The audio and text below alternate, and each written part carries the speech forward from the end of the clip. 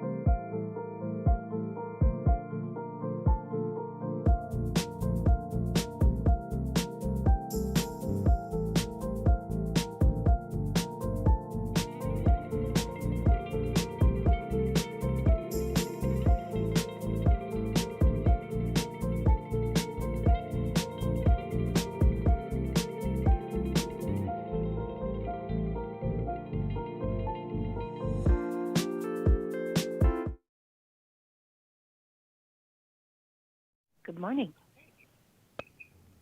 Good morning, Pam. Good morning. Go ahead. Good to be on with you all. We can start. Thank you. Caesar? Good morning, ladies and gentlemen. Today is Monday, August 31st, 2020. Commissioners Court is meeting in regular open session. Today we're joined by ASL interpreters Dario Garcia and Mary Hernandez. Would you please rise and join us for the Pledge of Allegiance, followed by an invocation by Ms. Pam Ferroni. I pledge allegiance to the flag of the United States of America and to the republic for which it stands, one nation, under God, indivisible, with liberty and justice for all.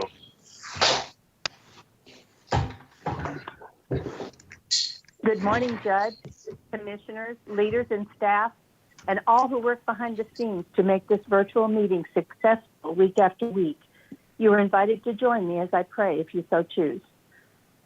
Almighty, all-knowing, all-seeing, all-hearing, King of the universe, this morning we thank you for the opportunity to live and serve another day in this amazing world that you have prepared for us. We so very much appreciate the idea that when you decided where we would live, in your wisdom, you chose to plant us in El Paso. We honor our county leaders. Your word tells us to pray for all who are in authority, that we may lead quiet and peaceable lives in all godliness and reverence. You tell us this is good and acceptable in your sight. We pray for your spirit of peace to be woven throughout all of today's deliberations. Give each leader the wisdom to lead the county of El Paso, to make difficult decisions, to compromise when necessary, and most of all, to sustain and advance the county of El Paso for the good and benefit of all her citizens. Heavenly Father, we acknowledge that there are issues that divide us. We're not cookie-cutter people, and often we see things differently. In the midst of strong differences of opinion, help us to remain kind and considerate, honoring one another. Help us, Lord, not just to tip our hat to you at the beginning of the meeting and then forget about how you would have us speak and act for the rest of the meeting. When we pray the Our Father, when we pray, your kingdom come, your will be done on earth as it is in heaven, we reflect on what that means. In heaven, we know that children don't go to bed hungry. So we pray, give us this day our daily bread. And since we know there is no sin in heaven, we pray, forgive us our trespasses as we forgive those who trespass against us. Because we know in heaven there is no evil, we pray, lead us not into temptation, but deliver us from evil. For yours is the kingdom and the power and the glory forever and ever. In the amazing name of Jesus, amen, and so be it. Thank you very much, Mrs. Ferroni, and for your thoughtfulness and for your time to be here on the start of Commissioners Court. So on behalf of myself and the commissioners, we thank you for being here today. We welcome you, and it's hard to believe this is the last day of August, so I hope you had a very fruitful August and the beginning of September tomorrow.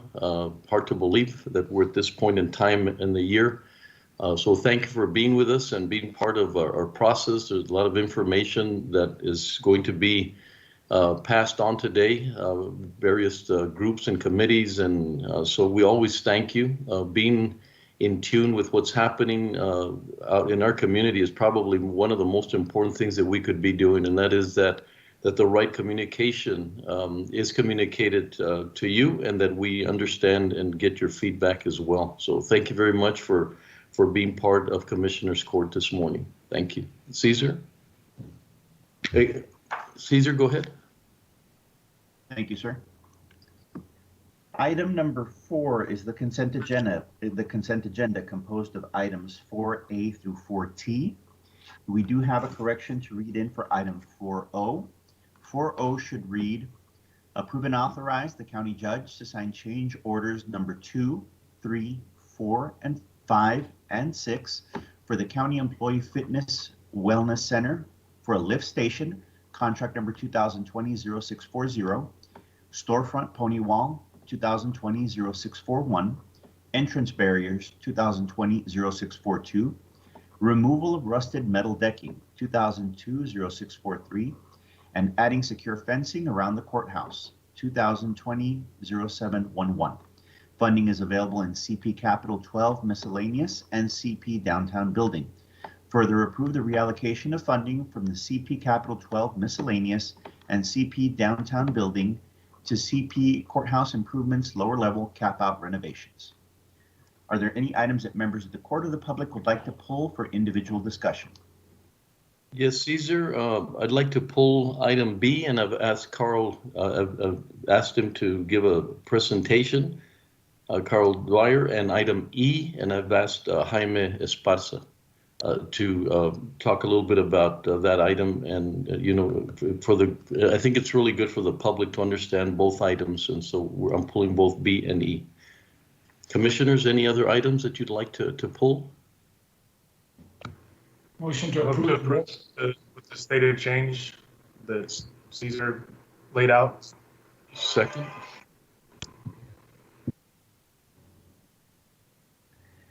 Commissioner Perez. Aye. Commissioner Leon. Aye. Commissioner Stout. Aye. Commissioner Robinson. He's not on yet, Caesar. Thank you.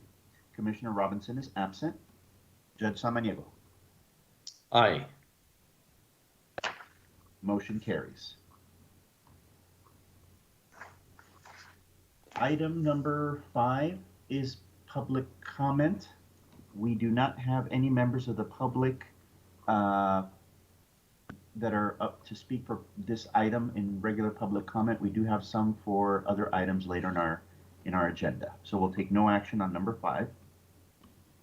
Judge, did you want to take the items that you wanted pulled from consent first, or do you want to take those a little bit later on in the agenda? No, I think both Carl and Jaime are ready, so we will take item B first if Carl is ready. Okay. Let me pull that up. Item number 4B. Approve and authorize the county judge to sign the interlocal agreement between the City of El Paso and County of El Paso to provide the city access to the Combined Arms Veterans Needs Assessment of El Paso. Further, the city will pay the county $10,000 for such services. Contract number 2020-0016. Carl, are you available, please?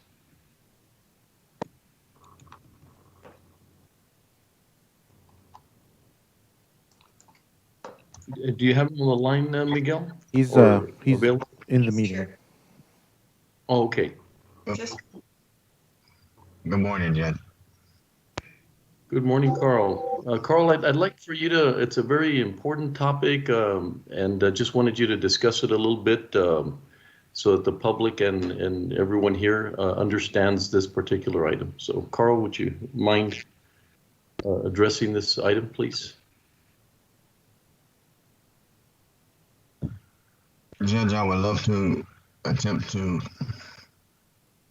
discuss this item.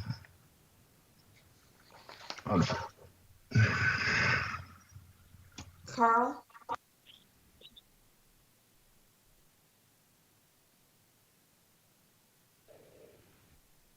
Judge, if I may, Carl, do you want me to cover it? Thank you. Judge, if I may, this item is an agreement that was made prior to us entering into the Veterans Needs Assessment with the City of El Paso. And the agreement was that the partners would come to the table. We would each help to fund the assessment. This is the agreement between the city and the county. As you know, we do have the needs assessment thanks to our partnership with the Combined Arms Veterans Needs Assessment Group.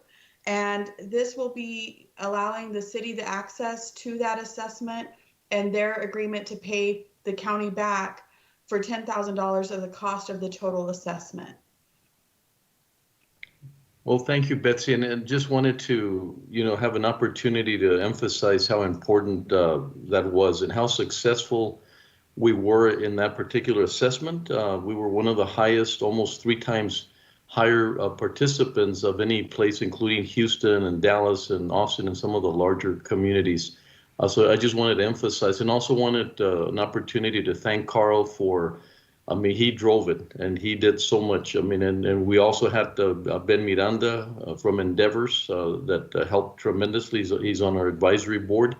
So like I said, I just didn't want this item to go in without being noticed and being able to recognize Carl for his great work. And I should have, on the contractual side, it should have been more Betsy. And on the assessment side of everything that he did, he was an amazing job. So Carl, just want to take the opportunity to thank you for everything you did to make it happen. And the other things, there's so many other things you're doing for veterans and in such a short time.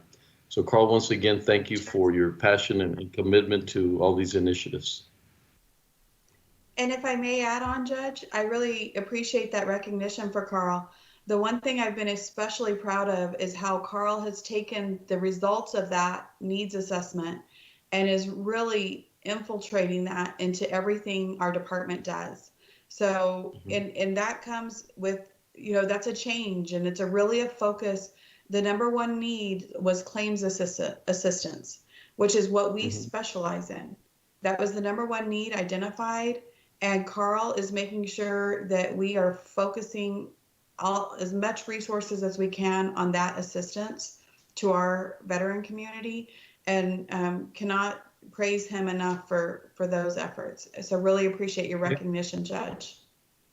And we were sort of concerned about you have an assessment, and so what? And so if people don't see that they fill something out and nothing happens, the next time you do that, people don't participate. So the strategic component of that was what was really important. And thank you for adding that on. So thank you, Betsy. Thank you, and thank you, Carl. And now we'll go to item E, please, Cesar. Would you like to take a vote to approve this item, sir? Yes, okay, that'll work, Cesar. Is there a motion? So moved. Second. Commissioner Perez. Aye. Commissioner Leon. Aye. Commissioner Stout. Aye. Commissioner Robinson. Aye. Judge Samaniego. Aye. Motion carries. Item number 4E from the consent agenda. Approve and authorize the county judge to sign the contract service agreements between the County of El Paso and the following service providers participating in the Border Prosecution Unit Initiative, grant number 2283710, from September 1st, 2020 through August 31st, 2021. Tom Krampitz, contract number 2020-0630. Kathy Braddock, doing business as KAB Legal, contract number 2020-0628. TDCAA, contract number 2020-0639. Drew Durham, contract number 2020-0627. Ted Wilson, contract number 2020-0625. Lance Long, contract number 2020-0632. Melissa Hightower, contract number 2020-0629.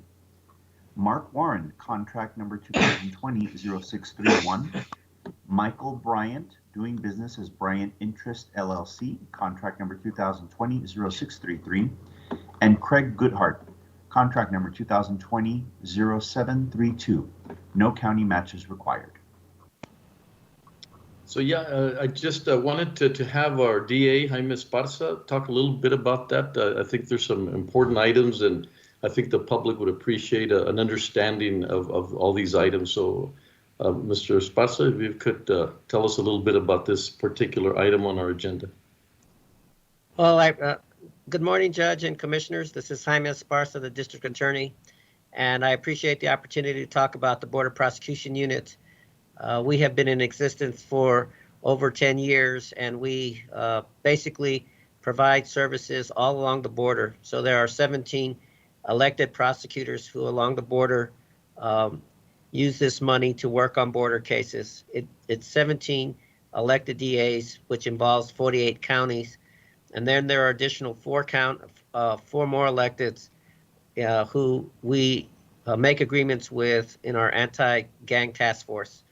You'll notice that there is no county match, and that's because the state provides all of the money for the operation of the Border Prosecution Unit. The item that you see before you is our contract service agreements. So we do basically two things. One, we manage our office with the additional resources. For instance, in El Paso, we have five prosecutors and one paralegal on the grant, and we use those resources to assist law enforcement and to prosecute those cases in the courthouse. And we do some exciting extended investigations with the cooperation of the U.S., with the federal prosecutors, and with every agency that's in this jurisdiction.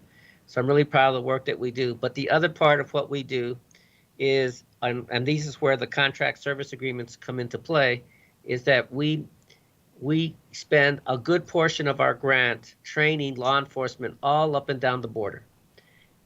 And we go to little smaller counties. El Paso is the largest county on the border, but we go to smaller counties where if we weren't training them, I'm not sure they would be trained.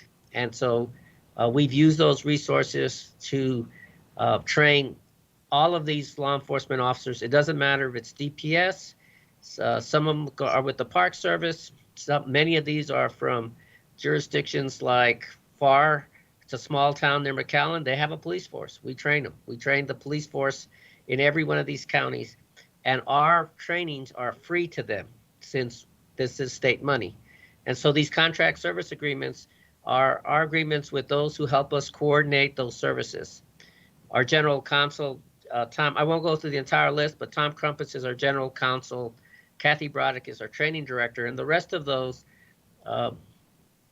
individuals that we have service agreements with, we use those agreements so that we can use their services when we train up and down the border. We have a training in about 2 weeks in Beeville, and we've made ourselves so that we're COVID protected, so that our instructors are safe and the attendees are safe.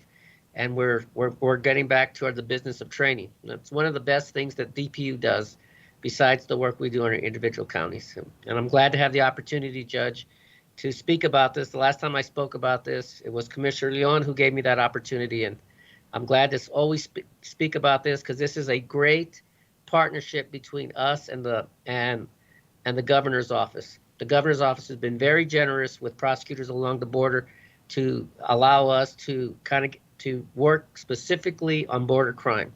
And we do that here. We have lots of extended investigations that you guys never hear about, but that we're working hard on. And I really appreciate the opportunity to speak on it. Thank you. Thank you, Mr. Esparza. I'm glad that I pulled the item. It really expands on some of the things that you and your department have done, and always exemplary. So once again, thank you for your amazing service. Thank you. Thank you. Cesar? I move to approve the item. Second. Is there a second? Second. Thank you, sir. Commissioner Perez. Aye. Commissioner Leon. Aye. Commissioner Stout. Aye. Commissioner Robinson. Aye. Judge Samaniego. Aye. Motion carries. Thank you, and thank you for your time. Thank you. Have a great day, Mr. Esparza. Thank you. Thank you, Judge. Go ahead. Caesar. This brings us to item number 6, presentations. Item 6A, receive a presentation from County Administration and UTEP regarding a proposed cooperative research project regarding food bank pandemic distribution efforts. Further discuss and take appropriate action to allocate $85,000 of CARES funding for this project. Good morning, Judge and Commissioners. Joel Bishop with County Administration. Excited to bring this opportunity before you this morning for your consideration. This project is really a byproduct of the Food Security Task Force that meets every week. Dr. Gregory Schofer's in that group. He's a professor at UTEP, and we got to talking about an item in there on food security and realized there was a great opportunity to collaborate with UTEP and research this item that, of course, means a lot to us, and we've invested a lot in it. So as part of the county's agreement with the food bank, we asked them to open a mega site within the county, which they did out there at the Holy Spirit Catholic Church. And they've also opened one at the county's Coliseum, which of course is within the city limits. So one's outside, one's inside, and they've helped us with a number of other things recently. And thousands of boxes are going out every day, thanks to their hard work and efforts on this. So we wanted to take the opportunity to research this further and see if we could inform the county in further investments, and also open the doors to other research, because we know that there are many other research questions that need to be asked about this, and how the county can be smart about how we target these resources. So Susan Goodell, we've worked with her. Jacob Miles on our county administration team has been leading this effort, and he went out there to a mega site, met with Susan Goodell, with Dr. Schofer, and they got this started. And I know Susan's very supportive, and she's on the line today, and she may have some comments later on after the presentation. So at this point, I would like to turn the presentation over to Jacob Miles, who's going to share the details with you of what this research entails, and introduce the distinguished UTEP professors. Jacob, are you ready to go? Yes, sir. Good morning, Judge and Commissioners. Jacob Miles with County Administration. So some brief context on food security in El Paso. In response to the COVID-19 pandemic and the resulting surges in food insecurity, our emergency food distribution sites, which do include the El Pasoans Fighting Hunger Food Bank and the other mega food pantries around the city, currently distribute up to 8,000 emergency food boxes per day. So, and you can tell from Ms. Goodell's window, there's always a long line out at the food bank. So this is a problem that's been exacerbated, certainly due to COVID-19. And so this is the kind of the impetus behind this project. So there's really two questions, and I like to frame them in terms of a short-term emergency question and then more of a longer-term question. So the emergency question is, what areas of the county have the highest concentration of households experiencing food insecurity? So by determining what areas of the county have the highest numbers of households experiencing food insecurity, we can divert food bank distribution resources towards those areas and then away from the areas that have the lowest density of food insecure households. And so that's really the most immediate question. That's the one we're going to be answering first. And we need to do that as soon as possible, because we don't anticipate COVID-19 subsiding anytime soon. So the faster we can do that, then the better our constituents and citizens of El Paso County can be served. And I know Ms. Goodell has a story about this young man who walked miles in 110, 105 degree heat just to get to the food bank to bring back a box to his family. And he only had enough money for one Uber trip. And so he was a smart young man, so he decided to walk over to the food bank and then take the Uber with the box back to his house. But by the time he got to the food bank, to the Plaza Circle, he just collapsed because he was just so exhausted. And it's just a heart-wrenching story. But the problem is it's not really unique. There's so many families don't have access to transportation, and it's really hard for them to get these food boxes that either the pantries or the food bank itself can offer them. And so if we can kind of hone in and see where are all these families located, and then divert resources to them, bring the food to them instead of having them trek out all the way to Plaza Circle. I mean, it's in the lower valley, but you still have this huge out county area. If we can do that, then we can really help the citizens of El Paso County now when they most need it during this pandemic. And so that's really the first primary question that we want to answer immediately. Now, the second longer term question that we can build off this project is, should we build a permanent out-of-county food distribution site? And if so, where? But I'll take full responsibility. I really should have put on this slide, can we actually just reduce food insecurity at its core and eliminate that aspect of it? So maybe there's other solutions that we're not even thinking about. Maybe, I know Andrea from Economic Development said, well, community gardens out in areas. And so I think those are great ideas. If we can help El Paso County now, but then also help them in the future to reduce food insecurity in the first place, then I think we'll be set for long term in terms of helping the citizens of El Paso County kind of not have to be in this predicament in the first place if we can eliminate food insecurity now. And so I think those are kind of the two-pronged approach that we're trying with the study. But all the great ideas in the world won't help if we don't know where to implement these initiatives. And so that's really why this study is really so important. The public might be asking, well, why have you been doing this? What have you been waiting for this whole time? And the answer is, well, we don't know where these families are or where all the insecurity is, because all this data has been stored on handwritten sheets of paper. So every time in this, if you went to the food bank right now, you would see people in tents writing down on handwritten on sheets of paper all these people's information. So their address and where they live, they store it. And every entity has their own storage site that they have to keep for federal audit purposes, but it hasn't been digitized. So you can't analyze this data because it's all just stored on lots of sheets of paper.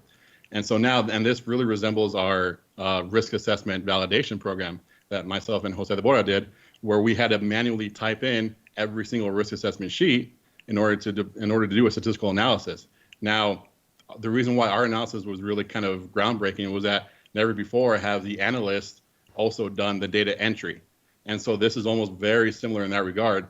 So what has to happen is this info has to be typed and scrubbed and then geocoded in order to do a geospatial statistical analysis. Now, you don't want just any old person kind of entering this data in. You want the people who are going to either analyze it or have a vested interest in this subject to do the data entry and the scrubbing and the geocoding.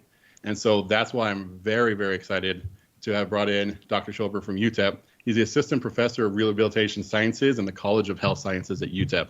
And let me tell you, he has been very instrumental from day one on collaborating with us. He's very eager. He's very excited.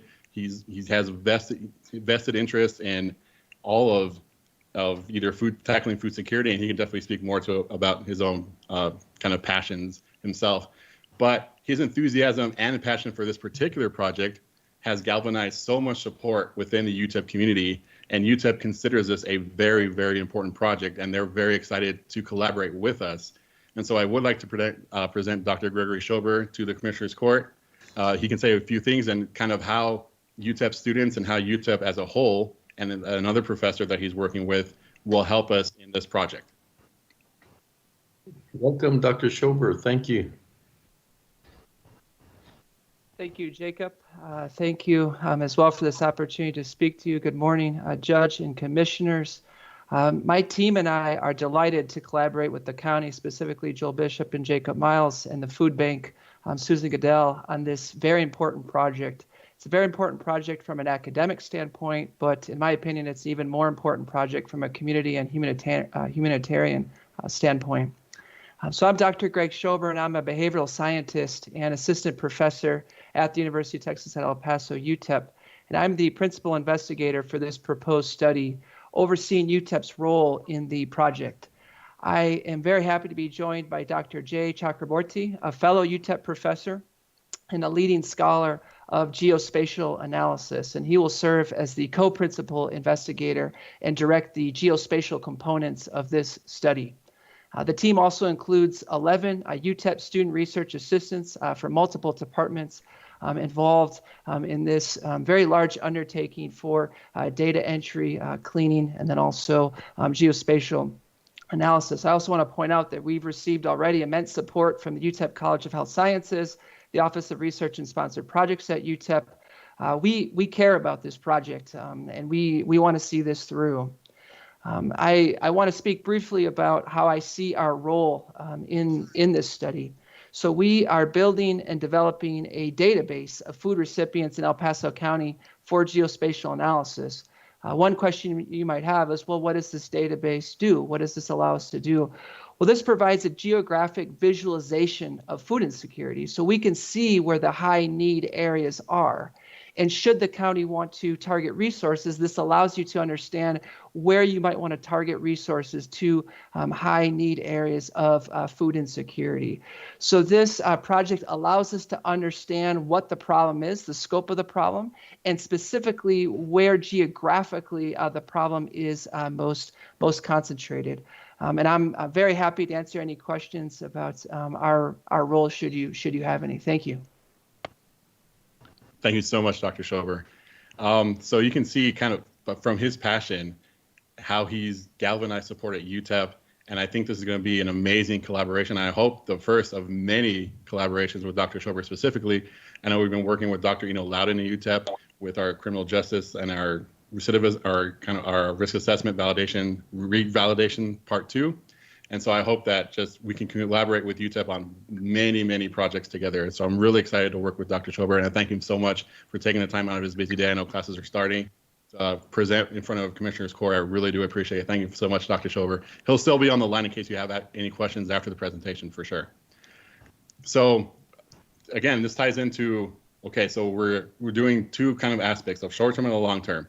So right now, the food bank is looking at software solutions to expedite intake and to provide easy access to a database. And so in the long term, we won't have to do all this data entry part, because if the food bank has this software resource that just builds a database as they become intaken into the system, then that eliminates the entire kind of the hardest part of data entry and geocoding and scrubbing.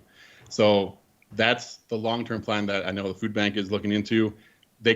Some solutions that other food banks have used across the country include scanning cards, where you can where families, they sign up once, and then from then on, every time they come to the food bank line, they just scan their card and their data is already there, but there's already a database of all their information, plus how many times they've actually gone to the food bank. And so then we can see, okay, not only where are these people, where are the households that are most food insecure, but also to what degree are they food insecure because they have to go to the food bank so many times. And so both of those aspects are very important data-wise in terms of research, but also in terms of just expediency. So it helps the food bank get through as many people as they can in a shorter amount of time versus having to manually write in every single time someone comes in to the food bank, write their information and all their federal forms. So this will help both the food bank be more efficient, and it will help us understand exactly where the citizens of El Paso have the most food insecurity. So the problem is we don't want to wait for that to happen. So that's why we're going to try and tackle this now. So we have to enter data now, both to help the citizens of El Paso in this time, because we don't want to wait for 6, 7, 8, maybe a year in order for this long-term software project to be enabled. We want to enter data now. So it'll also help because it'll create a baseline. So you can see how much food was the food bank able to deliver before the software switch, and now how much more efficient are they afterwards? How much better are the citizens of El Paso County served because now we have this much more efficient process in order to kind of expedite the intake and expedite the food distribution. So not to wait for that to happen, first we will have scanners at 2 food sites, food bank and at, right now we're anticipating at Kelly Memorial downtown.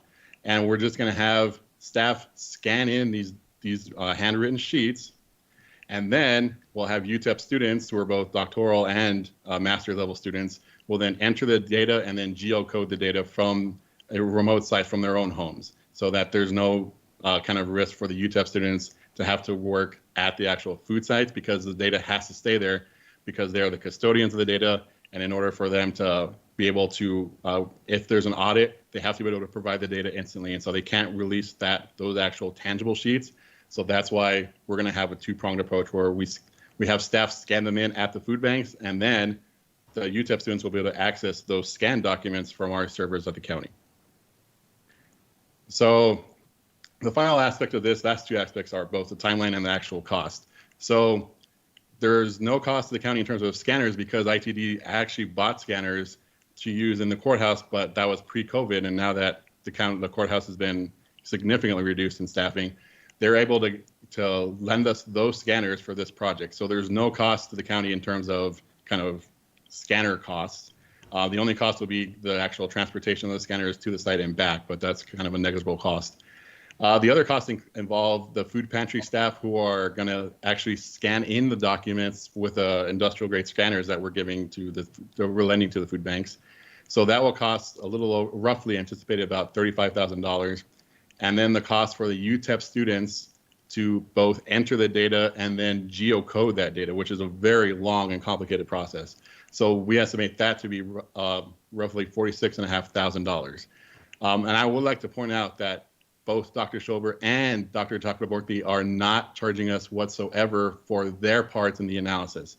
So they're overseeing all the analysis and the reporting, and Dr. Chakraborty is actually letting us use his lab completely free of charge. And so again, we'd like to thank both of them for their enthusiasm and for doing this essentially pro bono on their part.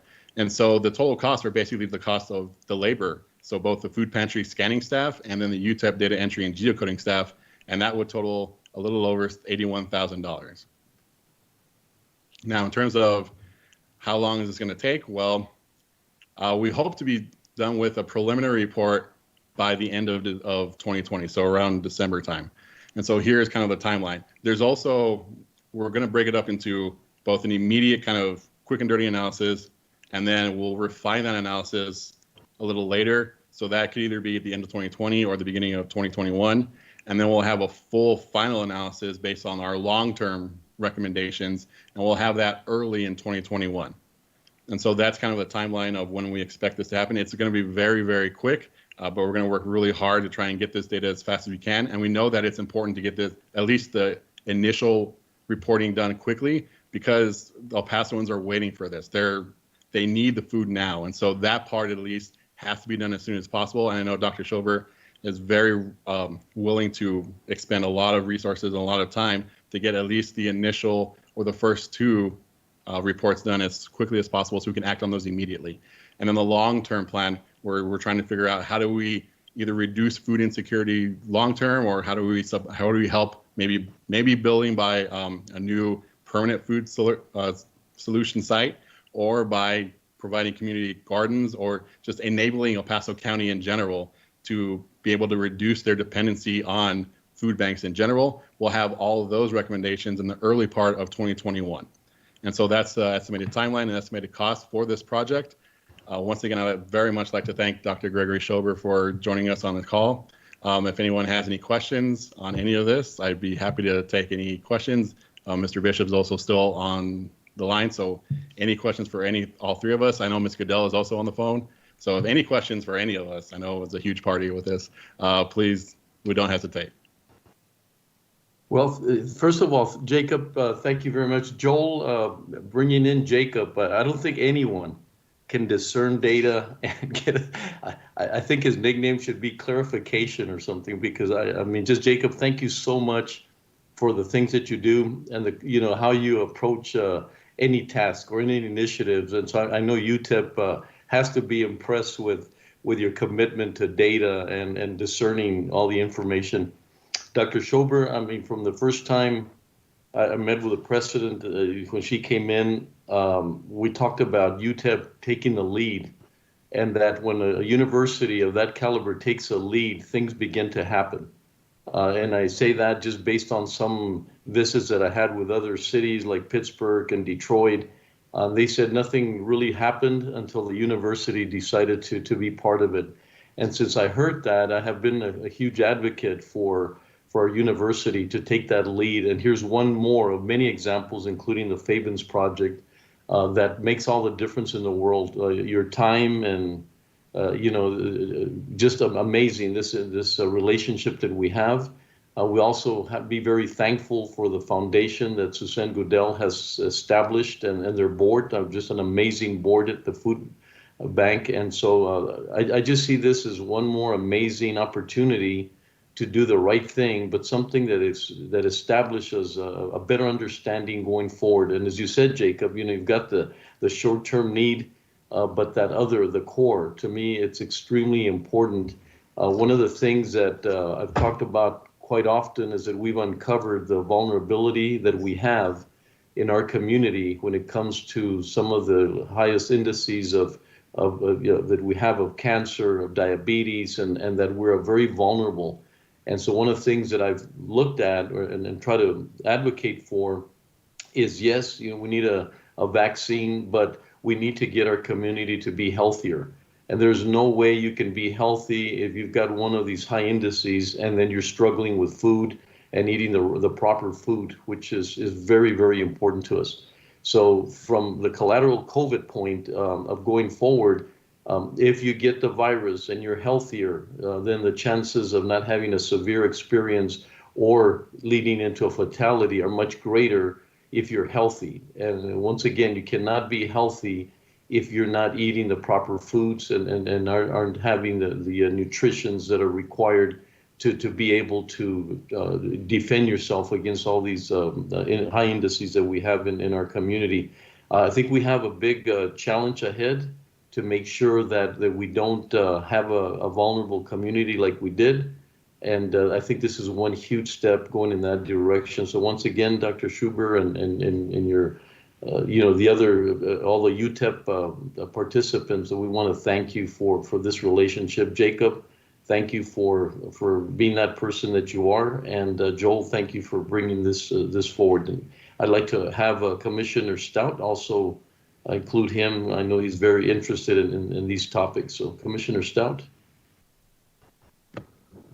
Thanks, Judge. Just wanted to say thank you to the folks at UTEP and the food bank and Joel and Jacob for working on this. I think it's going to be very helpful, in the short term as well as in the long term. There's lots of work going on, kind of behind the scenes on this, in the context of the homeless operation as well. And so I'm happy to see that we can help I guess take the information that's already there and put it together in a meaningful form that'll allow us to have a more focused approach on how we deal with these issues. So appreciate what we're doing. I'll move to approve the item. Second.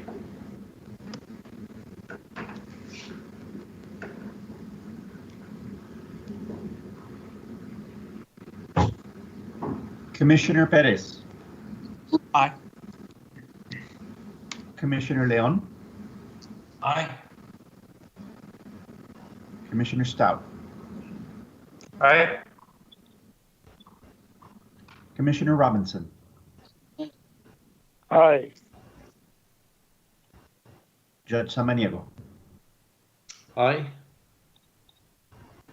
Motion carries. Once again, Joel, thank you for bringing this item up, and thank you for the great collaboration with a great university. Thank you. Thank you. Thank you very much, Judge. And thank you very much for my new nickname. It's much better than my old nicknames. Yes. Thank you. Thank you, Jacob. Caesar, back to you. Item number 7, board appointments. Discuss and take appropriate action regarding appointments to the MPO, Purchasing Board, Justice Leadership Coordinating Council, and El Paso United COVID-19 Transition Task Force. Judge, Commissioners, I placed this item on at the request of Commissioner Perez. These particular seats he currently holds, and the discussion would be whether the court wants to appoint someone else for the remainder of this year to sit in those seats in place of Commissioner Perez. Betsy, just you and I had a discussion. Just want to clarify two things. One, that it is for the remainder of this year. We'd like to have the new court be part of it and on going forward. I think also, I believe, in my opinion, it was clear that on the transitional task force that Commissioner Stout would take on after whatever phase that the Commissioner Perez would be in. And just want to clarify those two items that we had agreed on that at a previous Commissioner's Court. And then Yes, the sir. other items, like I said, we'd like to propose that. Judge. And Commissioner Perez, thank you so much for allowing us this opportunity, this transition. I think it would be very helpful having you available and moving forward. So we really appreciate it. I think it's a wonderful gesture to move forward in this transitional phase. Thank you, Commissioner Perez. Judge, my pleasure, Judge. Yes, Commissioner Leon. Yes, I'm very interested in the MPO board, and I wanted to thank Commissioner Perez. He's done a great job. We wouldn't have been where we're at today had it not been for his participation. So, Commissioner Perez, thank you. You've done a great job as a board member and chair, and good luck in the future. Thank you. And thank you, Commissioner Leon. I've had discussions with Commissioner Perez and MPO, and I would like to nominate you for that. I don't know if the nomination is the correct wording, but I would love to have you join me at the MPO. And so I don't know if that's the process, Betsy, if we're going to go through, but I would like to nominate Commissioner Leon for the MPO board for the remainder of the year, and then we'll, revisit that when we have the new court seated in January. Judge, what would be helpful to us if you'd like to, so I've heard two particular seats. If you'd like to make a motion to appoint Commissioner Leon to the MPO and Commissioner Stout to the El Paso United COVID-19 Transition Task Force for the remainder of this year, that would be helpful. And then we would need someone for the Purchasing Board and the Justice Leadership Coordinating Council. Okay, and Judge, yes, sir. Commissioner Robinson, please. I would be interested in serving on the Purchasing Board as well as the Justice Leadership.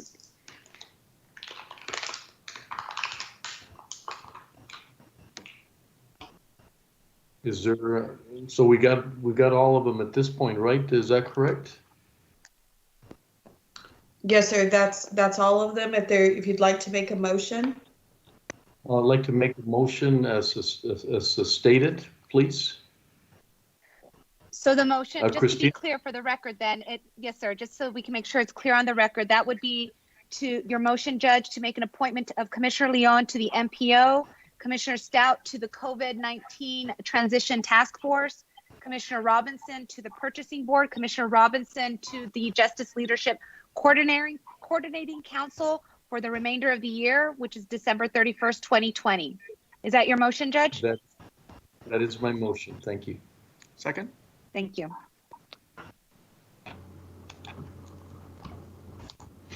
Commissioner Perez. Aye. Commissioner Leon. Aye.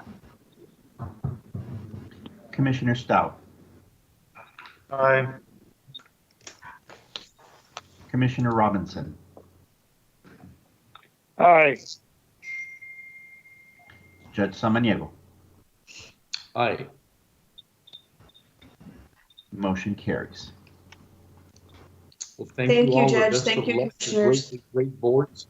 Yeah, these are great boards, and we thank you for the generosity of Commissioner Perez and also for you understanding that it'll be for the rest of the year, and then we will revisit this once the new court is seated. Thank you very much. Caesar? Yes. Thank you, Judge. Item number 8 from Commissioner's Court. Discuss and take appropriate action to request that elected officials voluntarily reduce their county compensation by 5% for the fiscal year beginning October 1st, 2020. We'd like to ask that this item be postponed for 2 weeks. Make that motion to approve. Second? Commissioner Perez. Aye. Commissioner Leon. Aye. Commissioner Stout, Aye. Commissioner Robinson, Aye. Judge Samaniego. Aye. Motion carries.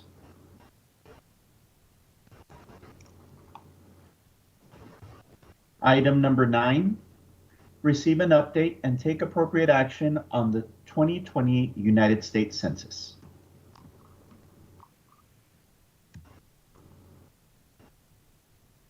Commissioner Stout? Yes, thank you. So this is an item that we decided to separate out of the updates that I was doing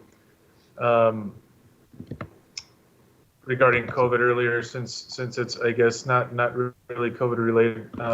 The attorneys asked that we go ahead and do this as a separate item. So you know, as you all may know, we're in the final stretch, and we're exactly a month out from when the enumeration for the census will be concluding. Unfortunately, we were cut short by a month recently. We had been told a while back, because of the pandemic, things would be extended out until the end of October, but we just recently, a couple of weeks ago, received news from the Census Bureau that they felt they wouldn't have enough time to get the enumeration, the apportionment counts to the administration in time if it didn't get if we didn't stop earlier. And so we have 30 days to finish the counting every resident in El Paso County. So we continue to actively engage the school districts, and we'll have this. We can call this today's meeting the Jacob Miles Show, because he'll be here in a minute to talk to us a little about some of the numbers that he's been putting together to show folks where we're at. But we're also hyper focused on the outlying areas and Fort Bliss, and we'll see that on the data presentation that Jacob has for us as well. It's really important, I think, for the court to know that the data that we have is for self-response rates up to this point, and that means people that are responding to the census questionnaire directly. So this may not be a full picture of how El Paso is doing, but so, you know, it's the best we've got, and there's still I think plenty to be concerned about, and we have to, I think, continue to urge all people who live in the county to respond, you know, as much as we possibly can. The non-response follow-up, or they call it NRFU, or they call it NARFU, is currently underway, and that is when a census worker is stopping by people's residences to help them be counted. As soon as the Bureau got clearance about a month and a half ago, they began dropping packets to houses and residences that needed a specific code to respond. And so I just want to take a moment to thank the judge's office for their help in connecting with the Office of Emergency Management and the COVID testing centers. We are really trying to use those points of contact with people to market to them, either by displaying signage or hopefully distributing flyers. Additionally, my staff has discussed with the judge's office, possibly sending out a county-wide emergency text message urging residents to respond. This count only comes around once every 10 years, and we stand to lose congressional representation, state House representation, if we're not accurately counted, and that's on top of the billions of dollars that are at stake. Another thanks to all of the county employees who have really taken this seriously and have volunteered to make phone calls. Our Human Resources Department and the county admin team have been leading the way in that charge, and so very, very grateful for their support. And also a shout out and thanks to the Tax Assessor Collector's Office for mailing out census information as they send mail to residents of the county. So at this point, I will turn it over to Jacob Miles and Joel Bishop to give us a brief presentation on how the community is doing and to supplement anything that I may have left out. Thank so you. Back to the Judge. Jacob Miles show. Yeah, Judge and Commissioners, Joel Bishop, I won't be long. I just wanted to recognize, as Commissioner Stout just did, how instrumental Jacob's maps, census maps, have been to help guide from a data-driven perspective our census efforts. And I know all of our marketing and the whole community has been focused on using these maps in the school districts, to Fort Bliss, to all across the county, showing us where we need to target our resources. So it's been fantastic. And Jacob, we just want to thank you, and you'll see now as he's going to give you an update from these maps where we need to focus our efforts. And thank you, Commissioner Stout. Thank you, Joel. Thank you very much, Joel, for those kind words, as well for you, Commissioner Stout. I really do appreciate it. This is Jacob Miles again with County Administration. So here, hopefully you can see my screen right now.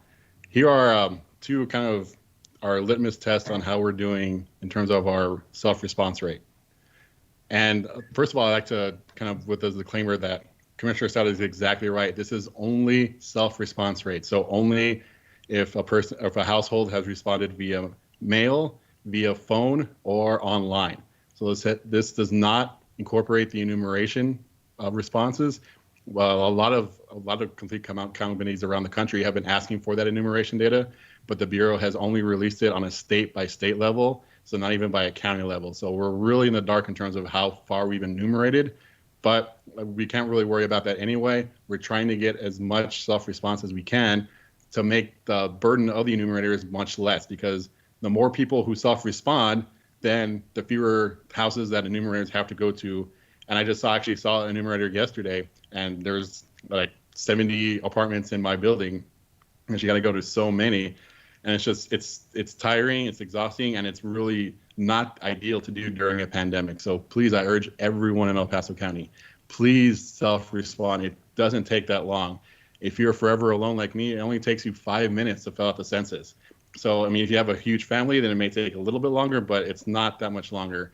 And I also like to reemphasize that all your data is safe, completely safe from any other federal entity for at least 80 years. And I know I'm definitely not going to live to that long, but if you're 5 years old, then maybe your data will be released when you're 85. But it's very, very safe. There are no citizenship questions whatsoever. There's no reason not to fill out your census. We're literally throwing our money away. We're going to pay taxes no matter what.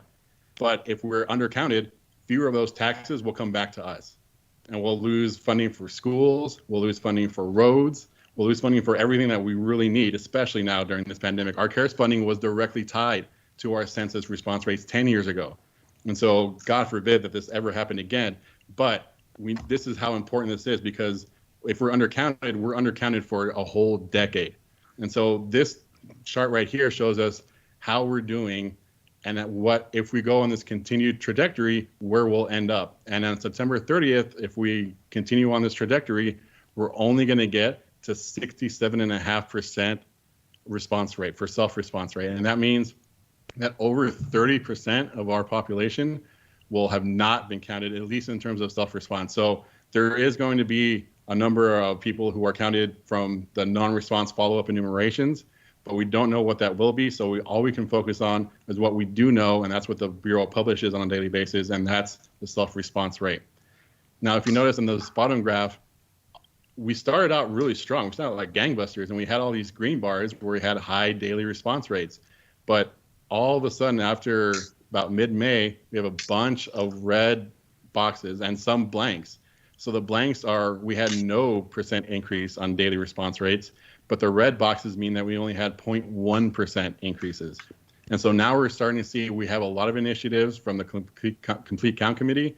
And so we're starting to see some yellows and some oranges. So they're not ideal, but we still have our work cut out for us if we want to get to our 80% goal. But even if we want to get just to where we were 10 years ago in our response rate. So here you can see how we're doing in terms of the top 10 counties in Texas. And this is, I think, very important because you can see that almost all the big counties in Texas are knocking on the doorstep in terms of where they were 10 years ago. Fort Bend and Collin counties are leading the way. Fort Bend is just outside Houston. Collin County is in northeast Dallas, in the DFW area. They're both really close to where they were 10 years ago. A lot of the other counties are not doing as well, but they're doing at least as well as they were 10 years ago. El Paso County is down here. And not only are we in the lower half of top 10 counties responding, we're also the farthest away in terms of where we were 10 years ago.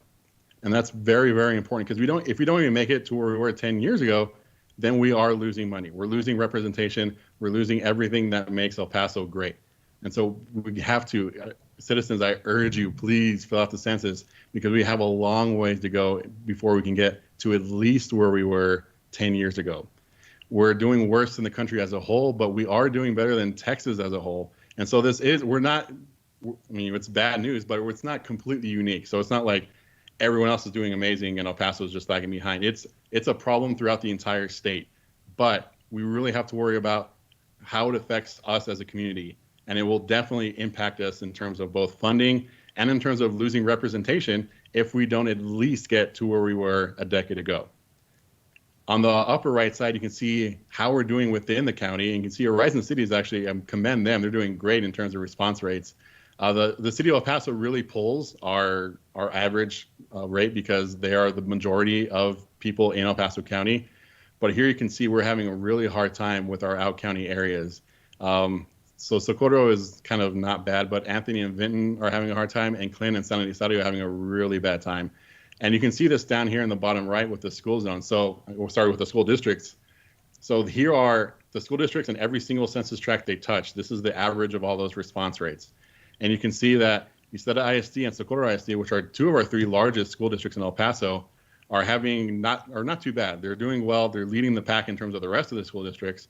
They're still not in green. We want everyone to get at least 70%. So then we're in touching distance with both our 2010 rate and with our 80% goal. So Isleta and Socorro ISDs are doing a great job. Canutillo ISD is actually not bad, especially for an out-county region. That school district is doing pretty well. Clint ISD is actually surging ahead. And I like to thank people who are out in Clinton ISD they were down here in the mid-50s, and they're now at 61.2%. But here I want to really call out all the families in El Paso ISD. It's hard to put into words just how much school funding is determined by census dollars. And when we know that there's been schools that have been closed, and there's been we're at a really crisis right now because we have remote learning, and it's been horrible scramble to try and get quality education for your children. One of the easiest ways you can increase your child's education is by increasing funding. And one of the easiest ways to increase funding is by filling out your census. And census dollars helps our schools. And so I urge everyone, especially in all these districts that are languishing behind, please just fill out your census. It really helps. It helps not only our community, but it helps your school district. And so I just urge, hopefully we can see this as a little competition, try and get all the school districts who are bringing up the rear to try and push them up to have as high a response rate as possible for the community in general. And I'll be very brief. So here's I'll go to just so you can see a map kind of how El Paso County is doing overall. So there's two ways to look at this. One is by the actual response rate. So this is a percentage of households who have responded self-response to the census. But there's also the inverse, which are the actual raw number of households that have both responded and are estimated to be counted. And so if we look at, I'm sorry, Tableau is not very responsive when I'm trying to screen share at the same time. If we look at, and I'll try and talk to you about this as Tableau is loading, you'll see that the lowest response rates are in our out-county regions. So Tornillo, Faven, San Elizario, and down here if I can see, all these in the red have lower than 60% self-response rates. And then you also see a lot of areas in central El Paso, in South El Paso, down in Segundo Barrio. And even my tract, which I'm very ashamed of, is doing really, really poorly. So those two areas are of great concern because the percentage of households who responded are very low. Now, the converse is, well, what about the actual number of households? And so here you'll see it flipped. Along the far east side, you saw a lot of kind of yellows and greens. Now it flips it around because there's just not a lot of people out in this area. It's very remote. So the density of households isn't very big, but you can see that even in San Eli, again, there's a lot of households that still need to be counted in this area. And then far east El Paso, there are a lot of houses. It's just it's growing so much. If you haven't been in East El Paso and far East El Paso recently, you'd be amazed at how much it's grown and how quickly. And there are a lot of people in this area. So out by Pebble Hills High School, by El Dorado High School, everything east of Zaragoza, south of Montana, and even this part on Fort Bliss, north of Montana, all these areas have a lot of households that need to be counted. And so I implore everyone, again, especially if you're in far east El Paso, but also down here in Segundo, in central El Paso, in the kind of the downtown Montana area as well. Please, there's a lot of households that we need to count in order for El Paso to get the funding that it deserves and to get the representation that we deserve as a community. And the last thing I'll leave you with is how many people are left to count in order to reach our target. And so here, and we haven't updated today because the Bureau hasn't released their numbers until about 11 o'clock, there's about 144,000 people that we still have not counted in terms of self-responding. And so if you just think of that as 3 Sun Bowls worth of people that haven't responded to the census, and it doesn't take a long time, and you can do it online. If you're not comfortable with a numerator coming to your house, then please just fill it out online, and then they don't have to come to your house. You can just do it in the safety of your own home, and you can do it as a family. I encourage you to do it as a family to get your kids to see how important this is and how important it is to both represent yourself in the community, but take civic pride in the fact that you're doing something that the Constitution requires us to do every 10 years. And it's a great lesson. And I know that it's tough times and there's so many other things to worry about, but it doesn't take a lot. And if you have any questions, you can call the Census Bureau. You can go online in the Census website if you need any help with filling it out, if you need help in different languages, or if you have concerns about where your data is going and what they're going to ask. The Census Bureau has been doing a great job of answering all these questions for the citizens of El Paso and for the entire country, to be honest. But there's still a lot of people that we have to count, and we don't want to leave it to chance. We don't want to leave it to enumeration. We want to have everyone counted as soon as possible, and we only have a month left now. September 30th is the last day for enumeration. So it's very important that we all come together as a community. I know El Paso's strong. We always say it, and I see it every single day. But this is the one aspect where we're just not doing it. And we have to be strong for each other and for everyone that's having a difficult time during a pandemic, but just for our future, for your kids who are going to grow up 10 years, and then they'll be able to do the census on their own. And it's so important to do the census that I just cannot implore the citizens of Paso County enough. Please, please, please fill out your census and don't leave it to enumeration. Please, let's get the funding we deserve and the representation we deserve in various forms of government.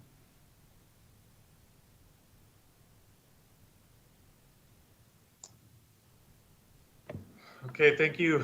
Thank you, Jacob, and thanks to Joel as well. So I don't know if anybody has any questions, but that's kind of where we're at. We are, as I said, just full court press now.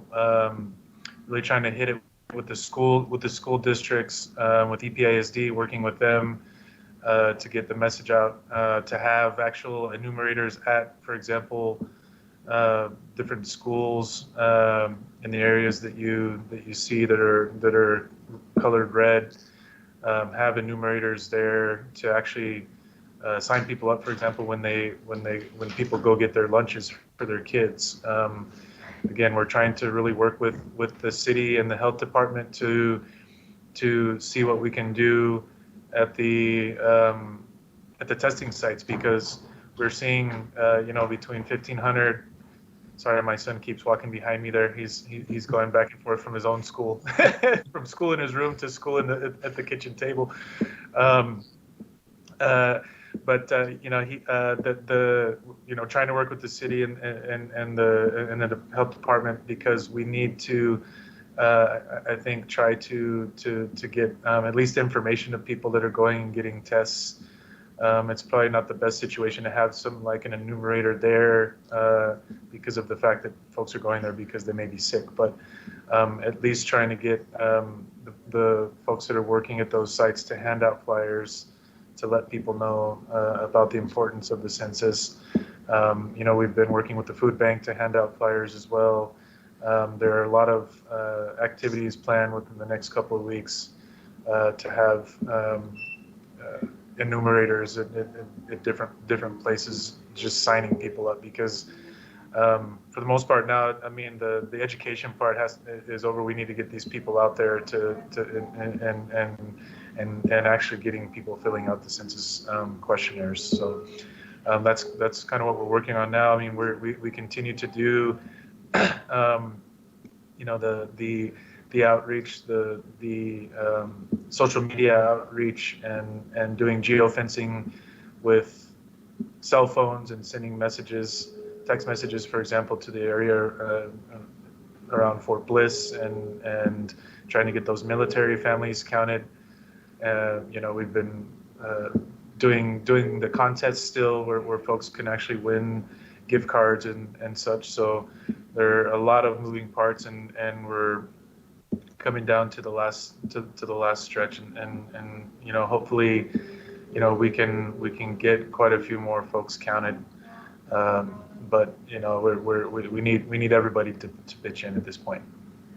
Thank you, Commissioner Stout. Jacob, is my earlier point, if anybody can make sense of a very complex situation, it's you, and I want to thank you. That was an excellent presentation. I mean, I'm going to ask Betsy that if there's opportunities to support a PSA and have Jacob, and maybe one of the recording of what he just did would be excellent, because I think our community needs to understand. I know we're getting a better audience during Commissioner's Court, but just as I'm sitting here and hearing what you had to say and the way you did that, if more and more people just were able to see that and hear that, I think would be amazing for our community. And so thank you for that opportunity to get us to understand things a lot better.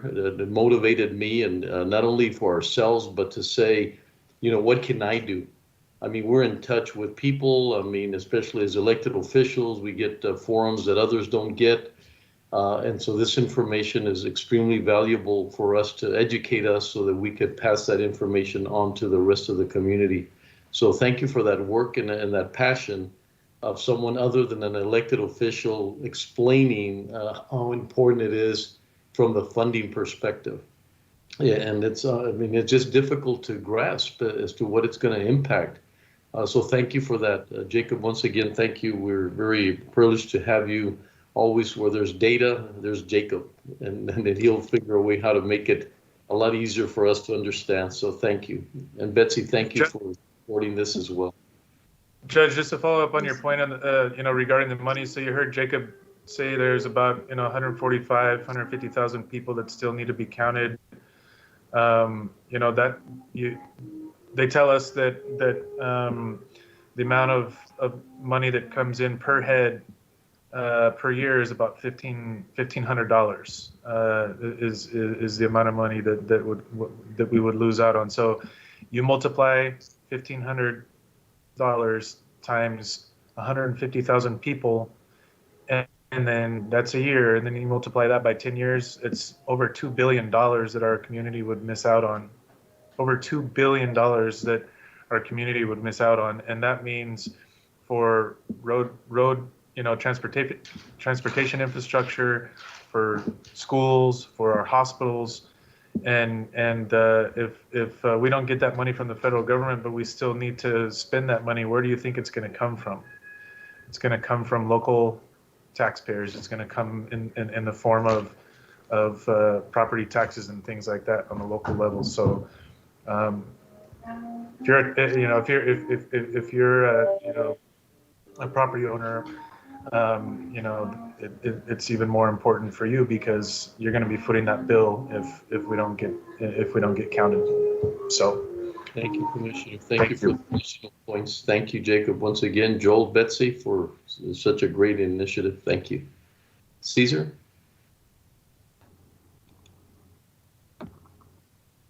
Yes, sir. Item number 10. Pursuant to Local Government Code Section 81.032, accept in-kind and monetary donations for any costs associated with renaming the El Paso County Courthouse to the Enrique Moreno County Courthouse.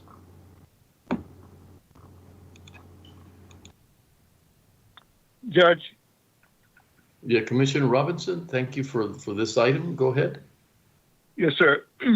To make sure that we are doing everything proper in regard to the renaming of the courthouse after Enrique Moreno, we must establish an account, and I want to make sure that any funds that we receive are properly accounted for, to include in-kind donations.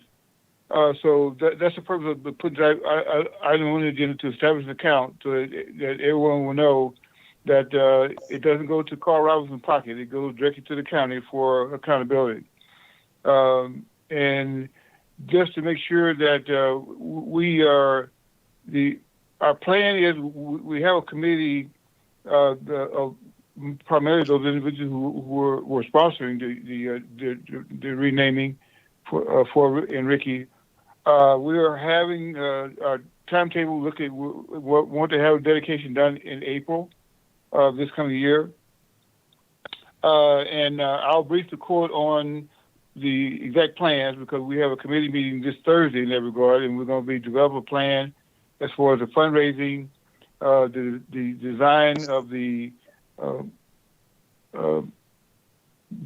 monument for Enrique, everything involved with the renaming.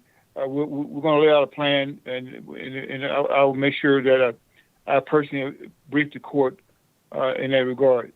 So I'd like to make a motion that we be allowed to establish an account in the name of Enrique Moreno for the renaming of the county courthouse. Second.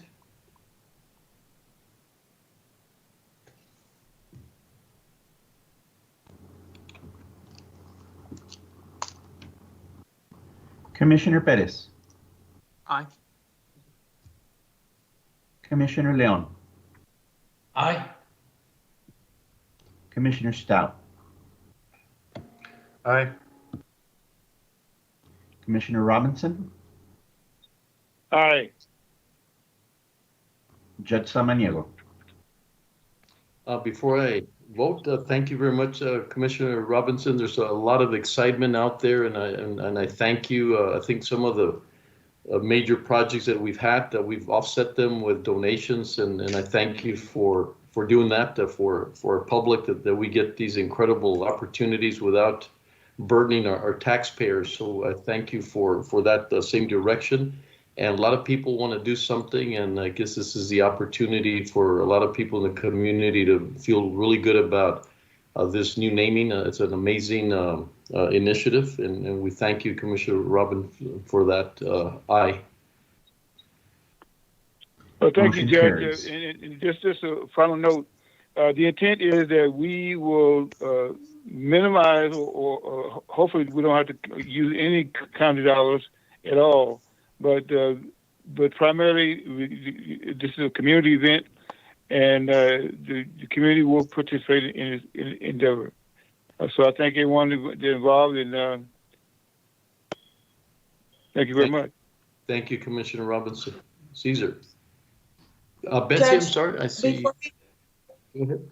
I'm sorry. Before we leave that item, I just want to clarify with the county auditor. I did send them a heads up that we would be asking for this item.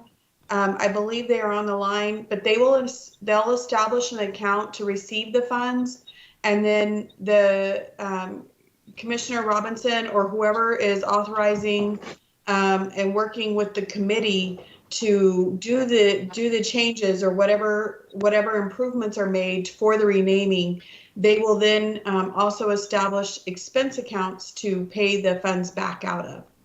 Correct, Edward? Thank you. That is correct. Edward, we will set up a comment? Yes, we will set up a special revenue account specifically named the Enrique Moreno donation account for revenues and expenditures. So it'll be separately tracked and accounted for. Oh, thank you. Thank you, Edward, for that. Thank you. Thank you, Betsy, for the additional points. Caesar? Yes, sir. Would you like to take the addendum from Commissioner Leon, item number 38 next? Yeah, that's Betsy. Does that make sense for you as well with all people waiting and so forth? Are you okay? Yes, sir. Okay, thank you. Excellent. Thank you, Caesar. We'll go ahead and take that item. Thank you. Item number 38, addendum to the agenda. With a correction from the County Administration Department, the item should read, discuss and take appropriate action regarding methods to assist employees in fiscal year 2021. Thank you, Judge, Commissioners. Thank you very much. I've been in some discussions with Betsy insofar as how we all feel, how the court feels about our employees. And these are just some ideas that might go a long way in assisting them during this COVID period. So Betsy, I'll turn it over to you because you know this a lot more in detail than I do. Thank you, Betsy. Thank you, Commissioner Leon. So in discussions with Commissioner Leon about the way the court has been feeling about the budget and about ways to show that we are implementing our value of valuing the El Paso County family, we talked about some ideas that the court could consider of ways to recognize and assist employees during fiscal year 2021. One of the ideas we discussed was providing 3 paid personal days. One of the most sought after benefits in studies and surveys is more paid time off. If the court were to provide 3 paid personal days, this could easily be retracted when raises are reinstituted, and it would be the equivalent of a 1.15% of pay without any direct impact to the budget because those salaries are already budgeted for the 2,080 hours. We also discussed before, let me back up just a second. This was particularly for the portion of the workforce who is non-collective bargaining, who would normally have been considered for some type of either a COLA or a step increase by the court. Another option was to provide up to 40 hours of paid family leave. This is not specifically for birth or placement of a child, but to help employees with work-life balance who may need to take a few days or a couple hours a day to help family with various challenges during these times. Again, this is no direct impact to the budget because the funds for the salaries are already budgeted full-time. We also talked about flexible scheduling. We're already allowed to do this, but the court could encourage departments to use it whenever possible. It's already allowed under each department head's discretion, and again, no direct impact to the budget. This is a situation where employees could work 4 10-hour days or 4 9-hour days and 1 4-hour day each week, or every other week, however the department and the employee would set up. One of the other areas of feedback we received was employees also seek more professional development training, cross-training, and other development. This could come with a budget impact because you would need to possibly increase your travel and training budget by approximately $300,000. Another idea we discussed was increases to tuition reimbursement amount and allowing some policy changes to expand the coursework and use of the benefit. While this would not apply across the board because, well, it would apply across the board, but not all employees use this benefit. But if the court was interested in doing something like this for its employees, that would have approximately a $50,000 budget impact. The county picking up more of the insurance cost increase. Not every employee is on our insurance, but the majority are. This would come with a budget impact of approximately $500,000, and it would reduce the premium increase from employees from 15.97% down to about 11%. Now I will tell you, as we were doing the analysis on this item, HR, in talking with our consultant, believed that there was an error in this calculation and that the premium is already going to be about 4 to 5% lower than we had projected. So the premium increase. So this is an item, if the court did infuse any funding into, it would lower it even further than what we believe, what I'm even showing today. So we think the premium is going to be down somewhere between right around 11% increase. Every $100,000 we infuse is about a 1% decrease to the amount employees will see as their premium increase. Another option we discussed is provide a one-time $300 supplement to help offset the troubles and expenses employees have had as a result of COVID-19, whether it be for home internet, use of personal phones, printers, equipment, supplies, juggling childcare issues, or having to buy more protective supplies to continue to work on site. It may have to be paid from general fund, but may be able to be paid from CARES Act funds. Legal has done an analysis on this, as well as on the other issues as well.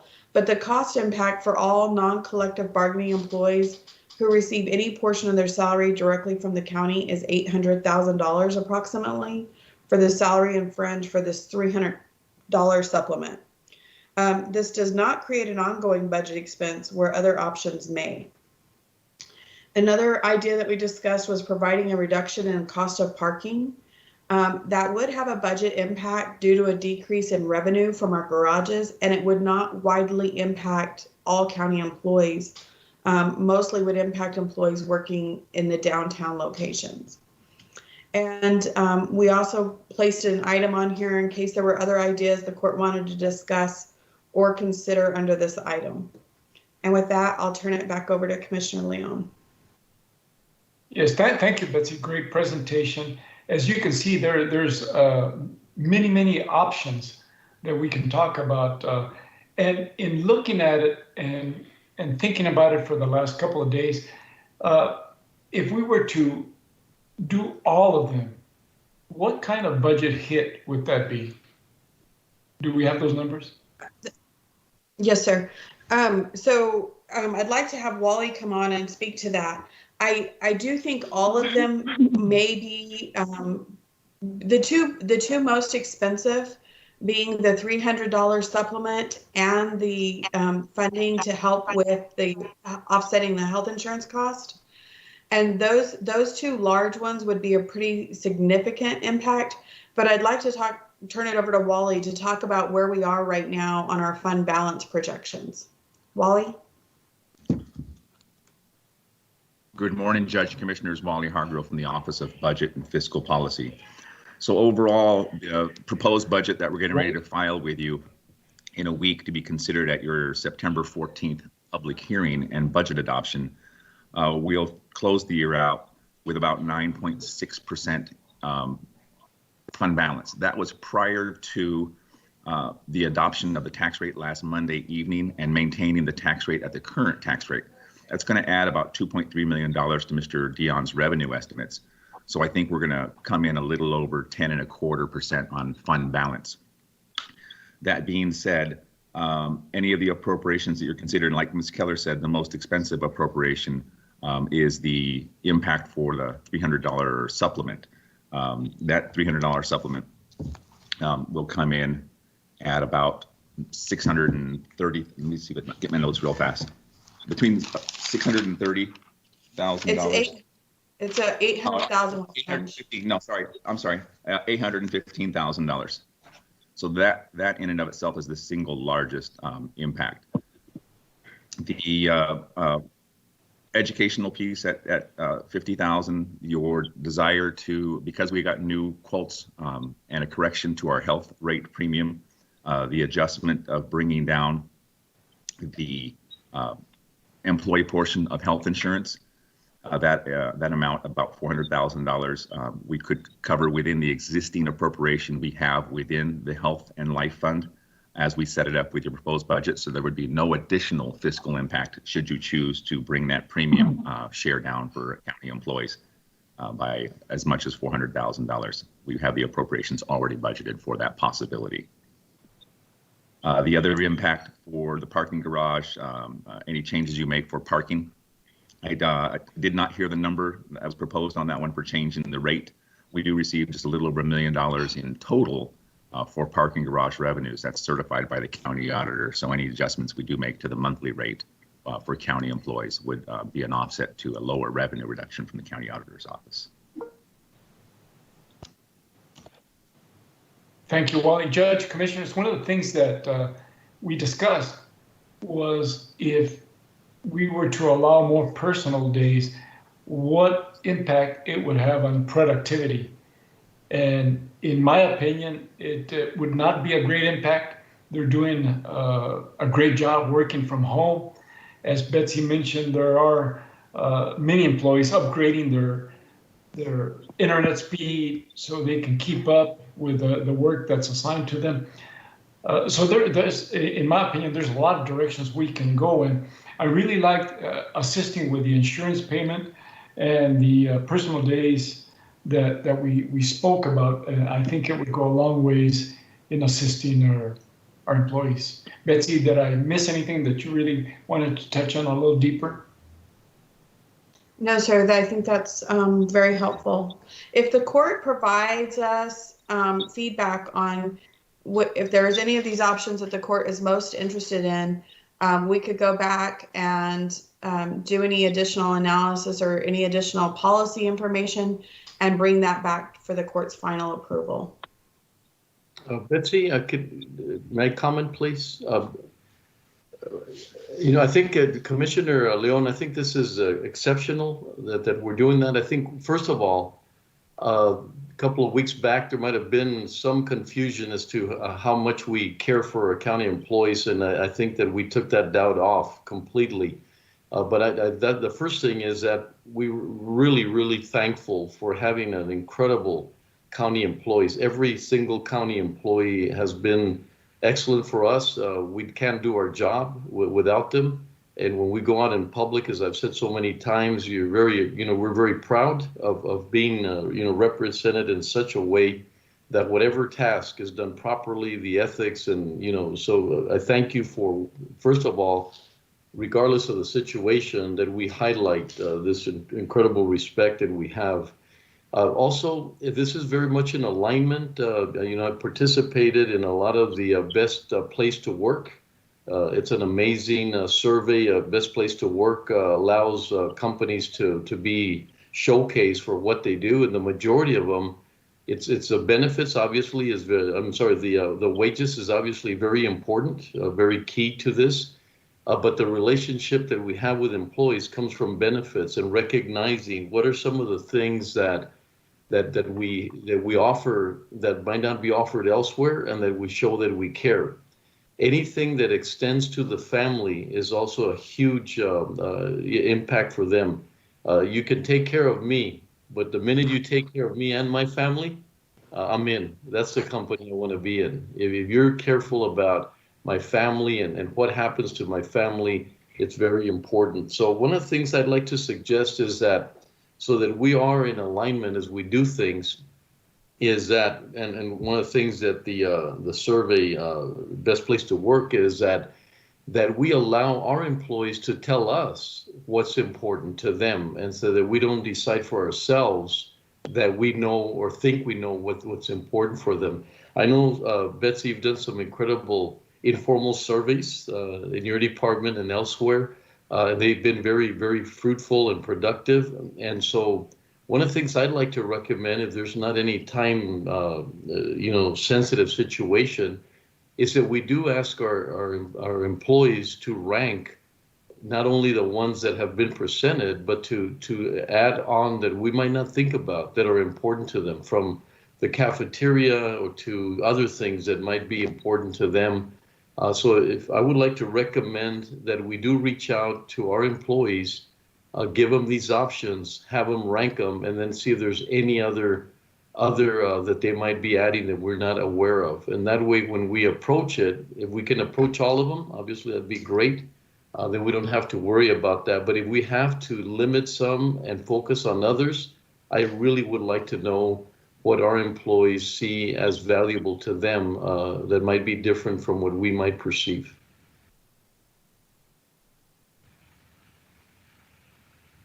And Betsy, I think that you did in fact take a poll insofar as what our employees really want, but I like the judge's idea that it's a deeper dive into what specifically they like on these, and maybe some more that we haven't spoken about, as you mentioned. Yes, sir.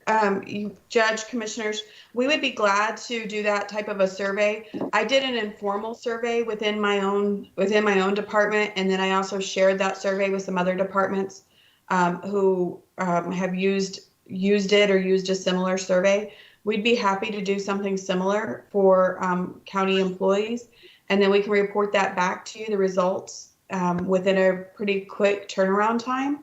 And that would allow us the ability to still allow us the ability to implement, if we bring that back here in the next couple weeks, bring back that information to the court. We do have the ability to do that kind of surveying. And generally our employees, when we launched surveys in the past, we get a very healthy response rate.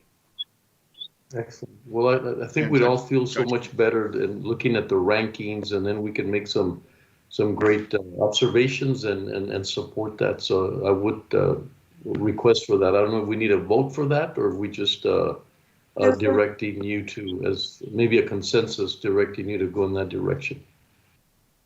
We'd be glad to do that. We don't need a vote. We will take your direction and move forward to do a survey. Okay, thank you. Thank you, Betsy. Judge, Commissioners, Thank you very much from the Office of Budget. That such a key item. Yes, Judge, sir. Wally from Budget, if I can add one more item. Sure. So I will be receiving at the end of this week or over the weekend the last set of revenue estimates from Mr. Dion. I started my conversation with the fact that he is making some revenue estimate revisions. Taking that into account early next week and taking the items that were presented by Ms. Keller and Commissioner Leon, we'll spell out basically a reconciliation that we can provide to you also in the next couple of weeks, and certainly by the date we have our public hearing for the budget adoption, and go over the impacts of each of those items as presented, so the court can make a well-informed decision as to the overall impact on our final reserves, fund balance, and revenues. Thank you, Wally. Yes, sir. Caesar?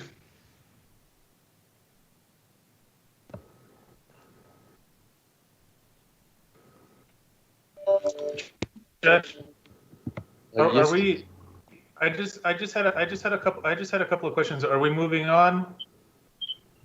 We are, but if you have a question, we could come back to it. Yes, I just for legal. So we don't see any issues with doing some of these things only for the non-CDA covered employees. There's not going to be an issue with, for example, approving some of these benefits for folks, and then we're gonna come back and find out that employees that are under the CBA are also going to be entitled to the same provisions. Christina, real quick before you answer, Commissioner Stout, I do need to be clear. Some of these benefits benefit everyone. For example, a change in the health insurance premiums would benefit everyone. Right. So so some of these policies are not specific to non-collective bargaining, but some are specific to non-collective bargaining, such as the $300 supplement. So I apologize, that is a statement I need to clarify. There are some things that we apply across the board and we don't differ, and there are some things that we can differ. Okay. I mean, it just, I mean, I think the you know, some of these things here we can definitely look at doing. You know, I feel like the intent of this is you know, we're just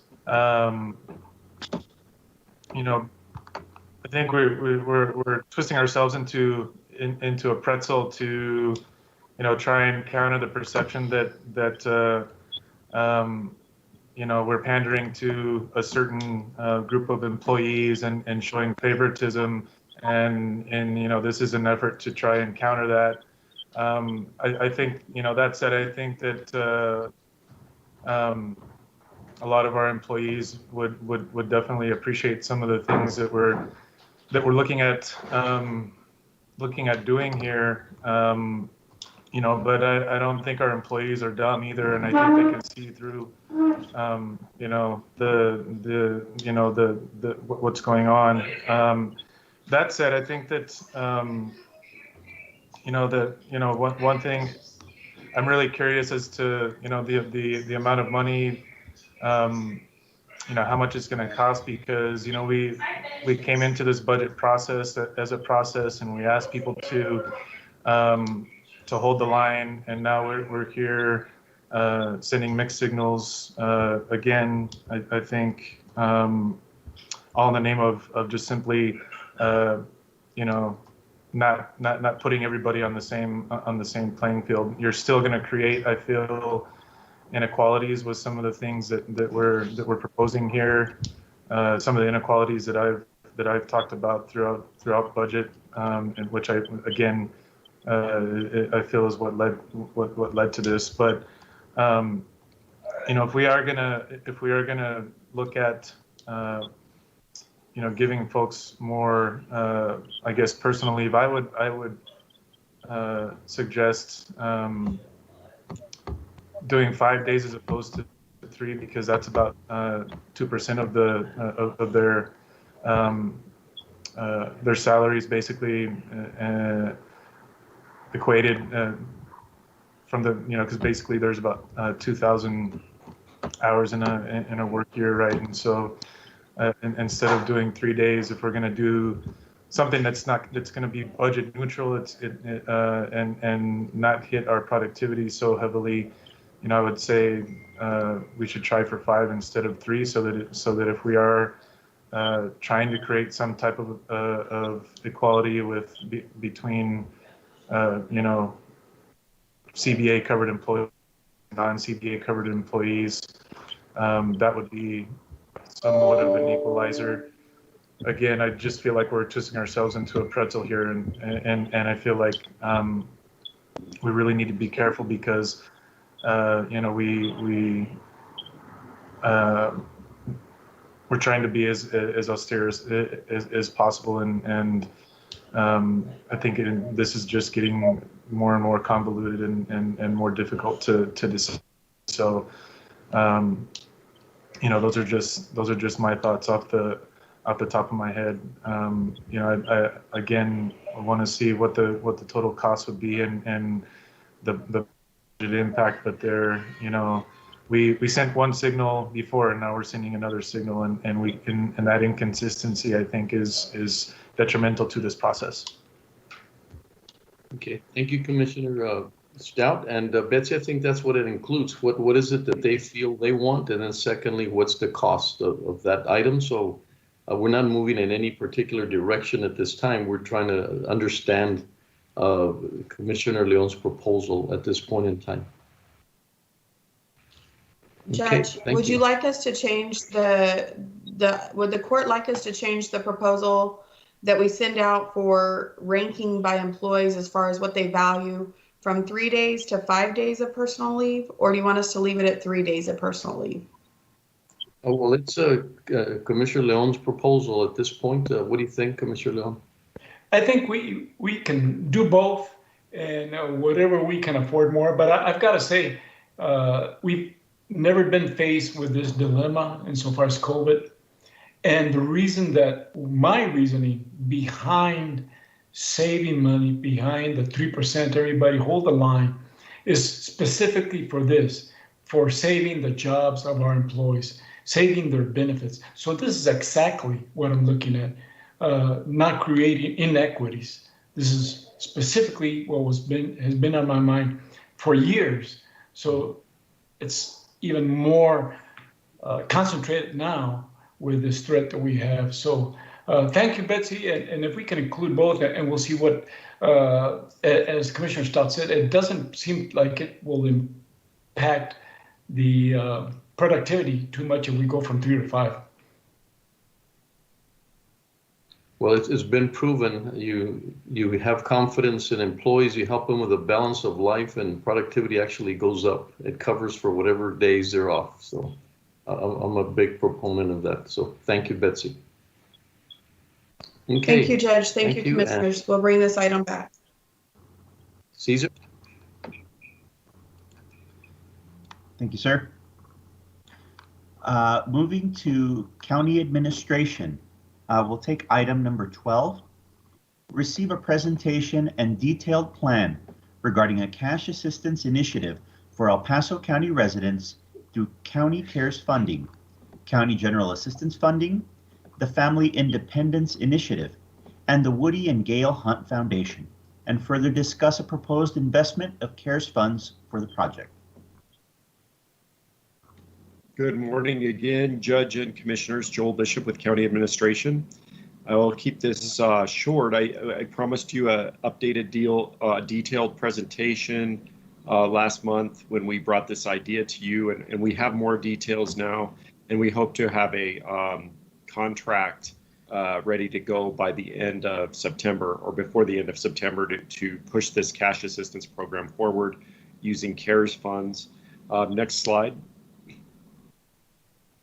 So in the what we're proposing specifically, because we got an additional $100,000 donation from a national donor who asked for a match, and this would come from our CARES funds, that the FII, the Family Independence Initiative, and the Woody and Gail Hunt Family Foundation would invest $275,000 in cash assistance for El Paso County residents, which would be matched by $275,000 in CARES funds in 2020. So we'd be asking the court to allocate that from our CARES assistance, from our second wave fund. And then the project also involves an additional $100,000 annual investment from El Paso County's General Assistance Program from 2021 through 2024. So that's going to be a total of $400,000 over an additional 4 years.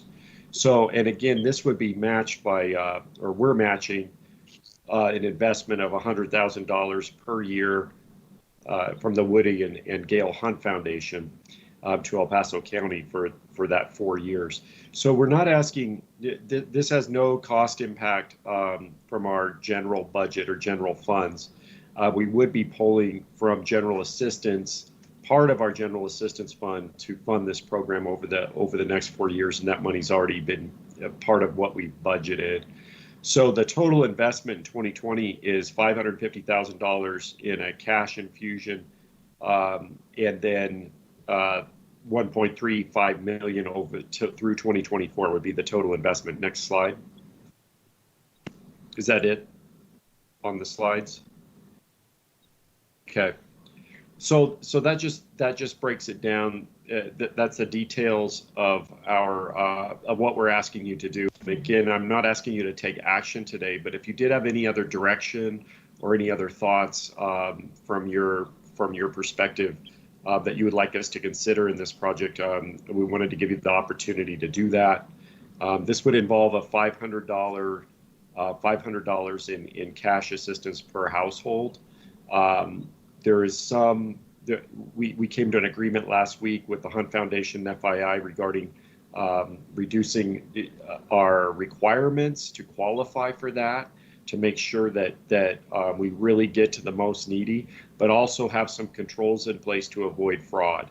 So I think we've come to a good balance there that all parties agreed on. I want to thank Irene Valenzuela and Cristina Sanchez for their hard work in helping with this. And again, we should have a final proposal coming by the end of September. Are there any questions from the court on this? Joel, no thank you. Commissioners, comments, questions for Joel? I just want to say thanks for working on this. I think this is going to be very helpful, and the partnership with the Hunt Foundation. Thank you to the Hunt Family Foundation and to FII. This is, I think, going to be very helpful and one of the better ways that we can use this money. We're already seeing how it's coming back. So thank you. One more great community initiative. I know a lot of people supporting and understanding that we get down to the families that aren't getting the fair share of some of the stimulus and money that's coming in. So thank you for taking one step deeper into this situation and finding those families that really are in dire straits at this time. Very heartfelt. Joel, thank you. Thank you all for your support, and we'll come back with more details in that contract in the near future. Have a great day. Thank you. Thank you. Caesar. Judge, would you like to go to the purchasing items? I think we'd like to take item number 11 after our lunch break. Would you be okay with going to the purchasing items? That is correct. Thank you. Thank you, sir. Item number 13, purchasing. Approve and authorize the purchasing agent to award RFP 20-022, Management, Operation, and Marketing of a Commuter Van Pool Program for the county to EAN Holdings, LLC of Albuquerque, New Mexico. Funding is available in special grant Van Pool 17 operating expenses.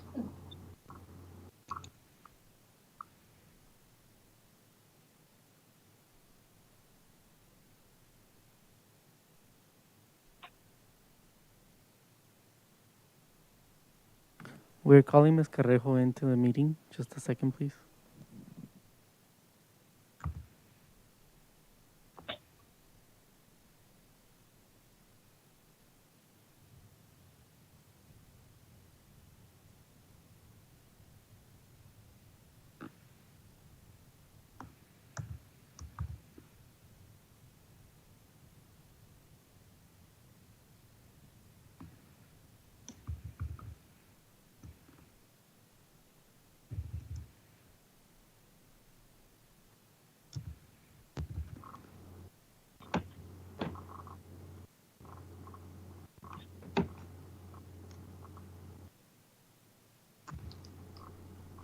I believe her item would be fairly quick if we wanted to go to item 19 for Judge Salas Mendoza. Judge, do you want us to go there while we wait for Deborah? Little concerned about the time. Is it okay if we push 11, then might go a little further in the afternoon? I think it's better because both Dr. Carranza and Chief Rodriguez are going to be available a little later in the afternoon. So if that's okay, we might have to take purchasing after lunch because this one might be a little bit longer than we might suspect. But you're welcome to do that if you want to. Is everybody ready for that item? You've got Judge Salas is available. Cesar or Miguel? She is in the meeting. I'm trying to unmute. Okay. Let me read that in.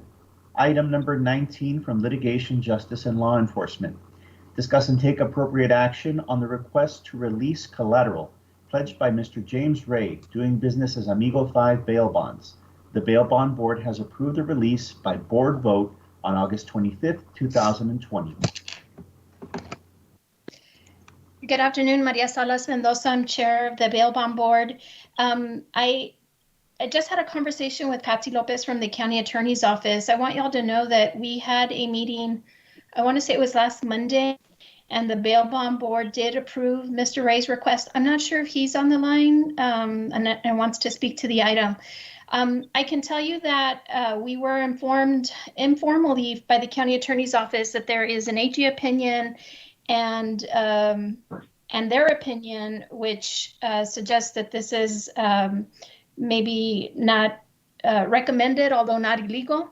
When I asked Mr. Flores at the bail bond board meeting, my understanding was that this was just an opinion regarding the statutory construction. As one of the newer members of the bail bond board, even though I'm the chair, I can tell you that I heard from the members of the bail bond board that this has been done in the past. The bail bond board has approved a change in collateral, and so that there was some precedent for this when the vote was taken. And that I can only relate to you by information. I don't have those facts. But I will say this. This is a request from a bondsman to replace his initial collateral with cash. Initially, as I understand it, the collateral was property. And while I understand that there's this opinion out there, it just doesn't seem to make sense that the law would require that we keep property tied up. If the opinion is correct, basically you could never change your collateral. Any amount that you pose for your bonding company, if it's property, is tied up, I guess, forever. And the alternative is, I think, the information we were given is that you could pose the same property, but it has to be equal in value. So you all are business people. I know that you understand that would be very difficult to find property in equal value. And I don't have the actual amounts in front of me, but these are significant amounts of collateral that were posed. So anyway, I'm here just presenting it as the chair of the Bail Bond Board Committee. It was approved by the Bail Bond Board. And that's all I have to say on the matter. Well, Judge Salas, I thank you for that clarification and maybe implicit support, but I agree that to us as a county, one, you tie land down that could be more valuable used otherwise, and the cash is more important to us than the land because that's good collateral. Things can happen with the land and so forth. So yeah, from a perspective of a business, and then you look at it from the county to say, you're tying up land that could be used differently, which might very likely increase the tax and the usage of that land. And so I agree that although there's an opinion and it's happened before, that I would recommend that we do listen to this situation a little bit more open-mindedly and not just simply it's not being advised to go forward. I don't know if Mr. Ray is on the line, but I would love to hear from him as well so that we could get a little bit more clarification. I don't see him in the meeting, Judge. Oh, okay. That we were told that he might be in the meeting. Back to Judge Salas, you just want to comment? Well, I don't know also if Mike Navarro was on, so he can give you the details. To be honest, I had forgotten that this was on the agenda today, so I could give you the details on the exact amounts that are being switched. But I know the county attorney's office is available and they can give you the details.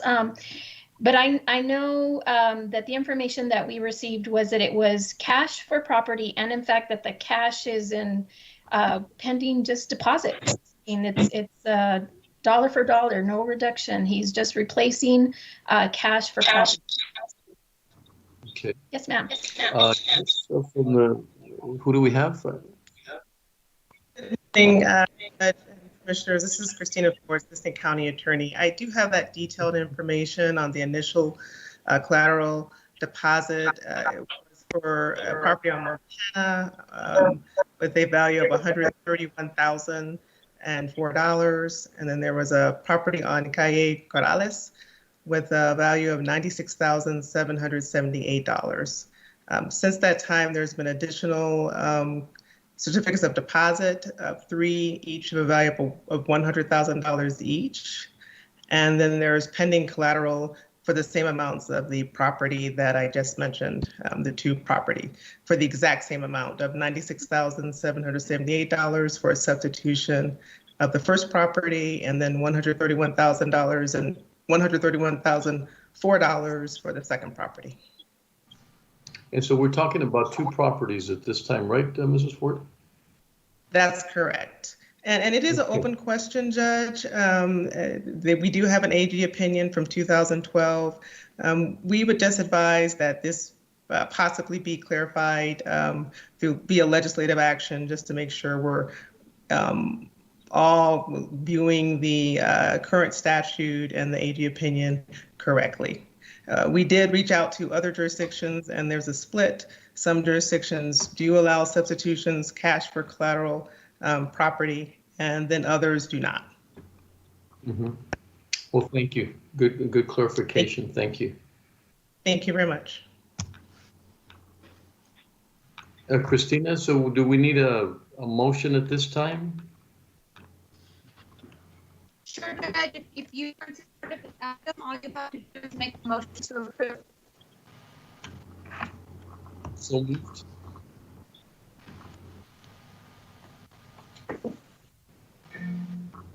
Is there a second? Second. Commissioner Perez. Aye. Commissioner Leon. Aye. Commissioner Stout. Aye. Commissioner Robinson. Aye. Judge Samaniego. Aye. Judge Motion Salas, carries. always a pleasure to have you. Likewise. Likewise. Thank you Y'all for be what safe. you do. Thank you. Thank Judge, we do have Ms. Carrejo, purchasing agent, on the line. Would you like to go back to the purchasing items? Yes, please. This brings us back to item number 13. Approve and authorize the purchasing agent to award RFP 20-022 Management, Operation, and Marketing of a Commuter Van Pool Program for the county to EAN Holdings LLC of Albuquerque, New Mexico. Funding is available in special grant Van Pool 17 operating expenses. Good morning. Good morning, Commissioner. Today's item for Van Pool, it was the result of an RFP. It was a single response, but in RFPs, we're less concerned about that because price can be negotiated and the vendors must meet the minimum standards as set out in the request for proposal document.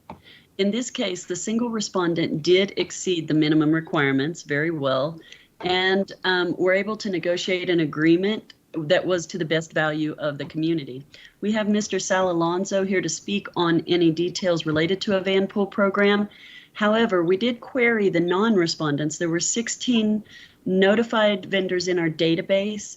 70% did not respond to our query. 30% simply said they did not perform this kind of service or in the way which we needed it performed. And so we're comfortable in this case that should we move forward and to the contracting stage, that the county is getting an excellent product. Thank you, Deborah. I'll move to approve. Second. Commissioner Perez. Aye. Commissioner Leon. I'm going to vote aye, but also hoping, Deborah, that your dog that was snake bit is doing better. He is. He did very well. He's a large dog, and the vet took really good care of him. Thank you. Oh, good to hear. Good to hear. Commissioner Stout. Aye. Commissioner Robinson. Aye. Judge Samaniego. Aye. Motion carries. Item number 14. Approve and authorize the purchasing agent to award RFP 20-031 Full Service Deputy 2020 for the Tax Assessor Collector to El Paso Registration and Titling of El Paso, Texas, for 6 locations at no cost. Approve and authorize the purchasing agent to solicit proposals for the remaining locations for the Full Service Deputy 2020 for the County Tax Assessor Collector. In accordance with Local Government Code 262.030, the purchasing agent has reviewed the use of request for proposal for the process. And we do have one person that has signed up for comment on this item as well, Judge. Go ahead. Let's get Good. them. Would you like to Deborah. go with the comment? Or? Or I guess I'd like to hear comment. I always try to get the bigger picture first, and then we can move on to. Perfect, perfect. In this case, as you know, Ruben Gonzalez, the tax assessor collector, was required by the state of Texas to begin doing business differently than before. In other words, the state of Texas has now required that these deputy tax assessors be contracted under the Purchasing Act, which means an RFP. They must meet minimum requirements, they must meet the deliverables, and they must be able to contract in accordance with the minimum requirements set forth by Ruben's team and the county in general. This is new for this industry.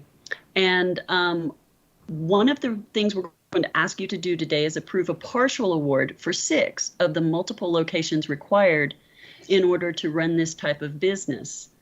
The remaining responses did not meet the minimums. And in most cases, it's easy to tell if a vendor is qualified or not qualified. But in this case, many of the vendors that didn't meet the minimums simply did not understand the RFP process, which is somewhat full of paperwork and things that they've never had to do before.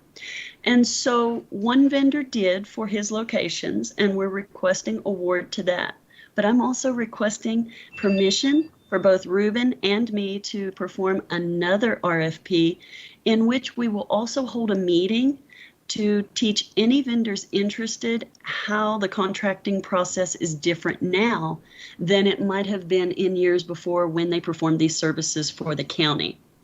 And by doing that, we feel that for the remaining locations that the tax assessor collector needs, we can obtain good responses. We're ready to turn this around immediately with the court's approval to put out the other RFP. We're required to do this in accordance with 262.030.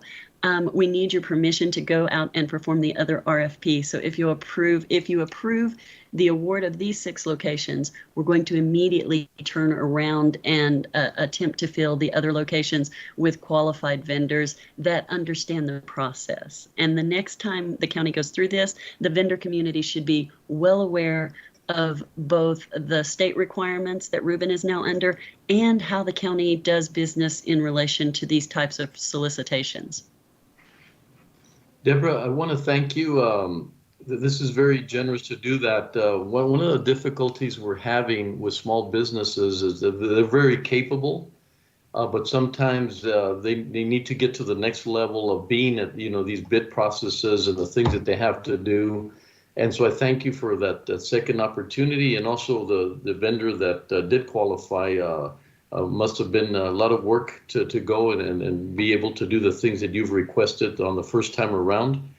So kudos to that vendor for being able to accomplish it, because we really need to move forward and respond. I think the qualification process is extremely important. I think Mr. Gonzalez has done a great job of understanding what's needed and the professionalism, because they all represent us no matter what. If you go into any of these offices that are not ours but vendors, I always have the assumption that it's our office, and it is in a sense, but we need them to be at the level and caliber of the county offices, and I know that's a big benchmark thanks to Mr. Gonzalez. But thank you for this process. And yes, and now we could have I believe we have public comment at this time, Miguel.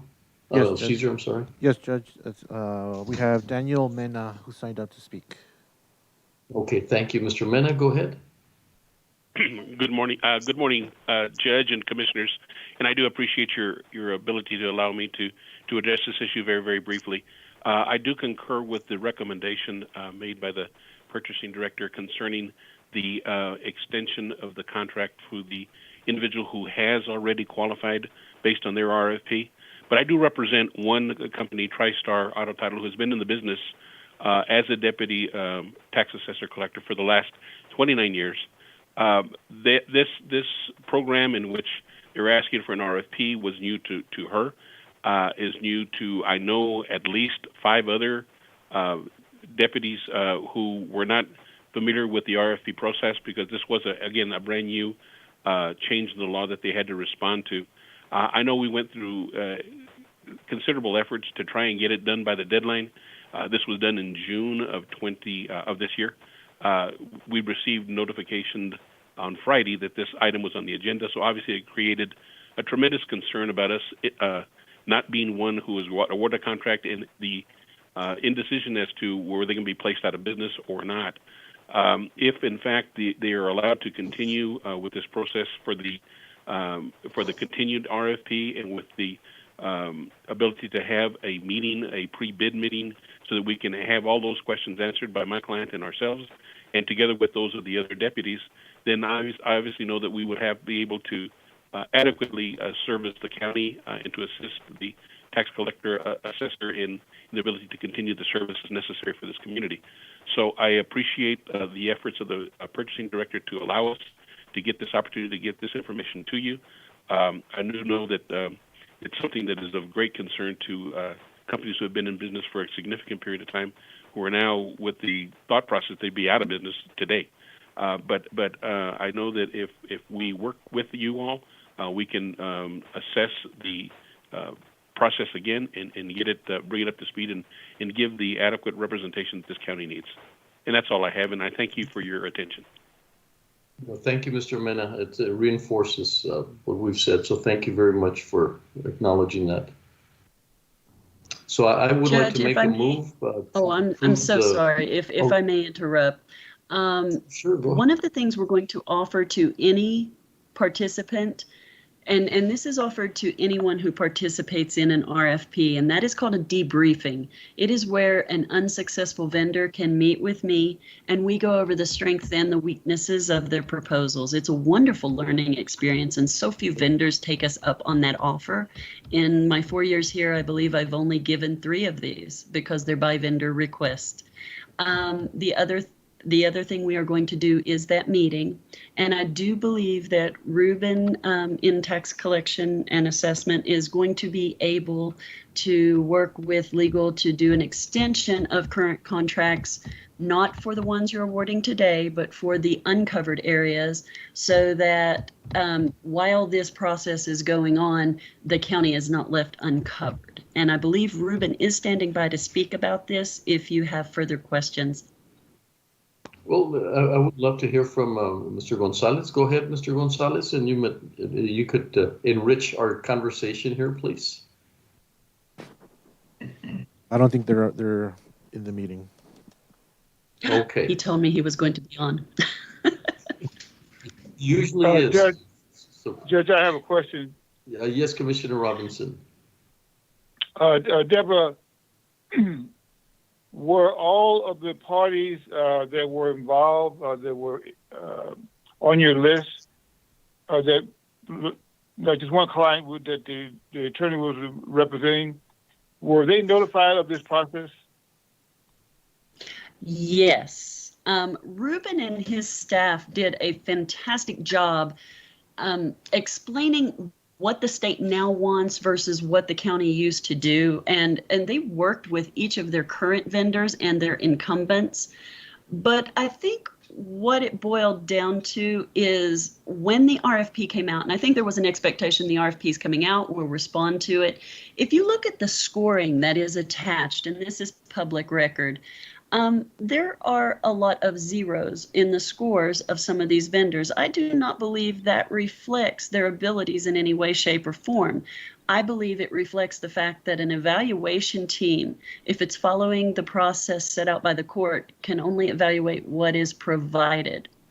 Commissioner Robinson, in this case, I believe that some of the vendors honestly believed that because the county knew what their capabilities were, that we could just go with that knowledge, and there wasn't the proper attention given to providing information as needed. And we're going to address that not only in any vendor that chooses to take up the debriefing, but with all the vendors who choose to show up to that pre-bid meeting and learn how to perform this process. I hope that answered your question.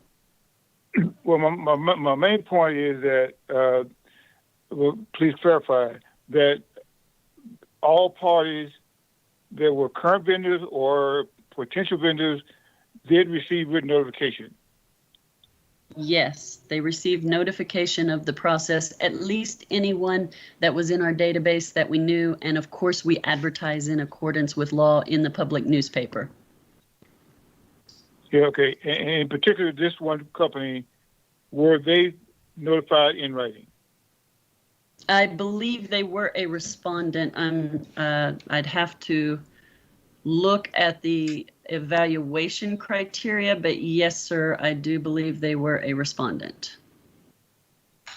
Okay, thank you very much. Thank you, Commissioner. And I know that's really important, and I did follow up and try to understand that. I think it was done very well, and I agree that this was something new and different. And plus, they're quite the edge because they've been in business for so long, and so I hope there's not that over concern from them. They're small businesses. It's frightful to be in that limbo. And so thank you, Deborah, for letting them know that we're going to continue and that you're going to make every effort to continue on those contracts once legal helps you through that process. But I don't want them to feel like they're out of the game here, and because that could be extremely stressful for them. And thank you for being thoughtful about the process and how it's continuing. Thank you. So I'd like to make a motion that we do accept the vendor with the 6 locations and that we continue the RFP going forward. Second.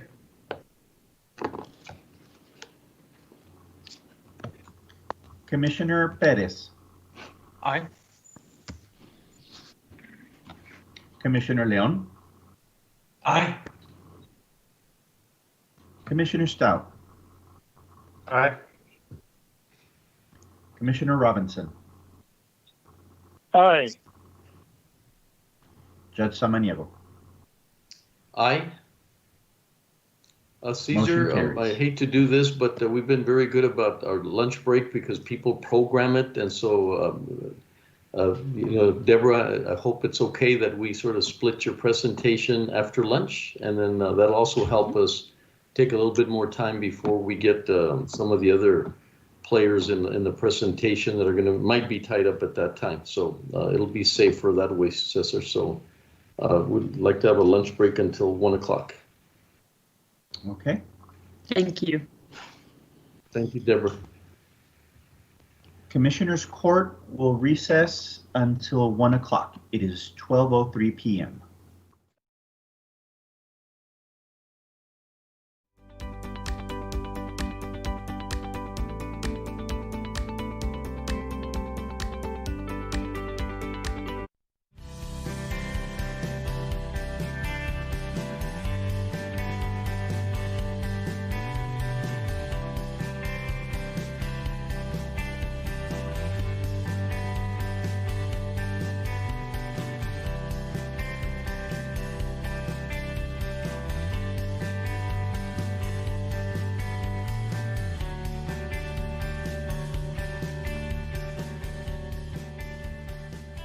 Hi, this is County Judge Samaniego. The 2020 census count is incredibly important for El Paso. It helps our school, healthcare, food and housing programs get the money they need. This is County Commissioner Vince Bettis for Precinct 3. With your participation, the programs that support affordable housing, public education, and affordable health care can receive the funding they deserve. This is Commissioner Carl L. Robinson, Precinct 4.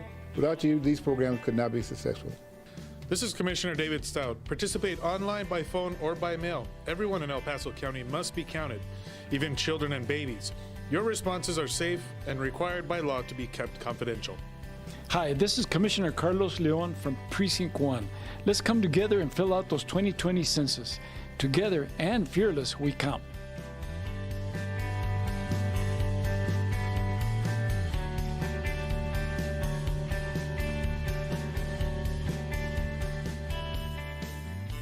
The County of El Paso Public Works Department is offering sandbags at no cost or requirements to the public. The sandbags are outside of the facilities and are available 24 hours a day. The location of the county facilities are the following: the Road and Bridge Fabens Warehouse, located at 1331 North Fabens Street in Fabens, Texas, 79838. The Road and Bridge Canudillo Warehouse, located at 191 Canutillo Avenue in Canutillo, Texas, 79835. And the Road and Bridge Montana warehouse, located at 14698 Van Lane, El Paso, Texas, 79938.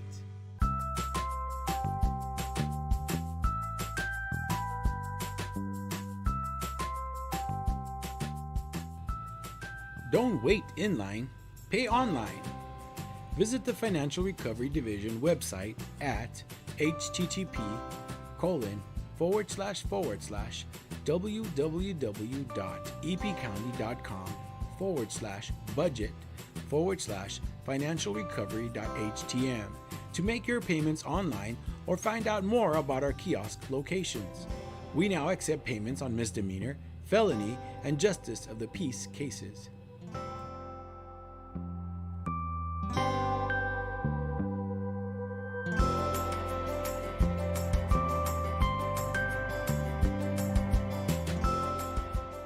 You can now watch Commissioners Court meetings on YouTube.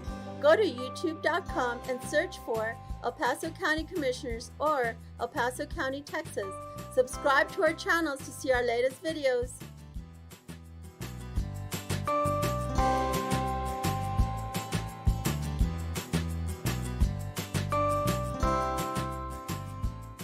Did you know the County of El Paso's Purchasing Department is responsible for ensuring that all items and services needed by various county departments are purchased in the manner required by the state of Texas? Whether through formal sealed bids or smaller dollar quotations, the county purchasing team is dedicated to finding the best contracting return on your taxpayer dollars. Additionally, the purchasing department is responsible for the tracking of inventory within the county and properly disposing surplus through public auctions. For questions about how to become a vendor and compete for county contracts, or to learn more about public auctions, please contact us at telephone number 915-546-2048.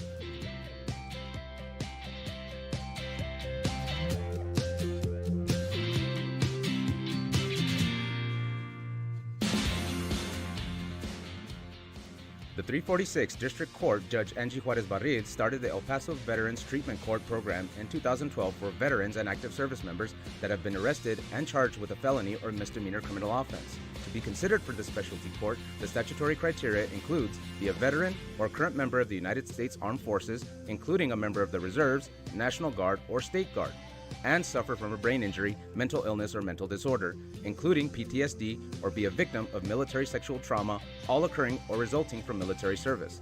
Call Sylvia Serna, Veterans Program Director at 915-546-2119, or email her at sserna@epcounty.com for any information.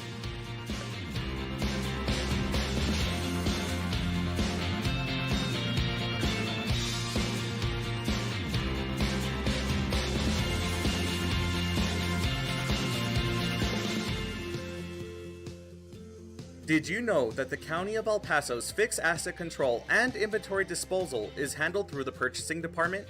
Throughout the course of each business year, the county holds live public auctions to dispose of aged equipment, vehicles, furniture, and other items that are no longer needed. To find out about upcoming auctions or to learn more about the county's inventory disposal process, contact the Purchasing Department at telephone number 915-546-2048.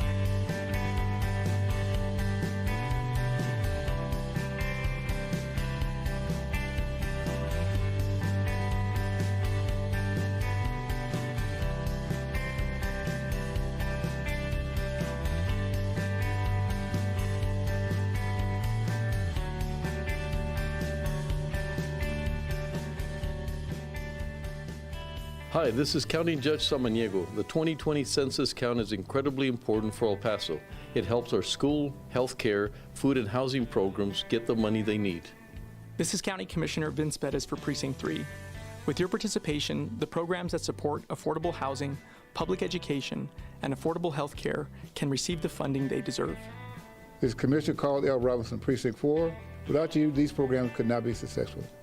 This is Commissioner David Stout. Participate online, by phone, or by mail. Everyone in El Paso County must be counted, even children and babies. Your responses are safe and required by law to be kept confidential. Hi, this is Commissioner Carlos Leon from Precinct 1. Let's come together and fill out those 2020 census. Together and fearless, we count.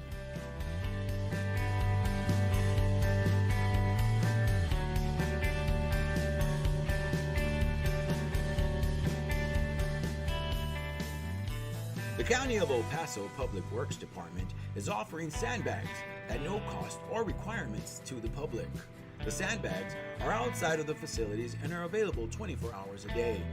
The location of the county facilities are the following: the Road and Bridge Fabens Warehouse, located at 1331 North Fabens Street in Fabens, Texas, 79838.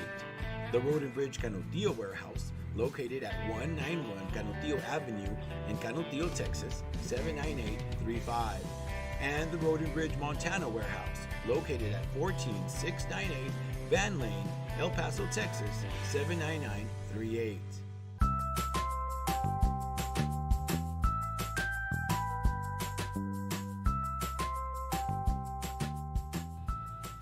Don't wait in line, pay online. Visit the Financial Recovery Division website at http://www.epcounty.com/budget/financialrecovery.htm to make your payments online or find out more about our kiosk locations. We now accept payments on misdemeanor, felony, and justice of the peace cases.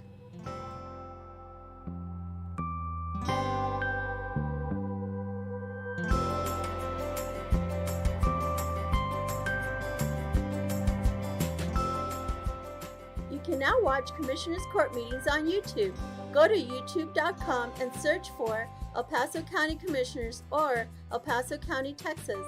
Subscribe to our channels to see our latest videos.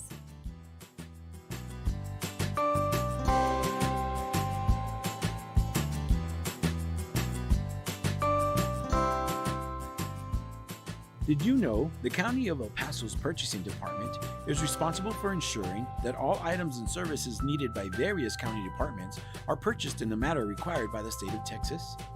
Whether through formal sealed bids or smaller dollar quotations, the county purchasing team is dedicated to finding the best contracting return on your taxpayer dollars. Additionally, the Purchasing Department is responsible for the tracking of inventory within the county and properly disposing surplus through public auctions. For questions about how to become a vendor and compete for county contracts, or to learn more about public auctions, please contact us at telephone number 915-546-2048.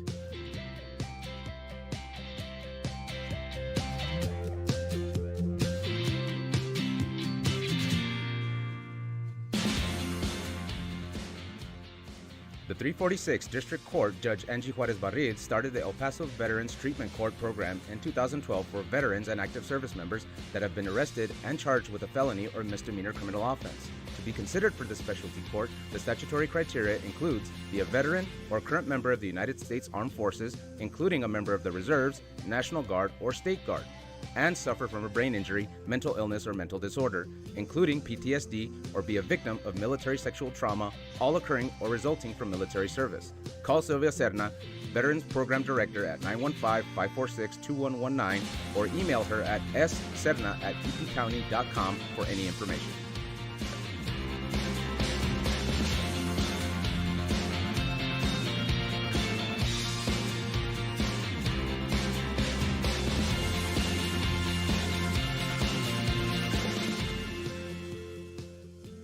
Did you know that the County of El Paso's fixed asset control and inventory disposal is handled through the Purchasing Department?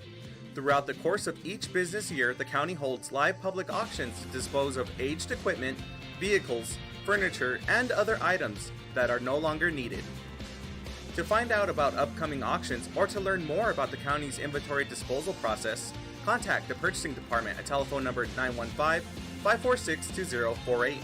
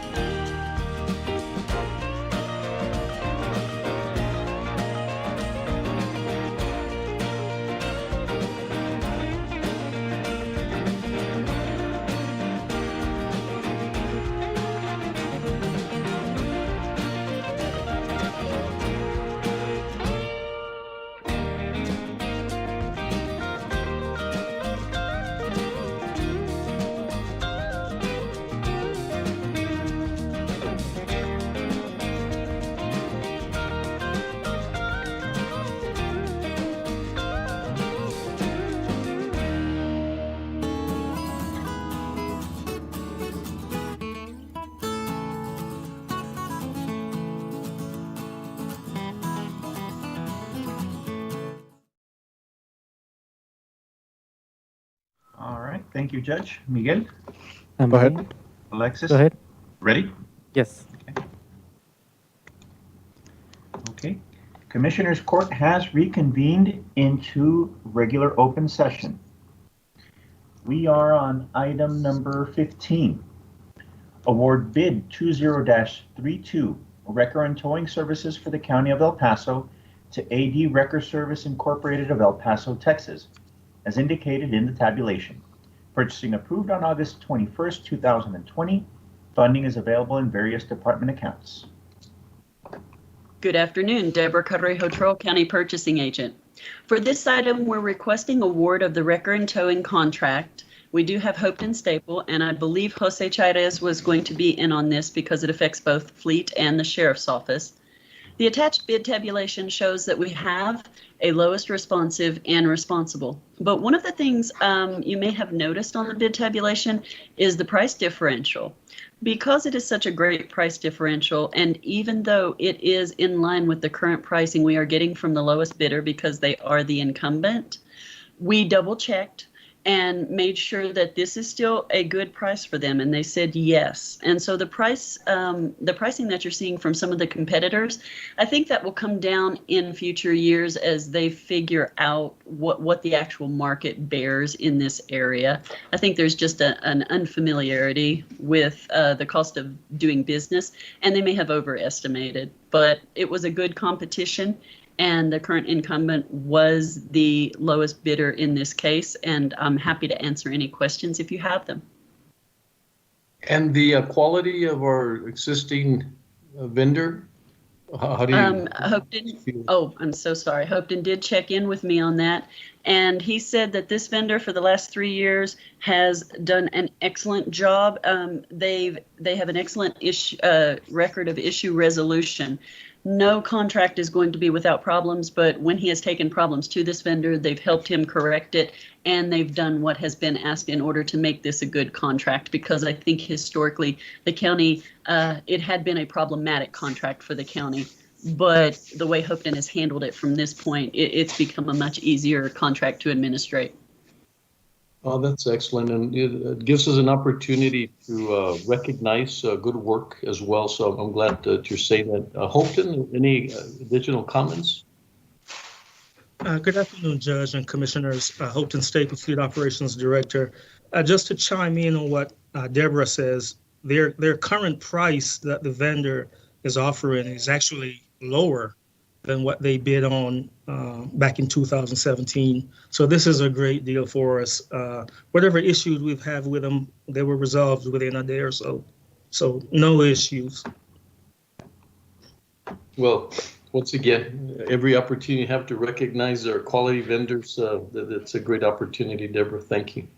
And move to approve. Second.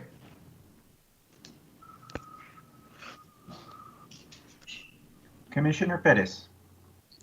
Aye. Commissioner Leon. Aye. Commissioner Stout. Aye. Commissioner Robinson. Aye. Judge Samaniego. Aye. Motion carries.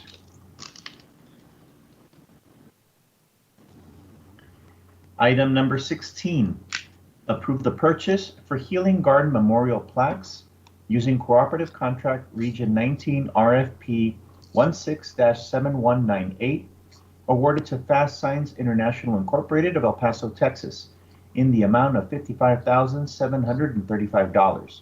Purchasing approved on August 11th, 2020. Funding is available in CIP 2020 Memorial Park Improvements. Good afternoon, Deborah Carrejo, Troll County Purchasing Agent. In this case, these are for the cast iron plaques for the Healing Gardens, and we were able to get a local vendor to create these or provide these for us through the bid from the Region 19 Cooperative, and we're requesting favorable approval so that this can get started. Move to approve. Second. Commissioner Perez. Aye. Commissioner Leon. Aye. Commissioner Stout. Aye. Commissioner Robinson. Aye. Judge Samaniego. Aye. Motion carries. Item number 17, we do have a correction to read in per the ITD department and the county attorney's office. Item number 17, postponed from August 24th, 2020.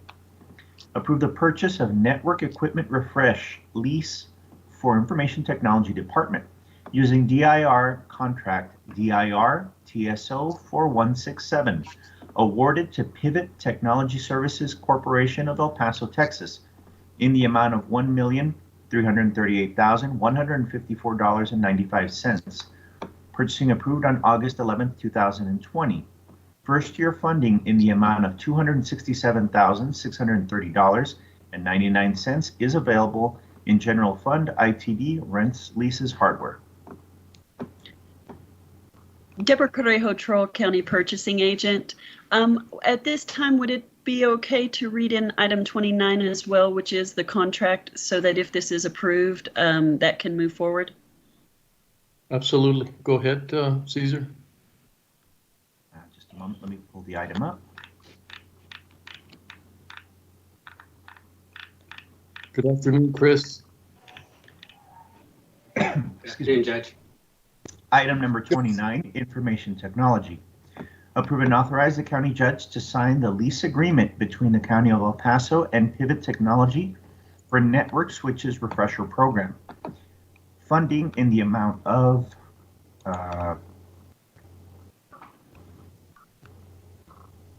$267,630.99 is available in General Fund ITD Rent Lease Hardware.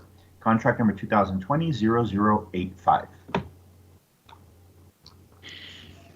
Good afternoon, Commissioners. For item number 17 and subsequently 29, this is for the core network equipment replacement for the criminal justice system.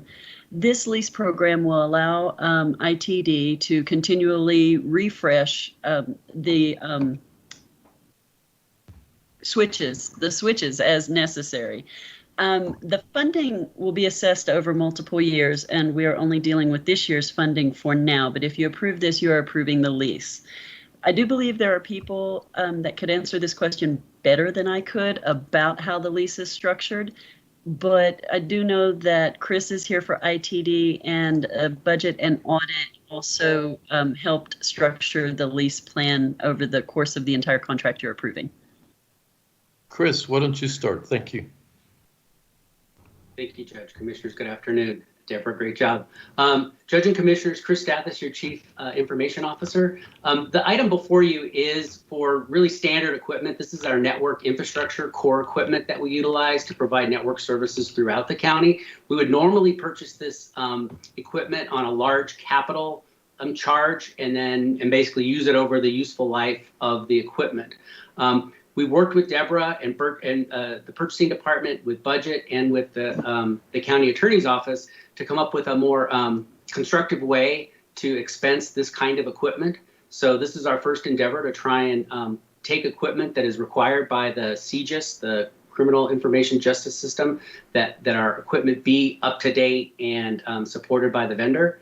And we're requesting your approval so that we can get this new very well needed hardware into our network. Thank you, Chris. Move to approve. Second. And this is for both items 17 and 29, correct? Yeah, that's correct. Commissioner Perez. Aye. Commissioner Leon. Aye. Commissioner Stout. Aye. Commissioner Robinson. Aye. Judge Samaniego. Aye. Motion carries. Thank you. Thank you. Thank you all. Appreciate it. Thank you. Would you like to move to item number 18 next, Judge, or are we prepared to go back to our item 11? Let me check. Betsy, are you ready for item 11? Judge, we do have several people, I believe, waiting for item 11. We also wanted to read the policies and have those adopted together. So the only reason why I hesitate is we have a couple people on the line, I know, for item number 21 and possibly for item 20. I'm trying to see.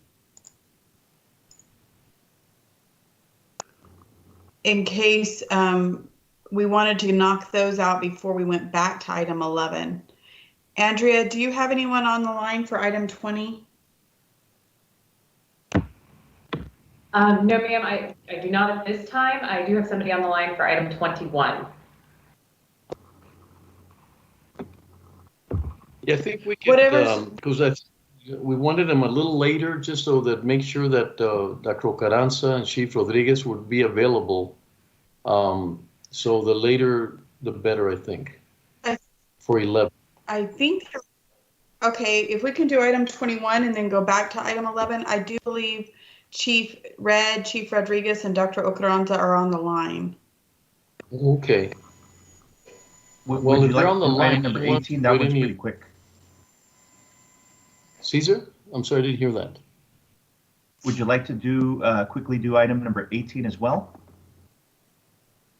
Yes, if it's quick, I just don't want to hold them. I didn't realize they were on the line, Betsy. So if we want to get to 11, because they're on the line, I don't mind going right into 11 if you wish, or if we could do the other quick items and then come back.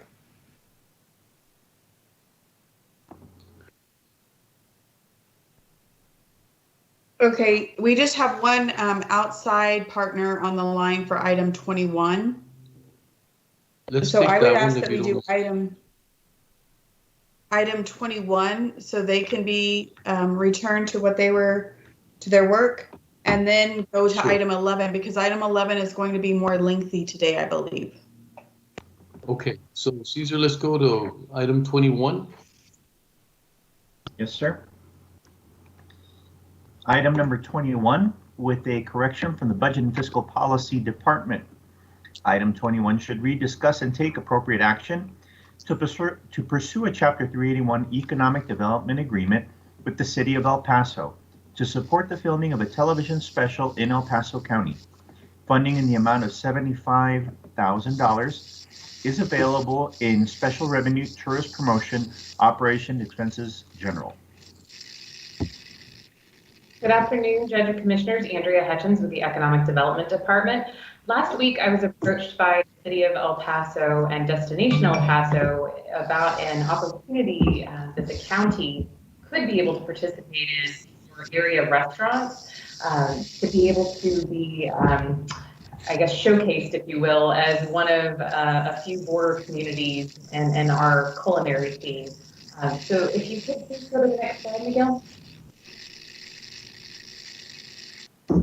So I'm not sure how many of you all are familiar with a national PBS program with Chef Paula, but we do have a video keyed up for you all to take a look at so that you can kind of hopefully be refreshed if this is something that you're familiar with, and if not, learn a little bit more about the show and the opportunity. Miguel, would you mind playing that video for us real quick?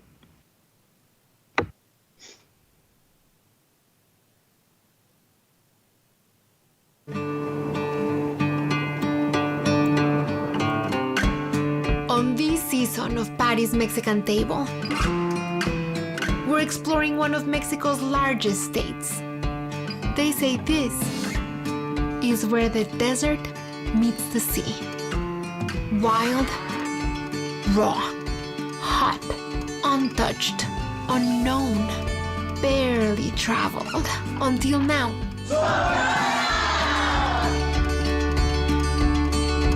Our journey leads us through the stunning Arizona-Sonora desert and the mystic Sea of Cortez. Hola. Hola. Ay, sí dijo hola. She's directing you guys. She wants a camera in there. I'm super wowed. Super wowed and wowed. Whoa! I'm in awe.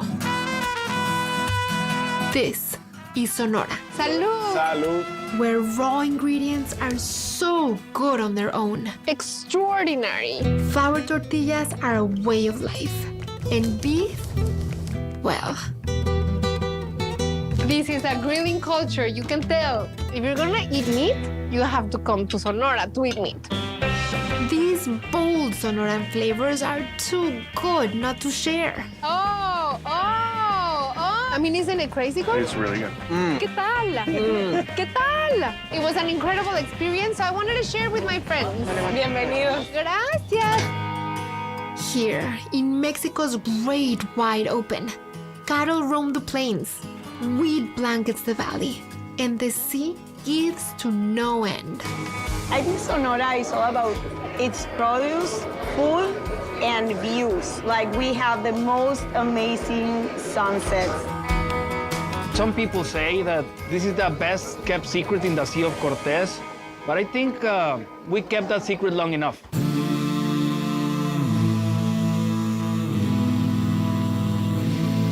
Sonora, the place, the food, simple, generous, honest, unexpected, bold. ¡Qué rico! Join me on an exciting adventure through Mexico's great frontier.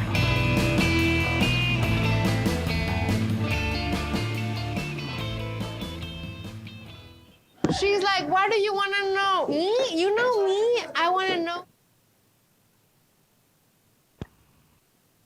Thank you, Miguel.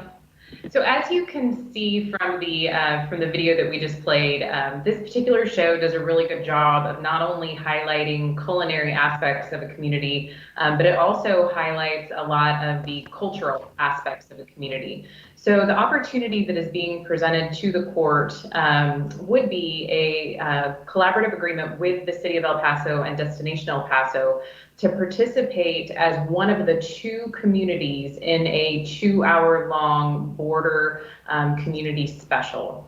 So for those of you, like I said, who are not familiar with Patty, hopefully maybe this, either reminded you of a few things or at least showed you the caliber of work. But this particular show is an award-winning show. So again, to reiterate, the opportunity would be a 1-hour-long time slot at a total cost to the county of $75,000.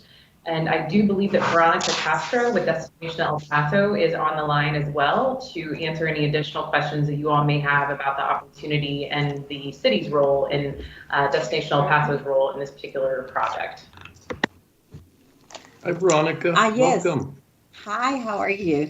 Good afternoon, County Commissioners and County Judge Samaniego.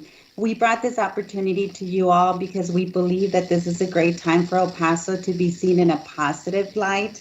After everything that we've been going through and what we're going through, I think it's an opportunity to showcase the rest of the country, our location, our culinary, our culture. We are going to be working with the state of Chihuahua.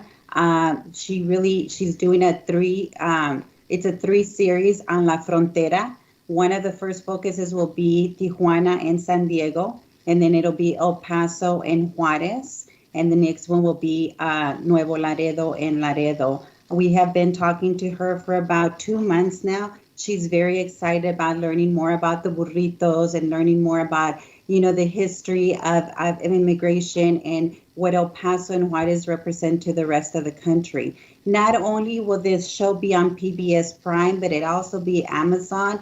And she actually won a James Beard Award with a Sonora show that she did a couple of months ago. And Sonora was really not known for their culinary. They were more known for Chapo. And that was the interest that she had in the state of Sonora. And now everybody thinks that Sonora is known for their carne asada. And as you all know, it's more of Chihuahua and El Paso that's known for carne asada. So we really want to bring her out. She'll be here for 4 days, visiting with, local restaurants. What we thought about the county is taking them out to the valley and having her talk to some of, like the honey growers and some of the growers in the region. so she can identify on what we really have or what we're really known for as far as our culture and our cuisine. Veronica, I think it's exceptional. We are dying for exposure, for good exposure. Yes. And what better? We haven't gotten credit Correct. for the margarita or the nachos and all the things that were invented here. And so maybe it'll Exactly. be the first opportunity to let them know where things really started from. And michelada and some of the things. I think we'll get a lot of credit for a lot of different things that people don't know about us. And like I said, we are in a situation that we need that kind of recognition, national recognition. And I think one of the things we hear from everybody is that we're a very, very welcoming community, but we got to get them in here. And I've always said to know us is to love us, but they got to know us first. And a lot of people don't know us. And so, but I do thank you, Andrea. Thank you for always, getting these great opportunities in front of us. And Veronica, thank you for everything you do and the connection with Mexico and keeping us connected with such a valuable neighbor. So I think it's a great opportunity for us. And commissioners, any comments from all of you? Yes, Commissioner Leon, please. Yes, Veronica, thank you very much. Andrea, thanks. Usually, because of the time that we're in, I would really hesitate to vote yes, but because this impacts directly to our restaurant business and all the employees that depend on that business. Let me ask you this, if it airs, when will it air? So she will be doing her first visit in October. She'll be doing a site visit in October, visiting with the restaurants and some of the chefs and cooks from the area. This will not air until April of 2021. Okay, thank you. You're welcome. Commissioner Leon, if I could also just add that this is a hot fund eligible expense, so it will not be coming out of the general fund. So I just want to make that very clear. No, I appreciate it, and I understand, Veronica, that I got notice that some of it will be shot here in my house. Yeah. We'll go to your house. Yeah, no problem. I will send you a calendar so you can tell me when you will be doing some of the cooking for Patty. No, I meant the tasting is what I'm interested in. Oh, the tasting. Oh, okay. I thought you were going to cook for us.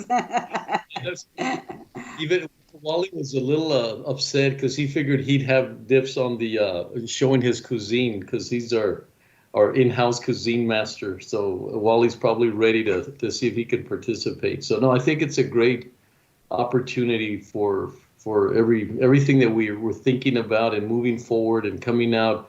April is going to be a very, very key. Everybody's thinking April's when we sort of come out of this whole deal. And if not, it'll help us. And if we do, we're ready to move forward. So I think it's a great initiative. And I'd like to move on that item. Thank you.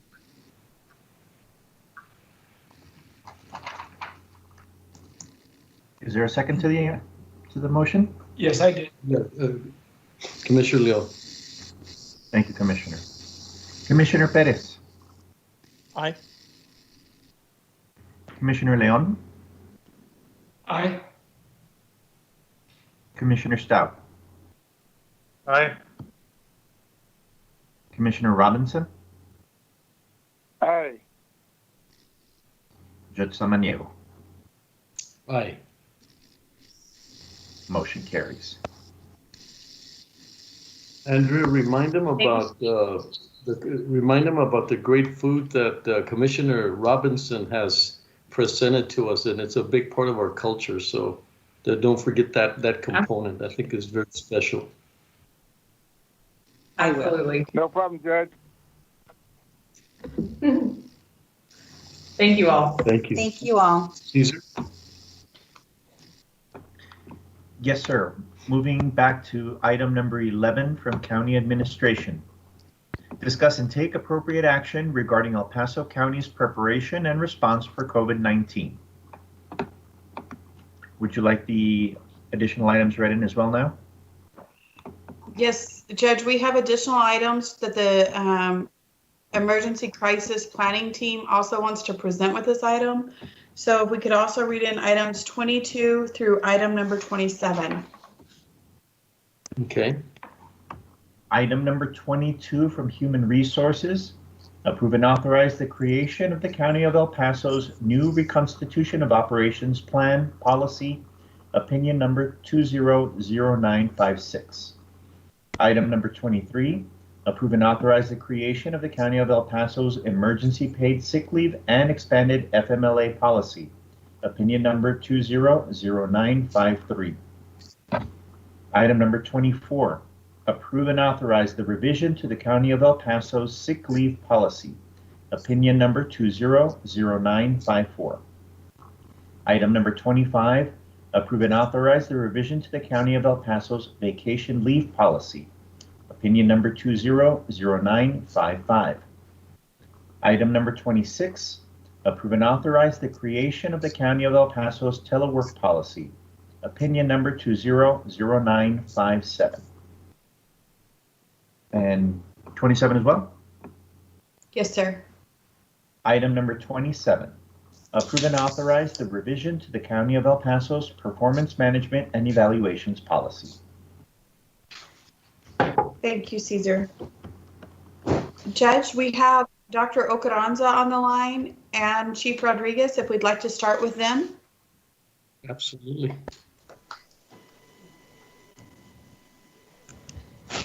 Hello, Betsy. Hi, Chief. How are you? Hello, everyone.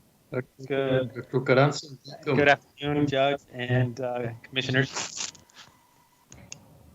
So I'll begin first, and then we'll follow it by Dr. Ocaranza, and then we also have Deputy Fire Chief Dennis Red that will be giving an overview of the dashboard. So as far as our, I'm sorry, sir. Okay, excuse me. So as far as the EOC and public health missions, we continue to operate in our 5.5 month response. We continue with our integrated response with the Department of Public Health and OEM. We continue to work on our weekly incident action plan to execute our operational objectives and strategies. Many of those that you'll see that are incorporated into the dashboard scorecard that Chief Red will be covering. Our COVID Department of Public Health lab testing continues with testing high priority agencies, which include our hospitals, nursing homes, and assisted living centers. Our epidemiology investigation and contact tracing is currently staffed at 240, and they continue to provide those notifications and investigations to ensure we have appropriate contact tracing. Our medical orders are ongoing. There's the school orders that Dr. Ocaranza, Ms. Mora have been working on. Those will be sunsetting on September 7th, and those are in relation to the schools. Our education task force continues to provide services and education to the community and also within various sectors of the business community. They've done over 8,700 visits to date, and they've distributed over 154 flyers and reached 32,000 people since the onset of the Education Task Force formation. In regards to testing, we are at 844 tests administered. Our drive-through specimen collection is ongoing, and we're also happy to announce that tomorrow, September 1st, our West Side location, which is going to be a city drive-through location, will be operating from 9 to 3 p.m. every day from Monday through Saturday. So that is a new addition to our existing drive-through that's located by the airport. We also have partnered with WE Medical Labs. They provide specimen collections at their location.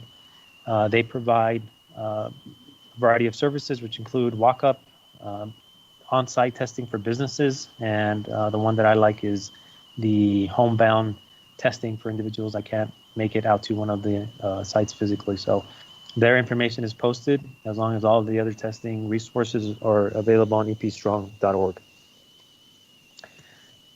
Isolation and quarantine continues to be provided for members of the community, for vulnerable populations. We currently have, we've done 366 have been provided that support. And we continue to coordinate closely with our hospitals to ensure that we have that hospital preparedness. Some of those metrics are included in the dashboard that will be presented by Chief Red. Also, in regards to testing, we have partnered with 2 labs to increase our capacity in testing supplies and also capacity. So that's we've partnered with CPL and AIT to provide, again, additional supplies and testing capabilities for the Department of Public Health here locally.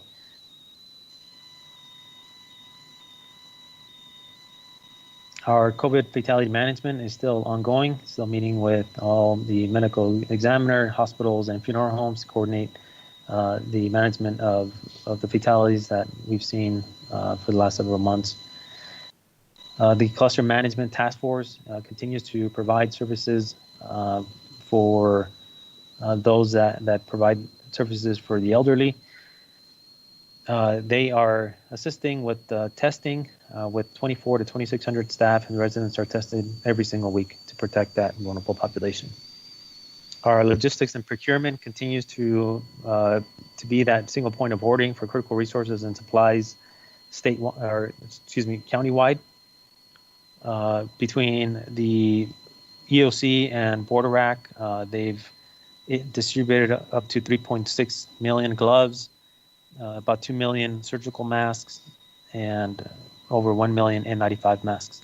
So that work is ongoing to provide those essential supplies and personal protective equipment to the healthcare industry and also to our partner nonprofits and public safety. Other than that, that is my report. I will hand it over to Dr. O.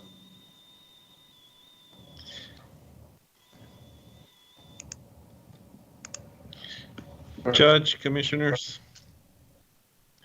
I'll share my screen so I can give a brief PowerPoint presentation.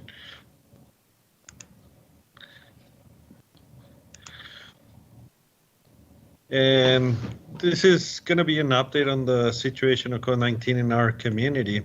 And as you can see, we are still experiencing an increased number of positive cases, although these positive cases have been decreasing in amount. As we can see by CDC Week. Yes. Hello, Doctor. We still can't see your screen. Oh, I'm sorry. I don't know if you can.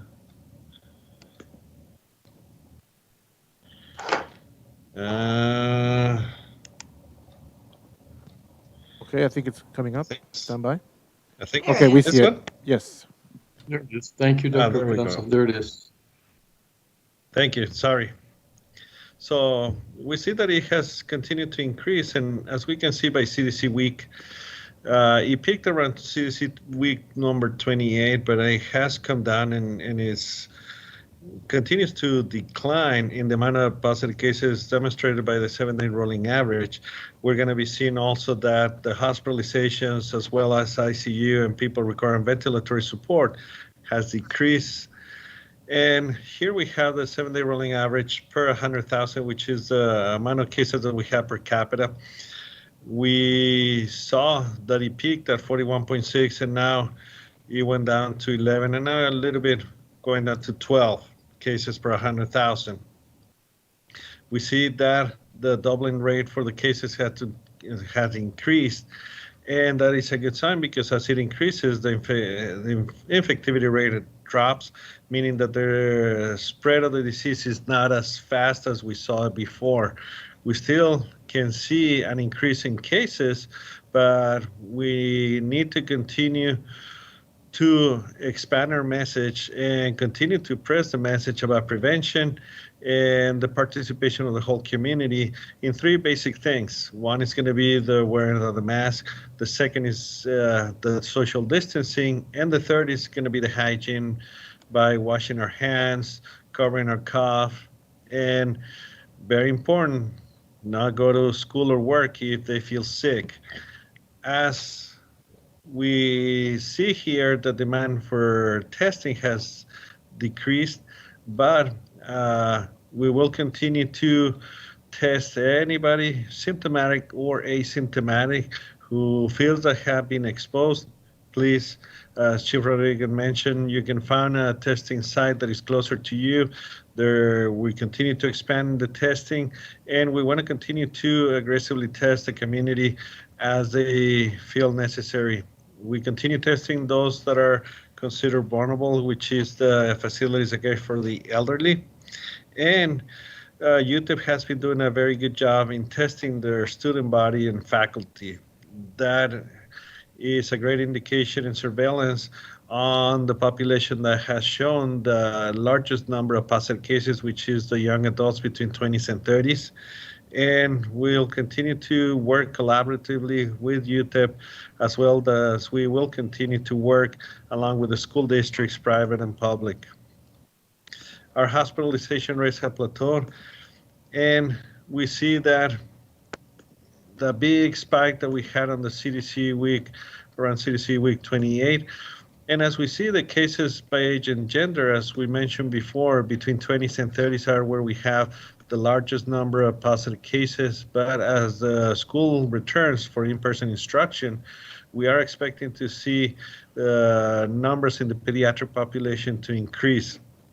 We're hoping that the hospitalization doesn't increase in the pediatric population, but we need to be ready for the flu season, which in El Paso starts at the end of October, beginning of November, and it peaks at the last week of December, beginning of January.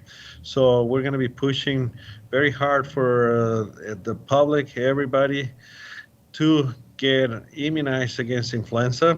That is a great tool that we have to protect ourselves against complications from the flu, because as we know, the flu attacks mainly to the two extremes of life, which are the infants and the older, but as well those with chronic underlying conditions and pregnant women.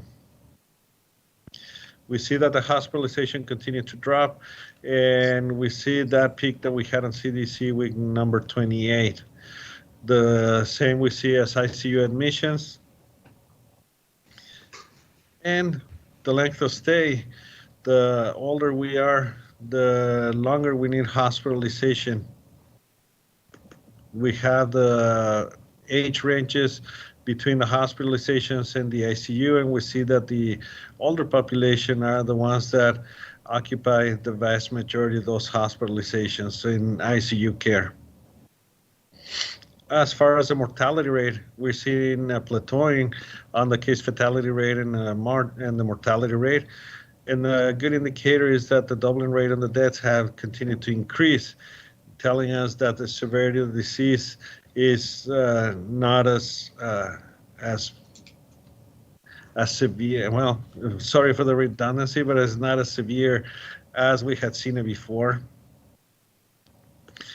And the case fatality rate by age, as we get older, we're seeing that our population is more likely to pass away from complications of COVID-19. And unfortunately, males are affected more than females. We need to continue controlling our chronic diseases, as we have mentioned over and over before. Those that have diabetes, those that have high blood pressure, are the ones that are in increased risk of developing complications if they don't control those conditions really well. We need to make sure that they have enough of the medication to control the chronic conditions. And we, as the responsible adults for those that are elderly, we need to make sure that they continue following up with their primary care physician or provider, that they have enough of the medication. And if they have any problems, go seek medical attention sooner rather than later, so they don't have to require an increased level of care, either in the hospital or ending up in the ICU. On the cluster report, we see that every line of business can have cluster of people positive for COVID-19, and it's not just exclusive to the congregate facilities, which are the elderly care facilities or correctional or detentional facilities. It can happen in any line of business. And we need to continue promoting the wearing of the mask. We need to continue promoting those health screens as the employees come back to work every day. And we need to make sure that those clients, as they come into their business, they're wearing their mask. We need to promote the hygiene and social distancing as well. The good news about the cluster is that the vast majority may recover, as we can see in this graph. And unfortunately, those facilities that care for the elderly are the ones that see a large majority of deaths due to COVID-19 because of those residents are in the extremes of life. They have chronic conditions, many of them, and unfortunately, they can develop complications from the COVID-19. We will continue working very closely with the schools as our order is going to sunset on September 7th, which we had ordered the schools not to start in-person instruction until after Labor Day. On the same token, those extracurricular activities were also meant to not take place until September 7th, which was when some of the schools were going to bring their children back to school for in-person instruction. And they've been doing a wonderful job improving their planning to safely return the children back to school, as well as the teacher and their staff.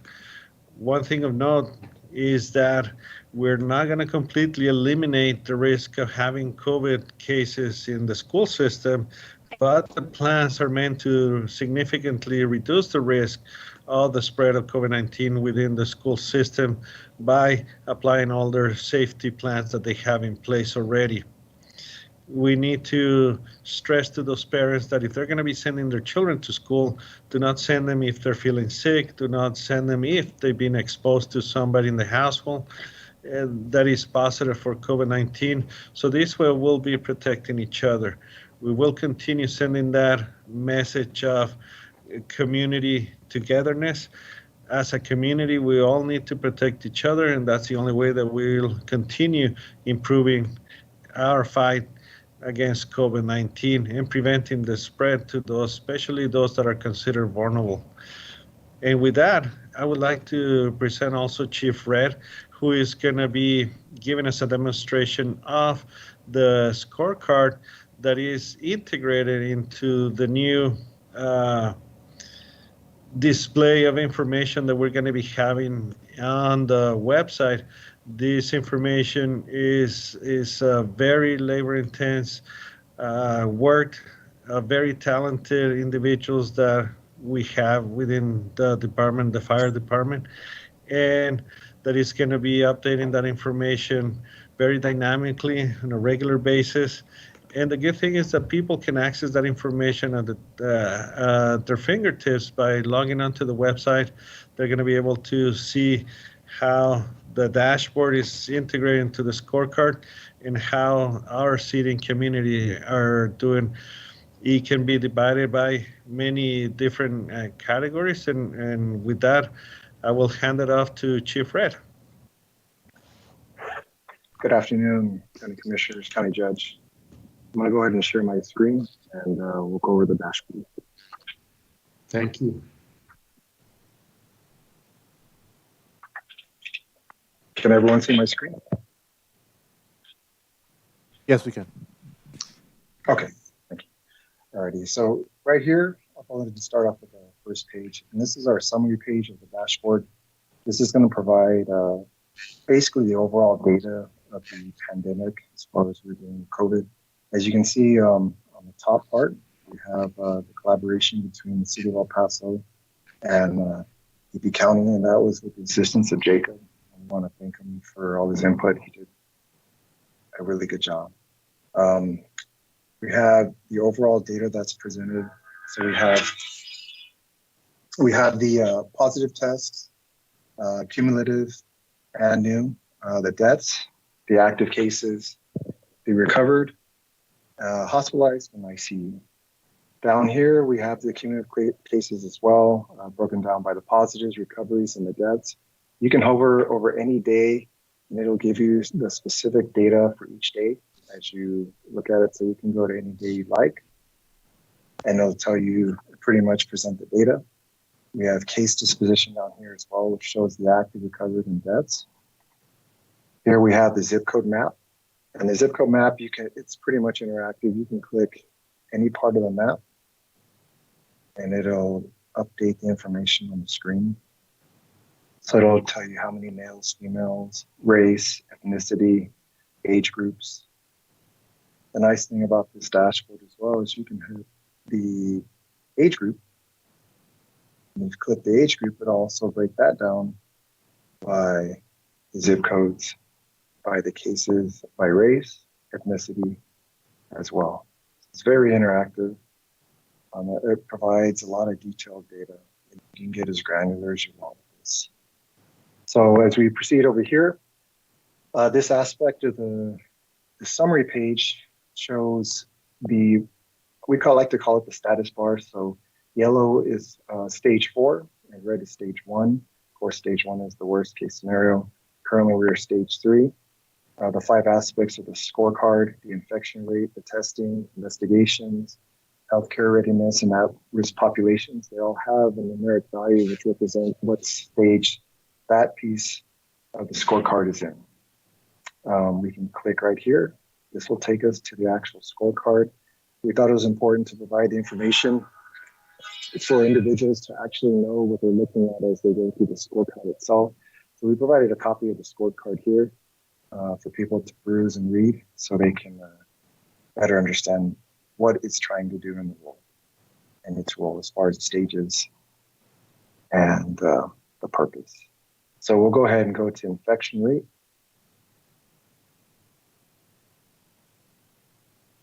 So on the left side of each of these are all aspects of the scorecard. So right here on the left, these are the metrics that apply to that specific part of the scorecard. So we have infection rate. As you can see here, these are the metrics: consecutive days of decline in new cases, initial tests conducted that are positive, which is the positivity rate, 7-day average, and new cases per 100,000. So these are what we use to grade out each part of the scorecard. We also added additional data, a 7-day rolling average for positive cases, the 7-day rolling average, this is just the doubling rate, and then of course the infectivity rate. We did add the cluster graph in here as well, the percentage of asymptomatic cases, the infectivity rate, and the doubling rate.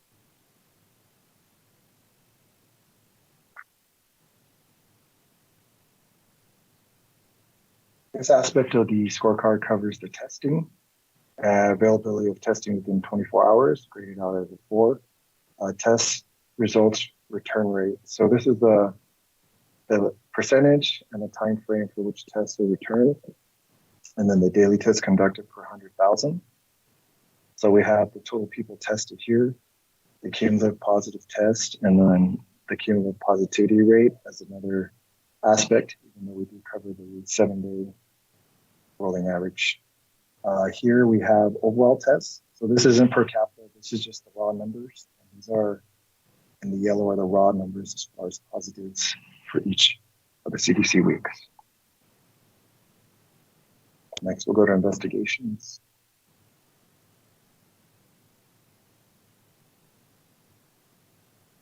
On this aspect of the card, we have the identified contacts notified within 48 hours. So this relates to contact tracing. So this is defined by when we notify the positive that they're positive, from that time frame to when we actually make contact with the contacts that might have been exposed to that positive. We have the positive test results notified within 24 hours at 100%, and the percent of lost cases, or cases lost to follow-up at 0%. We have mortality rate, case fatality rate, infection source, whether by travel, close contact, or community transmission.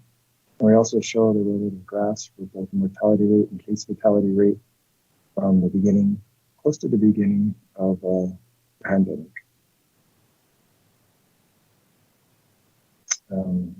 We are going to healthcare readiness.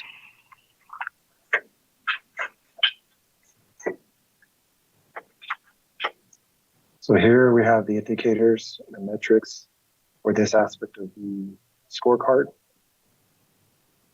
Previous stage indicators met for 20 days, and that's a no. Consecutive days of decline, only 2. Total COVID-19 related hospitalizations at 133, and our status indicates readiness from the hospitals. Percentage of total hospitalizations that have COVID is 10%, 28 on the ventilators, and this is our current hospitalization rate. We did add a rolling average as well as just the standard count of patients that are hospitalized. We also have the cumulative hospitalization rate. And here we put a little tornado graph to show hospitalization by age and gender.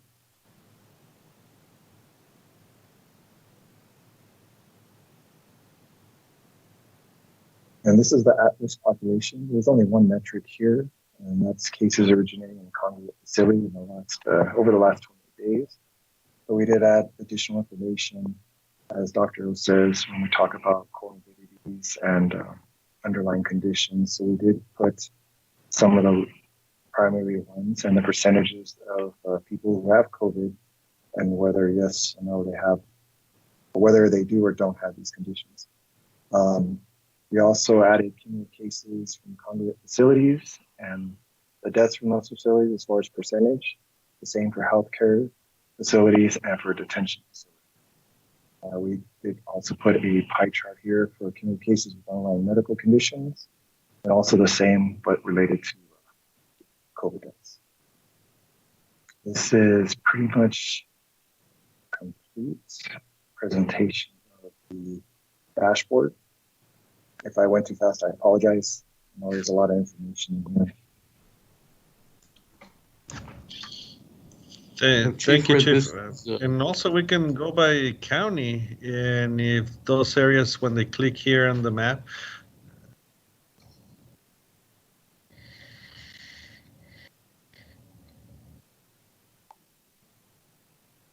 No, Dr. Carranza and Chief Red, this is exceptional and something we've been looking for moving forward.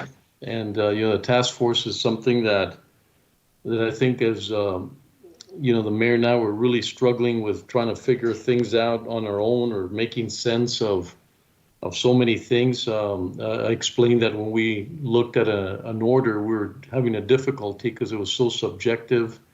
And what we were feeling and sensing, legal, also wanting us to be a little bit more scientific about our reaction to certain things. Specifically, Joanne said, we'd be a lot better off if we had, someone telling us. And I think this is a great accomplishment in such a short period of time. Very lucky to have had, our Commissioner Perez participate as well, and Betsy. But this is exceptional, and it's something that I've been really pushing hard that it continues. I don't want COVID to be the reason behind everything. We have a tremendous amount of people might not realize until now how severe our hospitals have to deal with influenza when it comes, and the deaths that are attributed to it.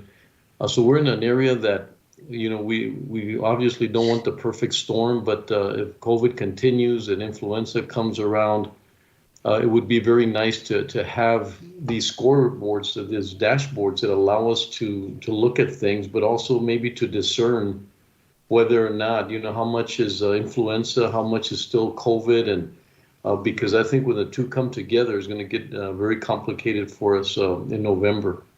And so I've really pushed hard for the task force not to leave, to stay around and continue to advise us very closely as we move forward. And Betsy, I want to also thank you. You've done a great job of keeping us informed of what happens and keeping them as part of our presentations at Commissioner's Court. So great dashboard. I think it's very succinct, and I know if Jacob gets a hold of it, we talked about Jacob Miles being on our side, and that's also very valuable to us to get more information. The more we're able to get, the more decisions that we can make headed in the right direction. And so thank you for that partnership. And Dr. Carranza, you're the foundation of that partnership. I know one of the things very, very cautious about now is the schools. As we move forward with the schools opening up, and some of them have options of face-to-face or staying at home. But I think we face a very critical point in our journey. And we've had some critical points before, especially holidays were big critical points as to what was going to happen. But I think the schools now, we should really, really try to understand as we move in and very quickly begin to see if we're going in the right direction, and if not, the support that we'll get from public health to change that direction if we need to. So thank you for keeping us informed. Thank you, Judge, and thank you everybody that participated. In particular, we have a lot of talent within the fire department that needs to be recognized, but mainly the collaboration between the county and the city that has been extraordinary, because with your leadership, with Mayor Margot, putting the orders together and the collaboration between all the departments, everything is possible. And the ones that are benefiting from all this is our community. So that one, it's commendable and a great team approach that is hopefully will continue, not only for COVID, for many other tasks. Thank you. And Dr. Ocaranza, well, I don't know who would answer this, but will there be other variables that we're able to plug into the scorecard? And I'm referring to number of people that are taking the shots for the flu, to make sure that we are do we support it, or what is it that we do if it's not happening? Will there be other variables included as part of the dashboard as we move forward and as we identify certain things that we need? Well, this information on the dashboard is more COVID specific, and it has a lot of information that, as you said, is been sometimes people want to see it. They want to see very specific details about that, and that dashboard is going to give that information to whoever needs that. With the influenza coming upon us, we definitely at the Department of Public Health are going to be putting out some information, as we've been doing during all these years, as how the influenza has been affecting our community. Although we don't have exact numbers for influenza, because there's a lot of people that do rapid testing for influenza, but we do perform surveillance and to see how the severity, how fast our community are being affected by influenza.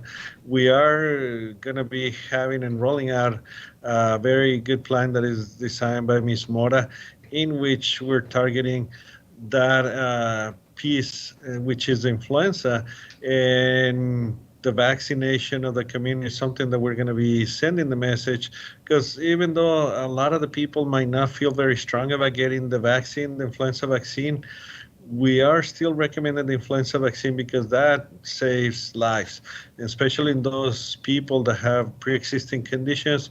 Those are the ones that develop complications from influenza and also end up in the hospital. We normally see a seasonal variation on hospital admissions, ICU, and utilization of all the healthcare resources due to the influenza and influenza-like illness. And this year is not going to be any different. But we're hoping that by wearing the mask, by promoting social distancing, by following the hygiene recommendations that we've been telling our community, our influenza season this year is going to be less severe as last year. Mm-hmm. But I guess, and I guess it's obvious, but I need to say this: if you have influenza and you still catch COVID, your severity is going to be tremendous. And for some reason, people think if I have influenza, somehow they think it excludes them from COVID. On the other hand, if you have influenza and you were to catch COVID, then your severity is going to be much greater. Am I correct in saying that, Dr. Ocaranza? Yes, sir, that is correct. And we're still learning about the COVID. At the beginning, we thought that it was not common at all to have a coexisting infection between influenza or other respiratory virus and the COVID. Now we see that you can have COVID and influenza, COVID and parainfluenza, adenovirus, RSV, any other respiratory viruses. The good thing is that the influenza, there is treatment, there is the vaccine that we need to start receiving before we get there. So let's not wait until we have somebody in our household being infected with influenza. Let's do it before. The body needs some time to start producing antibodies after the vaccine, and we need to continue promoting that. Well, great information. And once again, I thank you, Dr. Carranza, for the educational component it's really a lot of information that just what you said, that it takes time. Most people might not know that. I didn't know that it takes time and that builds up your antibodies. And so that helps you to be more prepared. So people are waiting to get to the influenza almost to the date, thinking that's when I start being able to take the flu shot. And you're saying maybe earlier is better than later. Exactly, and it's human nature. Everybody waits until the last minute until they see somebody that is having influenza, that they don't want to get sick, or maybe they have the misconception that many people have that if I get the influenza vaccine, I'm going to get sick, or I get sicker.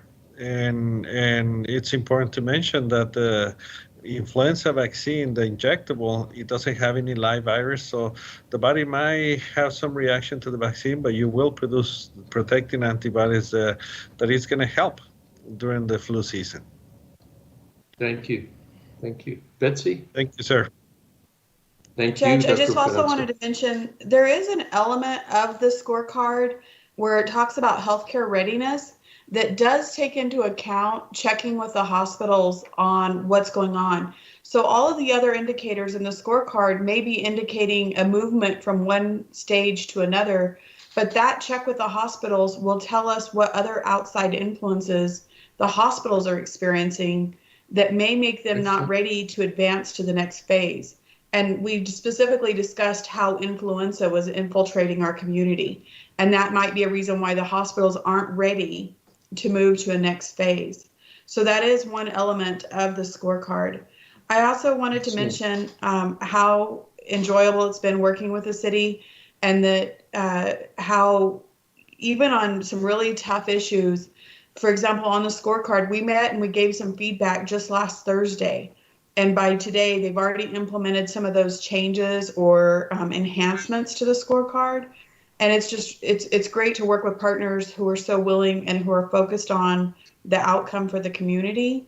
And it makes it easier for all of us. So just lots of praise to Chief Red and the team who worked diligently to put this data together and so that it can be available for everyone. We've heard of asymptomatic. I think we've done a great job of making it apolitical. And also want to mention Dion Mack. She's been really instrumental in working with us on this as well, and Chief D'Agostino. So thank you. Yeah, thank you. Okay, Betsy. And also just update on the task force. As I've updated to the court, we did complete the mid and long-term recommendation review last week. They are finalizing the report into one summary report. We will be bringing that item forward to Commissioners Court at your next meeting 2 weeks from now for your review and presentation from Dr. Ocaranza and Dr. Alozi, the co-chairs, as well as Dr. Brennan from Battelle. So those will be brought forward in 2 weeks. One of the areas that the county is specifically working on, the city is working on, the majority of recommendations relate to public health, and the city is working on the majority of those recommendations, moving them forward. One area that the county is working on is the communications piece, especially using promotoras out in the community, out in the county to help promote, and other methods to help promote the public health messages to county residents. So we're looking at that to see how we can help support that. And we have a meeting this week with Paso del Norte Health Foundation to talk about that initiative. And then we also continue to work with Medical Centers of the Americas on different methods that we could use to help make more testing available to large employers who may be looking just for resources. That's more of a connecting them to resources and resources being available. I'm meeting, I believe, tomorrow with Thursday with UMC. We continue talking about UMC's testing capabilities as well. So those are the updates from the task force. And then after Commissioners Court gives its updates, we also have an update from our resumption of operations planning team. So with that, Judge, I'd like to turn it over to you for your update. Thank you. And before we move on, can I ask? Sure, Commissioner.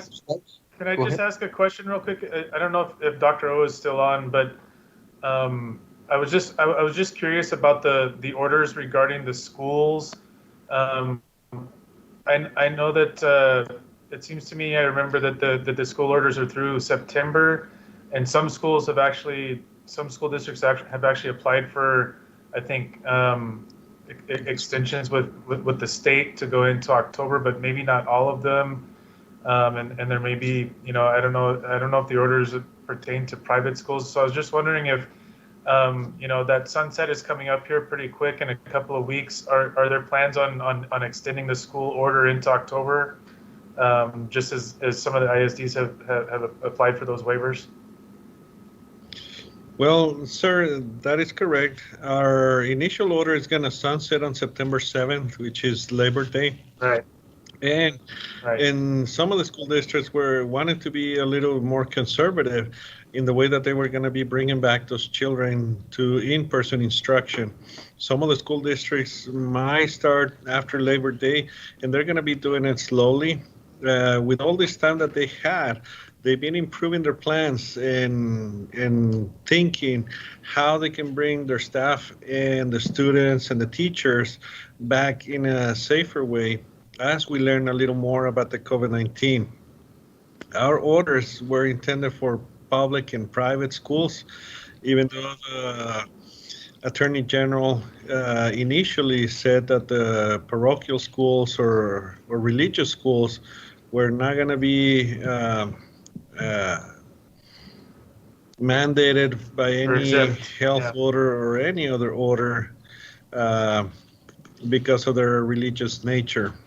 So we still saw that some of these religious schools wanted to follow the order because of the situation that was prevailing at that time in the city in regards to the COVID-19. And we have been working collaboratively with public and private schools. We've been working very closely with the school nurses from private and public schools, so we can continue providing that support and guidance that they need, and that it can also give us that surveillance and epidemiological information that we need to continue monitoring closely the situation as they bring back the children for in-person instruction. We hope that we don't see that many cases, but if we do, then we'll have the objective information and data to support any further decisions in regards to how we're going to be conducting in-person instruction in the school setting. Yeah, thank you. I would just advocate for really looking at that and not having that off the table. I think it's we're still not out of the woods yet. We've seen some reduction in a lot of the numbers of as you all have shown us, and I think that's great. But we still, I feel, don't. It's not time to let our guard down. Within the schools, I think it's really important for us to continue to have that option and seriously consider extending that order into maybe October. But that's what I would advocate for. Thank you. Yeah, no, thank you for your advocate, and it's important that people know that they don't need to let their guard down. We still need to be cautiously optimistic about how the numbers have been. But even if we're going to be bringing the children back to in-person instruction, we need to do it in a very safe way, very carefully, and it's everybody's responsibility to make sure that we're all safe. If you're a parent, please do not send your children to school if you know that they're going to be sick. We as parents know when our children are not doing well. So we understand that many parents need to work and they need to bring back the children to school. There is many benefits of bringing the children back to school, especially for the younger one. The younger they are, the more benefits they have for in-person instruction. So we wanted to continue promoting those benefits for the face-to-face instruction in school, but also we need to tell the people that the risk is not going to be completely eliminated. There's still going to be some risk, and the schools are ready to do what is appropriate to keep everybody safe. Yeah, I appreciate that. And there's just one more thing I wanted to bring up. We had we have our weekly conversations with the immigration enforcement, ICE and CBP, and in that conversation we started talking about the border and the closure on the border, and that's not something that we have much control over here locally as to when the borders open back up for non-essential travel, and allowing folks that aren't coming here for work and things like that to start coming back. But one of the things that we discussed a little bit was, tracking the data and that has to do with folks that are testing positive that may be coming from Juarez, or that they may have had a contact in Juarez if they've been over there. So that we have some type of idea, as to whether that's really a threat or not, and we can, and I think it would be great to be able to have that data so that we can, at our fingertips as well, so that we can utilize that when we are advocating for either keeping the border closed or opening it back up when the time is right. It may not be within our control, but I think our advocacy have to be much better informed when it comes to that, if we have that tool and that information at our disposal, because I feel like that there could be in the future utilization of the border closing it with the guise of COVID being the reason why they're keeping people from coming over, but the way this administration is running things these days, we want to make sure that we can actually quantify whether there might be a threat or not, and then advocate based upon that, not just based upon political stance that the administration may have. Yes, definitely, Sarah. And the surveillance that is going to be done at the school system is going to give us that objective data. UTEP is doing testing on asymptomatics, and as you may well know, a big percentage of students at UTEP come from many parts of the country and from Juarez in particular. Right. So having the statistical data also give us a very good idea how we're going to be able to proceed and make the best public health recommendations, as you said, that are not political, but they're driven on data and on the best public health practices.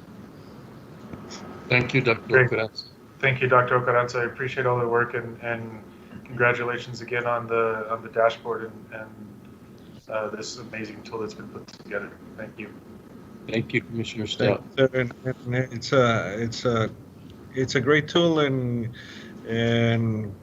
I commend Chief Red and his team for doing an awesome job. Thank you. Betsy. Kudos to all. Thank you. Thank you. Judge, do you want to go ahead with your update? Please, mine's very quick. Just the testing obviously has been, working on the new testing sites and not letting our guard down on that as well, making sure that we do get the testing sites. Chief Esparza has done an incredible job. OEM, of course, constables helping out with that. And just my kudos to Nicole and from my department or my office, just relentless on making sure that she's coordinating properly on all the information that's coming forth. So that's been a big situation, a lot of drop on the testing, and then trying to find out if it's is it lack of desire to do that, or are we not at the right places? And so that's been very helpful to continue to do that. And sort of piggybacking on Commissioner Stout, I did have a discussion with Director Hector, and Hector Mancha, and he was saying, that they were looking at so many non-essential people going back and forth. So what they've done is they've rescheduled where they have the majority of the lanes open when people are coming for essential work, which is in the morning, and then dropping, a little bit of the lanes during the day, and then again in the afternoon when people are coming back. But just on their own surveys, so many people were coming in for non-essential business, and so they felt that they needed to get all the energy and then their personnel focused on the times when people do come either for school or essential jobs or whatever it is that they're doing in the morning, and then when they go back in the afternoons, and so that's where they're focusing a lot of their attention. So that's it. Like I said, the testing has been the big thing, sort of gearing up for the schools. I know that Juan Cabrera from the Independent School District, the superintendent, reached out to me this morning about some of the things that they felt needed more support of how they're perceiving things. So I'll be talking to him this afternoon along with the mayor to see what his concerns are. So thank you, Betsy. Thank you, sir. Commissioner Leon? Everything's about the same. I do understand that Chief Witten is available right now, and he'd like to talk about the Sheriff's Department. Thank you, Chief. I stole his computer, Commissioner. This is Sheriff Here you Wiles. are. Thank you, Sheriff. Great to have you. So we're doing real well, as you can see from the numbers. We're less than 1%. The numbers continue to drop. There's really been no changes. I was going to ask if it was still necessary for us to send you this on Monday morning, because I noticed that Betsy in her weekly report to you include the numbers from the TCJS forms. That's where we get these. So we might be duplicating work for you. I don't know if that's something we need to keep doing. It's really up to you all. But otherwise, everything's going fine. No, Sheriff, I'm fine with the report I get from Betsy as long as your information's in there. Yes, sir. It's exactly the same. We get ours off the TCGS reports. That's where Betsy pulls hers. So. Okay. Thank you. Thank you, sir. Appreciate it. Appreciate your time. Thank you. Betsy? Okay. Do any other members of the court want to provide an update? Commissioner Stout? Yeah, I just have a real quick one regarding the homeless situation. We heard a lot about the Delta site last week, so I'm not going to be, I'll be super brief. But as far as the future of the Welcome Center, the city's notice of funding availability deadline is Wednesday, and right now they're looking to bring that for council approval on the 15th of September. So things are moving quickly, in the direction of the transition away from the Delta site and having a more permanent site. My office continues to be in contact with the residents in the Valverde neighborhood. I had the chance to meet with close to 30, between 25 and 30 residents this past week to provide them with information that they were requesting, to answer questions that they had.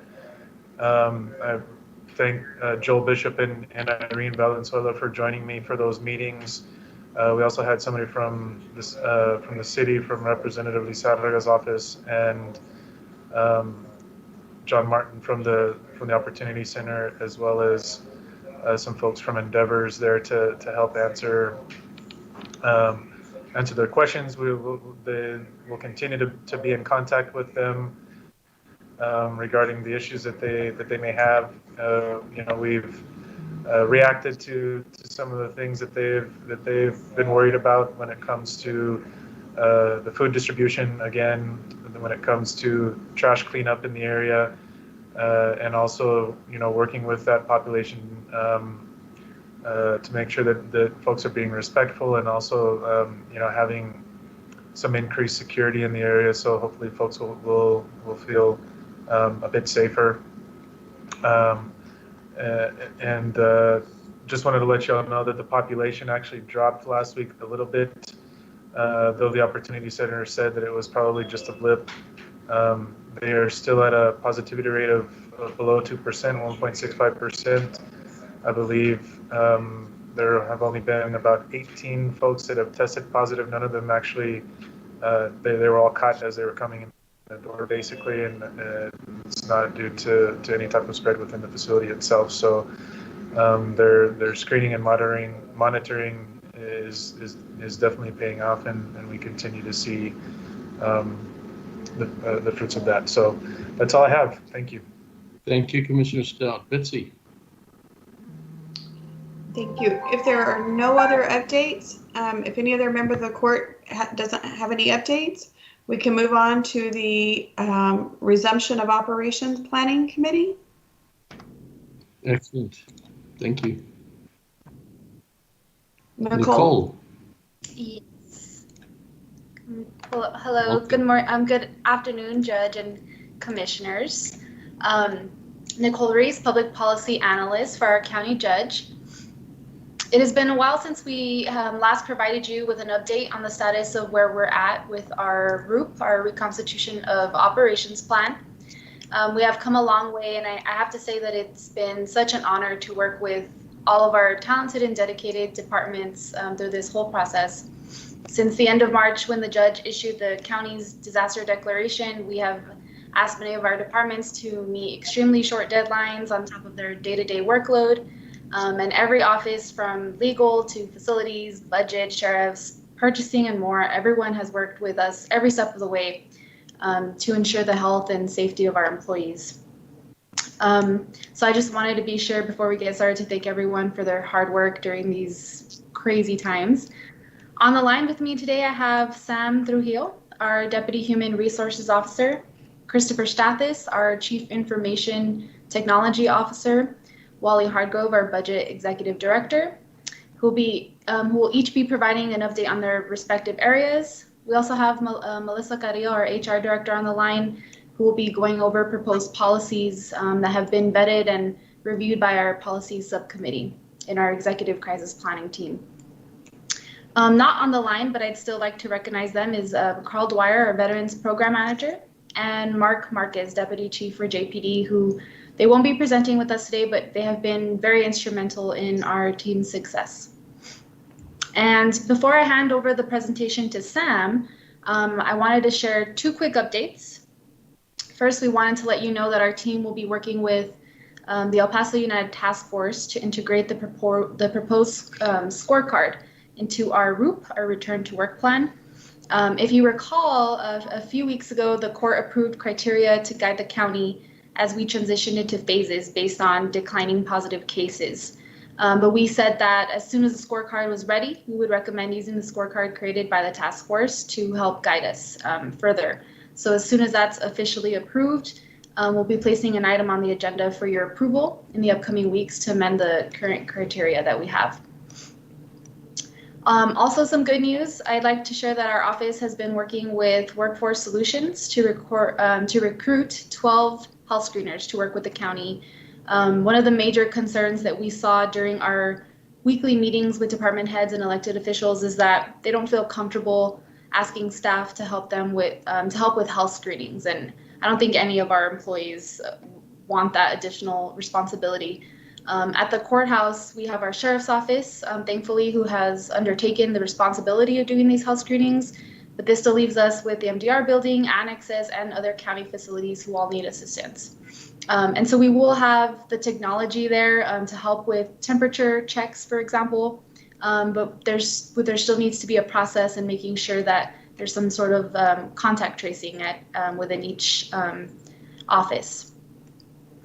A few weeks ago, I had spoke to the judge about the feedback we were receiving and suggested, and he suggested that we work with Workforce Solutions. So I'm happy to announce that Workforce, they got in contact with us a week ago, and they said they'll be working with us. So we'll be placing this item on the agenda, hopefully September 14th, to provide you with additional details and ask for your approval to move this initiative forward.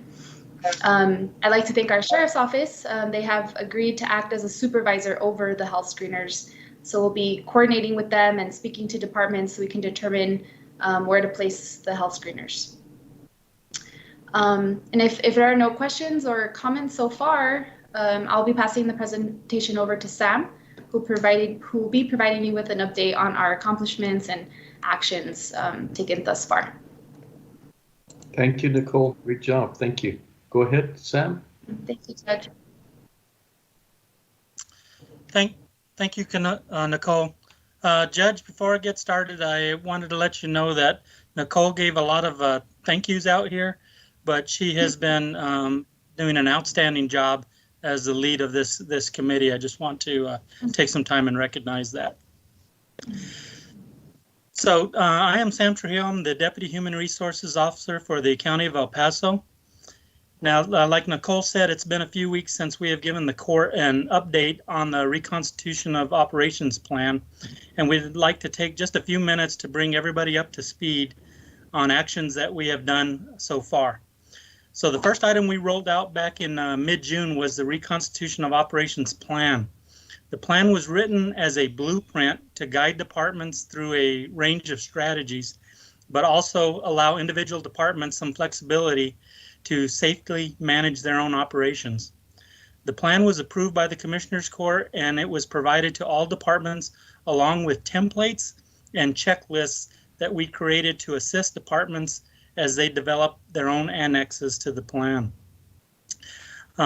We have more information that we'd like to go over with the annexes, and Chris Stathis, our county's Chief Information Officer, will be providing that information shortly on the plan itself and the next steps. We also provided and developed internal surveys for departments to assist with the engagement of their own employees that are experiencing high-risk situations or complications. We developed and have continuously updated frequently asked questions, FAQs, and have provided them to departments on a regular basis. We developed several policies associated with the Reconstitution Operations Plan, including a ROOP policy, a sick leave policy, an FMLA policy, a vacation policy, and a telework policy. Melissa Carrillo, our Chief Human Resources Officer, will present these policies in more detail shortly. We've also developed a professional ROOP online training program that we are prepared to highlight today and roll out to all employees once the policies are approved by the Commissioners Court. Melissa will also be presenting that training program today. We developed new signage, which was posted throughout the county when the COVID-19 first impacted our area, and we have created new updated signs to align with the latest CDC guidelines that we expect to roll out once the policies are approved. We have identified, funded, and ordered bulk personal protective equipment and screening equipment, which Wally Hargrove, Director of Budget and Fiscal Policy, will cover in more detail shortly. We have identified and ordered employee card readers for use by employees at facility entrances. This is to help with bottlenecking and to help with contact tracing. Chris Stathis will also discuss this item in a little bit more detail. And finally, as Nicole mentioned earlier, we are in the process of obtaining additional personnel to assist with screening at high volume areas through Workforce Solutions. Job descriptions have been created by the Human Resources Department, and a contract has been developed and is under legal review. We hope to present this item to the Commissioners Court sometime in September. Now, this was a real quick overview, and it doesn't include the everyday work by a variety of departments, including our facilities department, who are working tirelessly on safety measures at our facilities, and the security and sheriff's officers who are handling access to the entrance every day. With that, right now, I'd like to ask our Chief Information Officer, Chris Dathis, to discuss the next steps for plan annexes and the employee card readers. Chris? Thank you, Sam. Chris. Thank you, Judge, Commissioners. Sam, thank you. Chris Dathis, your Chief Information Officer. Judge and Commissioners, I want to also pass along my thanks to Nicole and Sam and Carl Dwyer and Mark Marquez, Deputy Chief from JPD, who was on loan to us as well. It's really been a pleasure working with this team.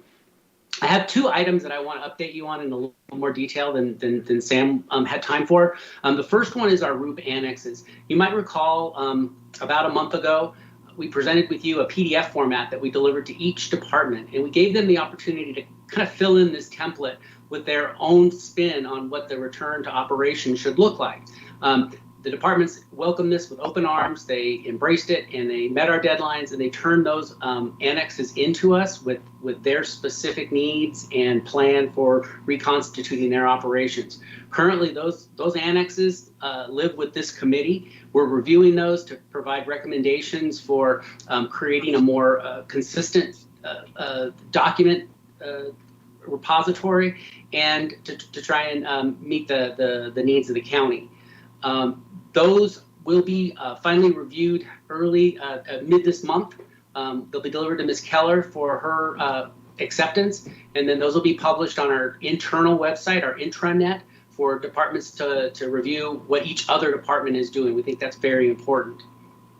The second thing that I wanted to talk to you about was access control. You may have seen in my weekly updates that with the Human Resources Department, facilities, our vendor, and IT, we've been working on switching over our access control for all of our county facilities prior to COVID even coming on the scene. We've tried to leverage this by utilizing those card swipe pads. Those are those pads when you come to a door and you use an electronic card to gain entry. We've had some really good ideas about how to avoid bottlenecks. And one of those is to create signage that would indicate the different symptoms and screening questions that are applicable to employees. Employees then could read that sign, swipe their badge in acknowledgement, and be able to proceed very quickly through without actually having to do anything. The second part of that is that card swipe creates a log of that employee. So we know when the employee was there, likely when they left, because there'd be an outgoing swipe as well, and then contract tracing could commence from that. We think that's a really good use of equipment that we already have, and especially in our big buildings, that's going to be something that'll eliminate the 8 o'clock rush of people trying to queue up, and we can let our screeners focus on those guests who aren't employees. That's all I have as for an update. I'm going to pass it off to Wally, who's going to talk more about the logistics. Thank you, Chris. Thank you, Chris. Good afternoon, Judge Commissioners. I'm presenting today on behalf of your logistics team leader, Mr. Carl Dwyer, who we in this committee are grateful for taking the lead in the logistics effort. Our subcommittee includes Mr. Dion from the auditors, Ms. Deborah Catehill-Troll from purchasing, and myself, and we're thankful for everyone's commitment on this group. Your group committee members have also worked tirelessly on a plan and policies that are being presented to you today. Your county departments have been individually submitting orders for PPE and various items to ensure social distance parameters can be met and maintained. However, since this has been an area of very high volume of activity, we've come up with a central point of bulk order and distribution. I offer thanks to both our purchasing and auditor's office for spearheading this centralized effort. As of last week, Friday morning to be exact, Mr. Dion's office rolled out the PPE order forms. Departments received this email Friday morning with a fillable Adobe PDF order document that is filled out by each department and submitted for review to members of my office. As of lunch today, 16 departments have submitted their departmental orders, and all other departments are encouraged to get their orders in for the balance of the calendar year as soon as possible. Once these submissions are reviewed and approved, the PPE form is routed to the auditors to validate and finalize the submission and allowability under the CARES Act grant, and those rolled over to purchasing. Purchasing has placed a large order of PPE that we believe should allow for the county to get through most of the calendar year. Once the person has received these orders, they are going to contact each of your departments to coordinate a pickup date and time. Our hope is to get ahead of the supply chain challenges that may arise again should we encounter another wave of the virus this fall and winter. We believe this will also be a more effective and efficient means of getting the much needed items to your departments and employees in a timely process. Lastly, I'd like to remind each of the departments about the CARES Act non-PPE email they received from my office that's due this Friday. It's important that we gauge and assess the usage and the needs from the remaining CARES Act grant funding. Judge and commissioners, if I don't have any questions, I'd now like to introduce Ms. Melissa Carrillo, who will wrap up today's updates with our policy reviews. Thank you all very much and stay safe. Thank you, Wally. Good afternoon, Judge. Good afternoon, Commissioners. Melissa Carrillo with Human Resources. This afternoon, I have quite a bit of policies to review with you, but I promise to give you a very brief excerpt, hoping to get through this section pretty quickly. Before I get started, I do want to thank our policy subcommittee who spent considerable time drafting, reviewing, and editing these policies. Mark Marquez, Eddie Sosa, Joel Bishop, Bill Cox, and Sylvia Duarte. Thank you so much for all your work on this. And another thank you to all our department heads and elected officials who spent their time reviewing our work and providing such critical feedback. With that, I would like to review the first policy amendment as part of our reconstitution of operation planning. The first one is sick leave. Currently, the county offers 10 days of sick leave per year. However, as we transition to a workforce that fosters and encourages a culture where sick employees should stay home, we've amended our current policy and increased the number of sick days from 10 to 15. As our world continues to adapt to the impacts of COVID-19, we believe this policy change is needed during these times. Of course, as things stabilize in the future, we can definitely observe trends and amend in the future should the court find that necessary. The next policy that we'd like you to consider in terms of amending is your vacation leave policy. So this idea emerged from the Department of Defense, where increased accruals were approved due to travel restrictions placed on our military and our traveling soldiers as a result of the pandemic. They created what's called a leave leniency program. This policy amendment lifts the accruals of vacation maximums by 25% in each of the categories through September 30th of next year, 2021, which helps for those employees who are maxed out and are losing time, as well as those who will max out due to their inability to take time during these critical organizational needs and efforts. Melissa? Yes, ma'am.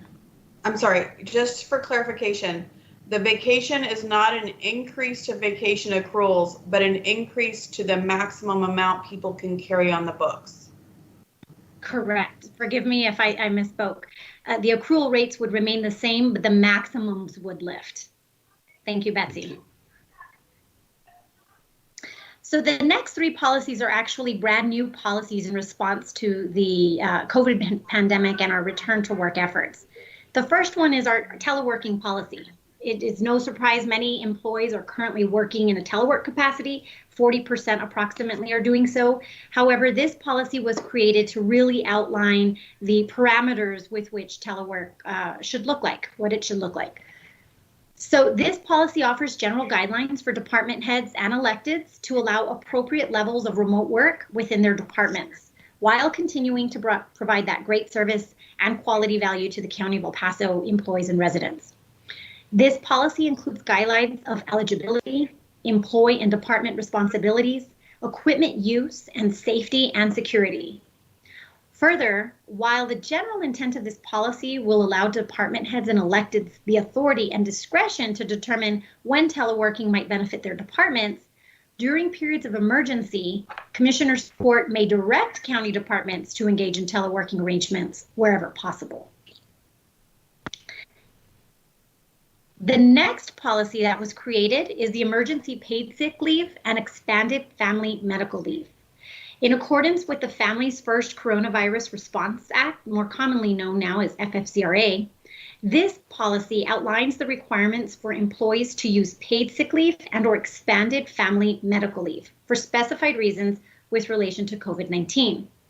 Although these provisions are already governed by statute, this policy really clarifies various items for employees to include employee eligibility, amounts of leave authorized for each of them, increments and intermittent use of this leave, how does this leave interact with other leave the county already offers, and what is the duration of such leave.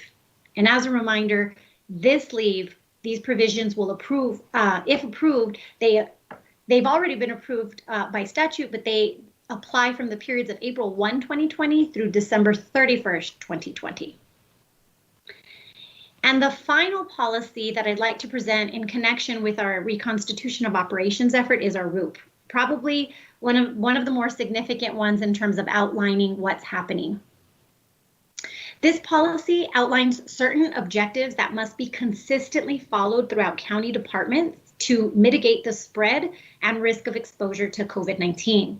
It helps to promote the safety of our employees and members of our public. Specifically, it addresses scheduling and workspace design and provides options for departments to consider as they work to minimize crowding in the workplace. It outlines the screening process for departments to follow as people enter our county facilities and how they must be screened for COVID-19 symptoms. Of significance, while people might be screened via a touchless thermometer, an automated body temperature device, or even the electronic affirmation or compliance via the employee ID that Chris just mentioned, departments will be required to verify that a screening was completed. We had quite a bit of questions on this. This was probably a point of contention for some time because we wanted to make sure we clarified whose role was what.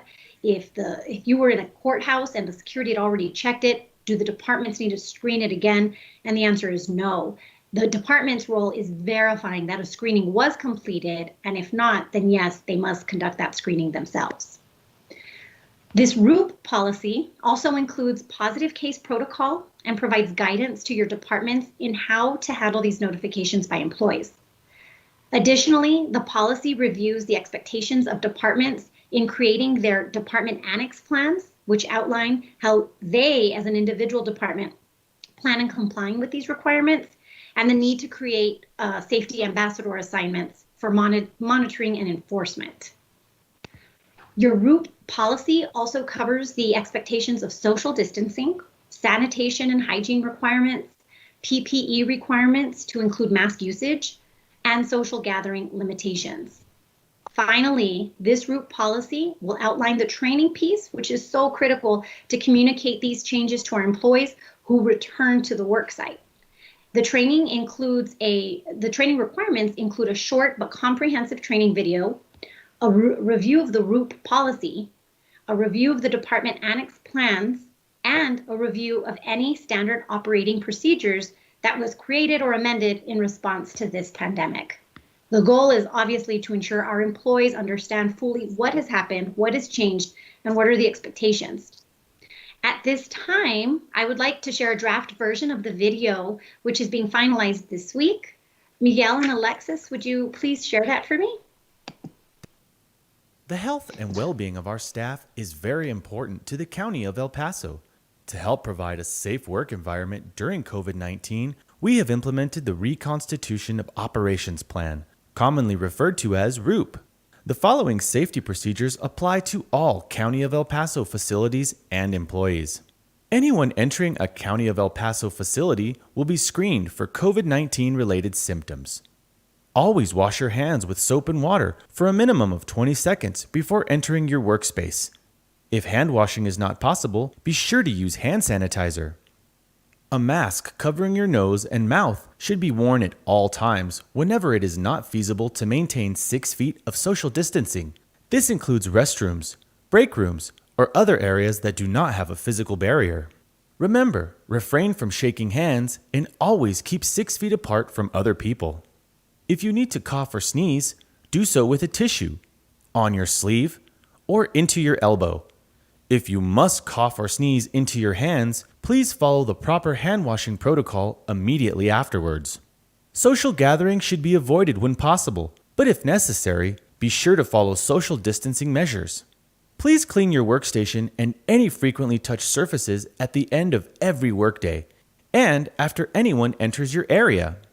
Workspaces and stations can be outfitted with plexiglass, furniture, or other physical barriers positioned in any approved manner to help adhere to social distancing measures. Each department or group of smaller departments shall designate at least one safety ambassador to monitor and enforce compliance with the RUP guidelines.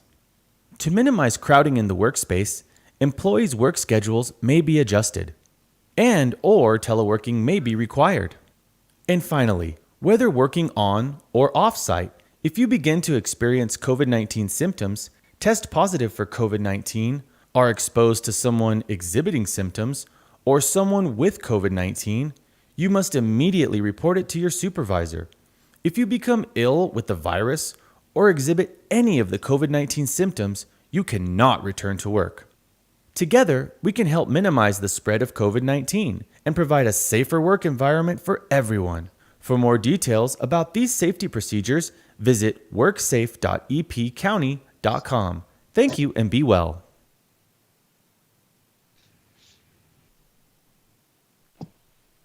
Thank you for sharing that, Miguel and Alexis. Commissioners, that concludes the 5 policies that specifically pertain to the return to work. There was one other policy that was mentioned. If you don't mind, I'd be happy to give you a brief summary of that one so that we can consider all questions at the conclusion. Please do so, Melissa. Go ahead. Thank you, Judge. The last policy proposal for your consideration in this section is our performance management amendment. And this was done really in an effort to improve efficiencies within our MUNIS system and really to minimize those errors when processing pay increases at a time normally when other mass employment actions are occurring. So this new time frame that was imposed in your policy really just puts your performance evaluation due dates up by 1 month. The new time frame for evaluations will be September 1st through August 31st. It was previously October 1st through September 30th. But we ask that these be due in HR by September 5th, previously October 5th.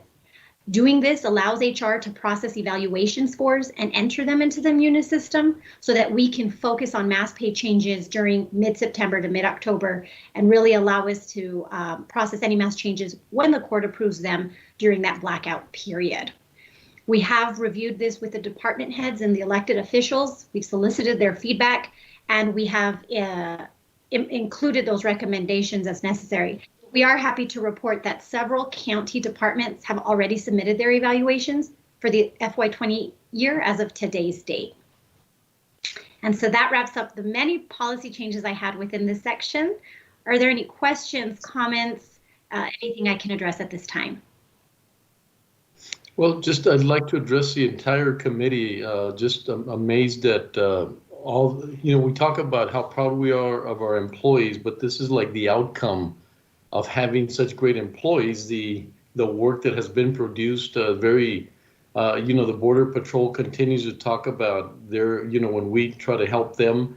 And I think, I've always talked about being the role model. It's really difficult to go out there and talk about anything if we're not doing it ourselves. I can tell you with all confidence that if every organization went through this process, our chances of flattening the curve would be so much greater because of this and the confidence of wanting to come back to work. A lot of the small businesses that I've talked to and, because of my involvement, direct involvement, the employees don't want to come back to an environment that they don't trust. And so if you provide them all of the things that are going to take place and the precautions and how careful we're approaching it, the more confidence they have. And looking at all the things that we've talked about of learning, one of the things that I've said over and over is that people think that we're going to learn sort of by osmosis, like we're just going to learn by the fact that we're going through a very difficult time.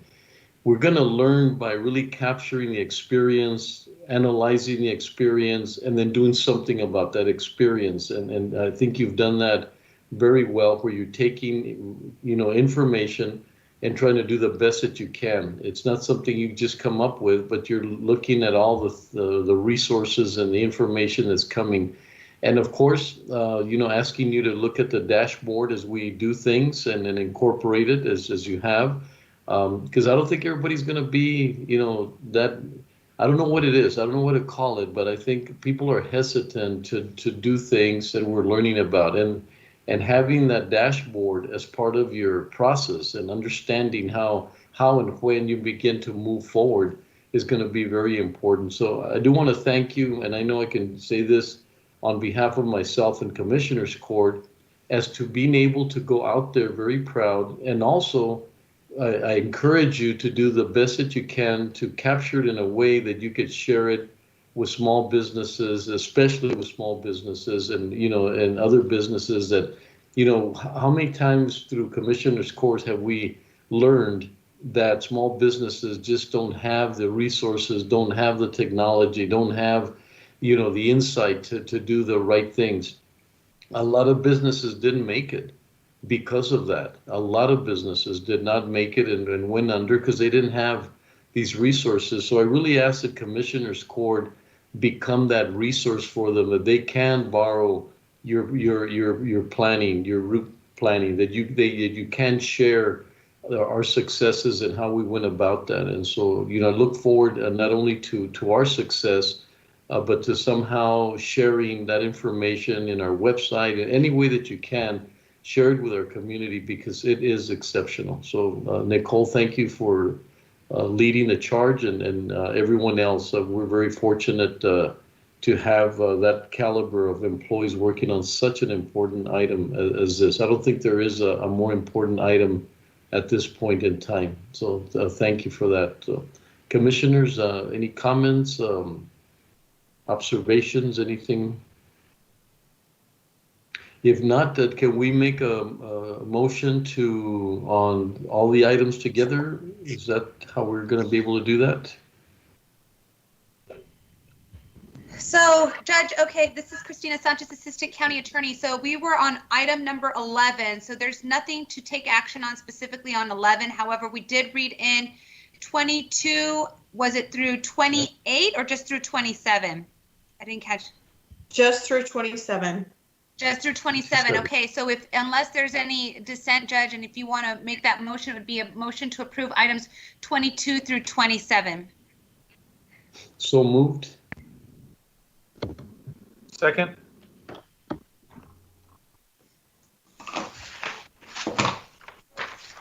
Commissioner Perez? Aye. Commissioner Leon? Aye. Commissioner Stout?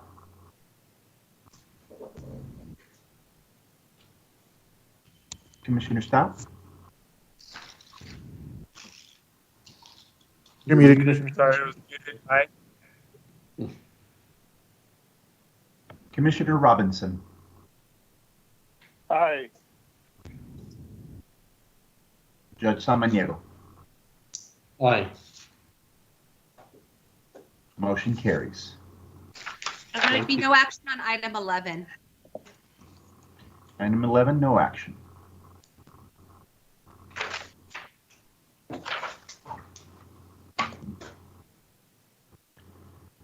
Would you like to go back to the regular order now?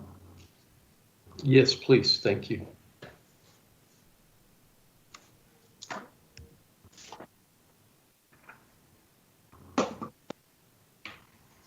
Item number 18, Auditor. Approve and authorize the funding from General Fund, General Administrative for September 2020 and October 2020 for criminal justice grants ending August 31st, 2020. This allocation is for grants that are pending award from the state of Texas. If the 2021 grants are not awarded, the amount the county will have to use to cover personnel and operating expenditures is approximately $170,207.35. This will only be transferred upon notification of non-award. Good afternoon, Judge, Commissioners. Edward Dion, County Auditor. This is a housekeeping item that I bring before you every year. The County Auditor is required to certify revenues, including grants, before they can be added to the budget. These grants have been submitted for review for criminal justice grants. Some of the grants are ending on August 31st.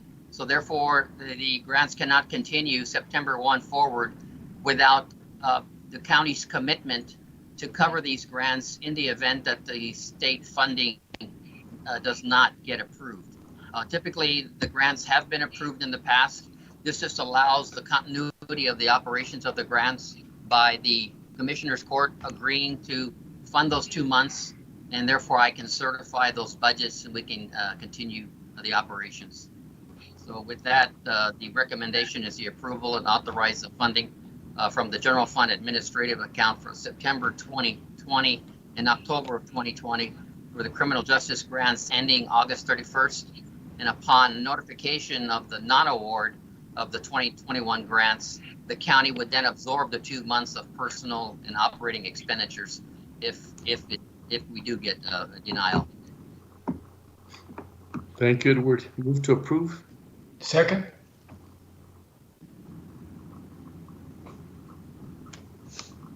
Commissioner Perez. Aye. Commissioner Leon. Aye. Commissioner Stout. Aye. Commissioner Robinson. Aye. Judge Samaniego. Aye. Motion carries. Thank you very much. Thank Stay you. safe. Thank you, Edward.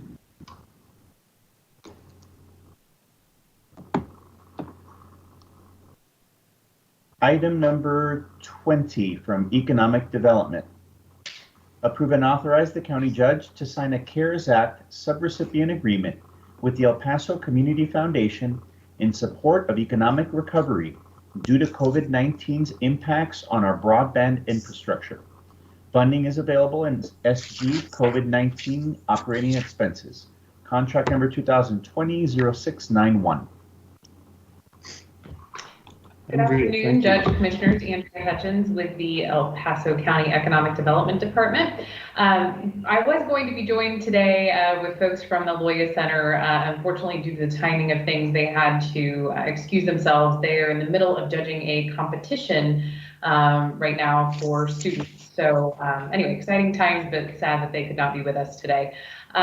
Just as a brief overview to the court, if we could go to the next slide, you'll see that the Commissioner's Court has received 3 previous updates on county broadband efforts with regard to the study that we are proposing with the folks over at the Hunt Institute and the Loya Center, facilitated through the El Paso Community Foundation. If you could please go to the next slide.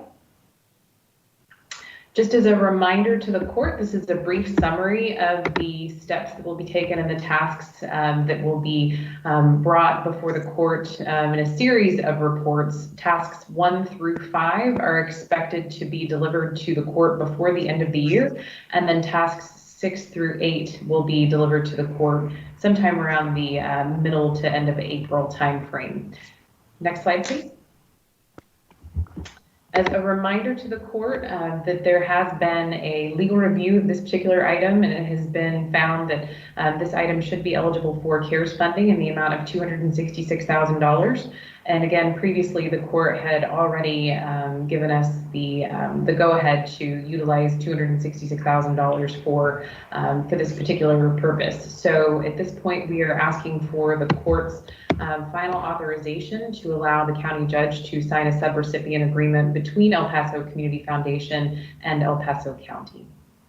Next slide, please. And at this time, we'll stand by for questions.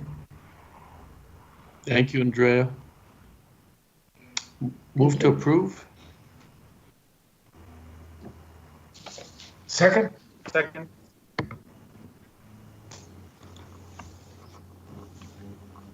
Commissioner Perez. Aye. Commissioner Leon. Aye. Commissioner Stout. Aye. Commissioner Robinson.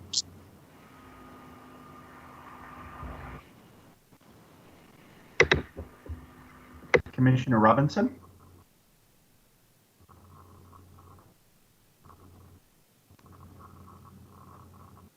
Commissioner Robinson is absent. Judge Samaniego? Aye. Motion carries. Thank you all. Have a good day. Thank you, Andrea.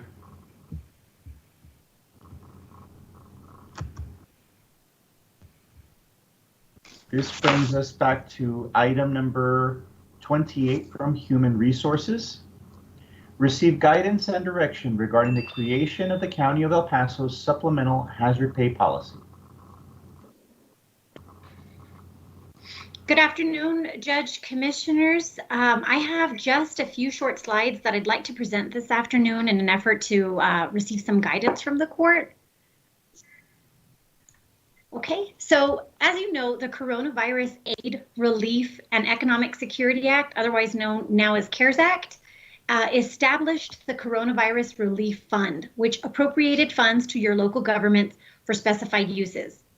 Pursuant to the CARES Act, eligible expenses are those costs that are necessary expenditures incurred due to the public health emergency with respect to coronavirus. 2, were not accounted for in the recent approved budget as of March 27th, or 3, were incurred during the period that begins on March 1, 2020 and ends on December 30th, 2020. Next slide, please. On June 30th, 2020, the Treasury issued further guidance, which included non-exclusive examples of eligible expenditures under the CARES Act. This guidance was actually recently amended on August 10th, 2020. However, the examples remain the same. Specifically, the examples include payroll expenses for public safety, public health, healthcare, human services, and similar employees whose services are substantially dedicated to mitigating or responding to the COVID-19 public health emergency. This includes hazard pay. Next slide, please. As the county considers using CARES funds to compensate qualifying employees for supplemental hazard pay, in accordance with the Treasury guidelines, a draft policy is being created for the Commissioner's Court consideration utilizing certain eligibility criteria. The employee must be a public safety, public health, healthcare, human services, or similar employee whose services are substantially dedicated to mitigating or responding to COVID-19 and who performs a hazardous duty that is related to COVID-19 or work involving physical hardship that is related to COVID-19. Our draft policy further defines hazardous duty as those whose duties are performed under circumstances in which an accident could result in serious injury or death. Because of extreme limitations in providing such pay, this afternoon I'm seeking guidance and direction from the court on just a few items so that we can finalize our policy and bring you back that analysis on September 14th. Next slide, please. As we draft the policy, we must determine who it is going to apply to. Because the court already provided guidance, we will be looking at frontline positions only for the purpose of this policy. However, would the hazard pay be offered to FLISA non-exempt employees only, or would it also apply to exempt level positions who might qualify?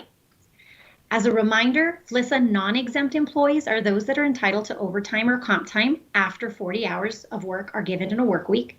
And FLISA exempt employees are those that are considered salary employees and not entitled to overtime or comp time. Another item for the court to consider is, will this policy apply to full-time employees only, or will it include part-time employees? Next slide, please. With regard to the strict definition enforced by the Treasury, in order to qualify for CARES funding and hazard pay, eligible employees must be for those, again, who work public safety, public health, healthcare, human services, and similar employees whose services are quote unquote substantially dedicated to mitigating or responding to the COVID-19 public health emergency. Because there is no guidance on what that substantially dedicated means, the question for the court is to determine whether this shall mean either 1, those who spend at least 51% of their time mitigating or responding to the COVID-19 emergency, or 2, will employees code any of their time for their actual duties that are committed to mitigating or responding to the COVID-19 emergency. So there's a time versus actual duty definition we need to clarify. Next slide, please. Until a full assessment has been conducted with regard to the policy terms we're outlining today, amounts are yet to be determined at this point.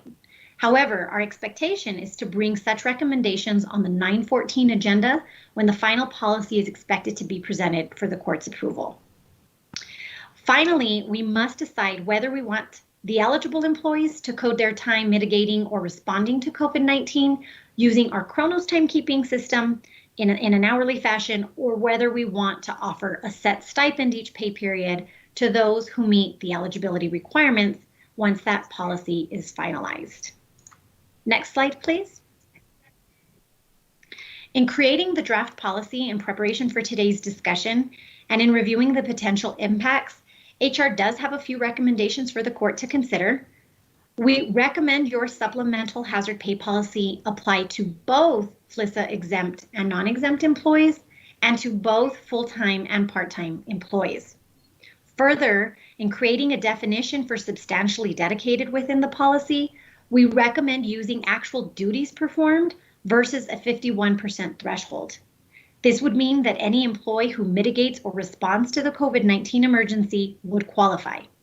This would also mean that they code their time in Chronos for such work that meets the criteria, which is why we recommend the Chronos hourly coding be used as well.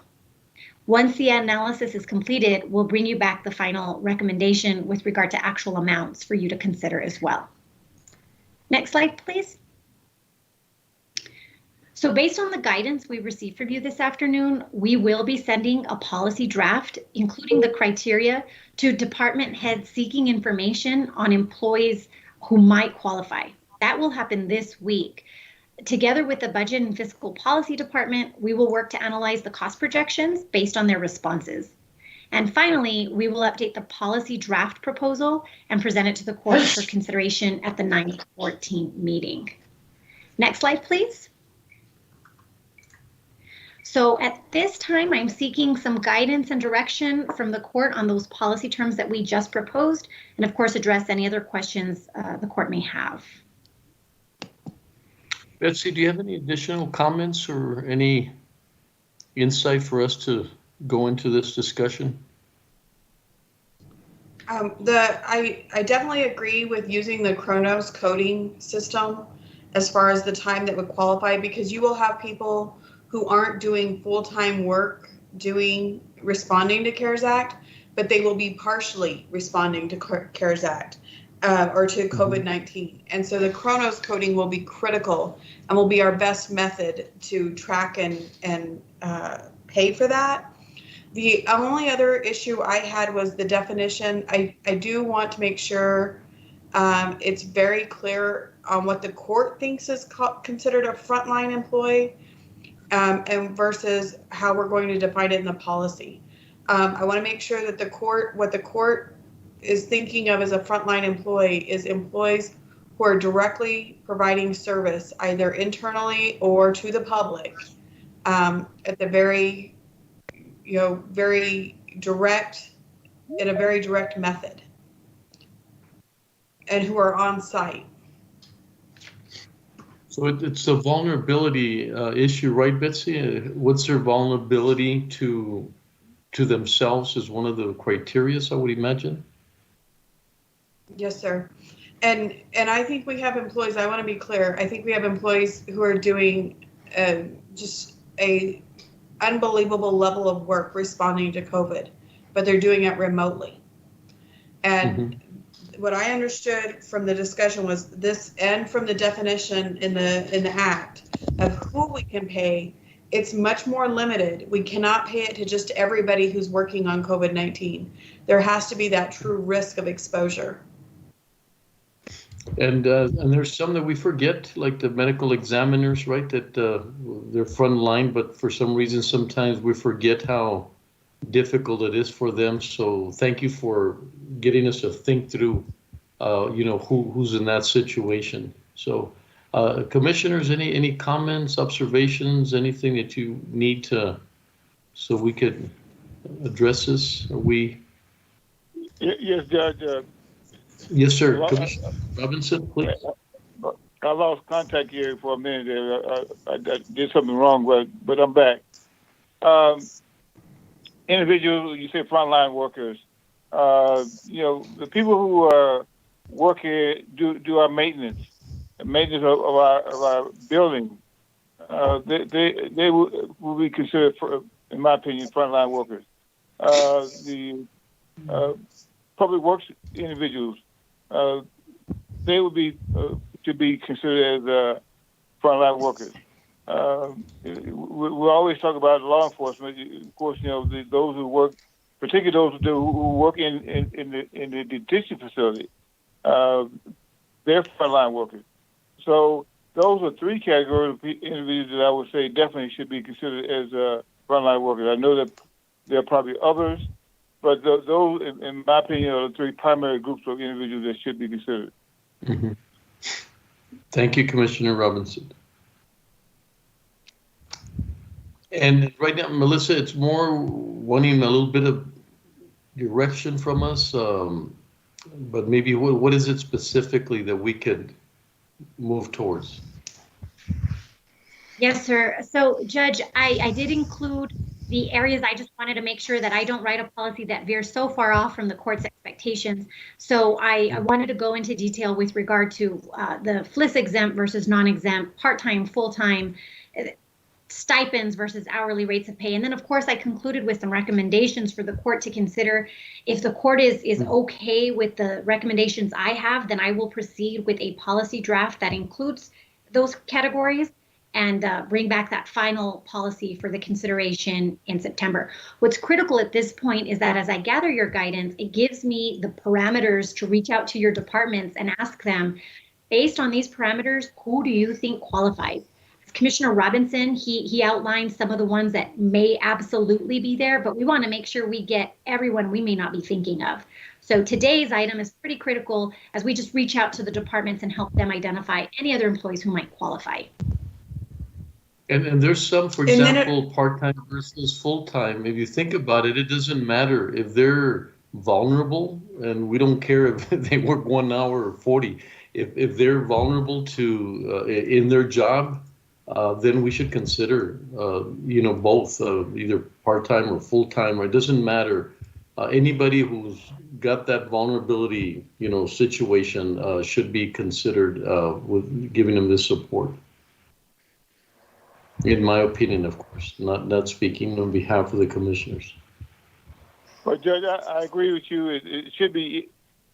It should not matter whether it be part-time or full-time. If they are employees of our county and their duties require them to be exposed, then they should be considered. Exactly. Thank you. Melissa, Judge? Yes, sure. Commissioner Leon. Melissa, I'm sure we're considering our park employees. Is that correct?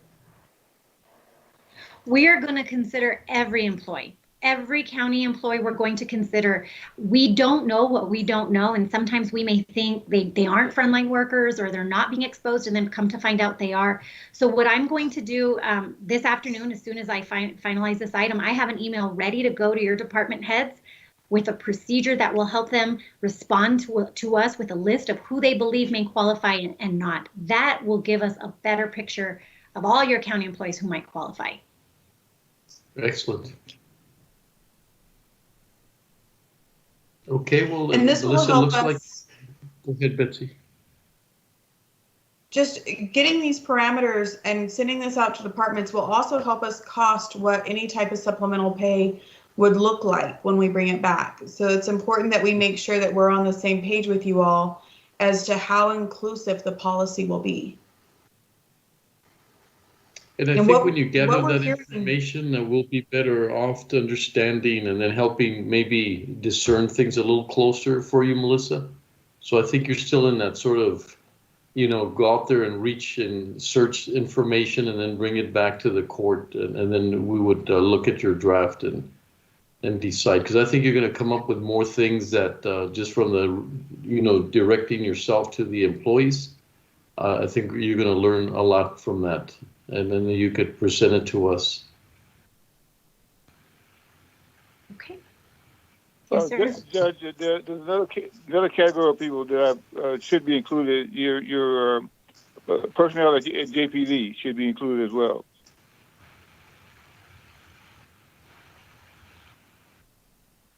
And as you said, Melissa, right, everybody will be considered, and then we'll sort of narrow it down after they understand the criteria. Is that correct?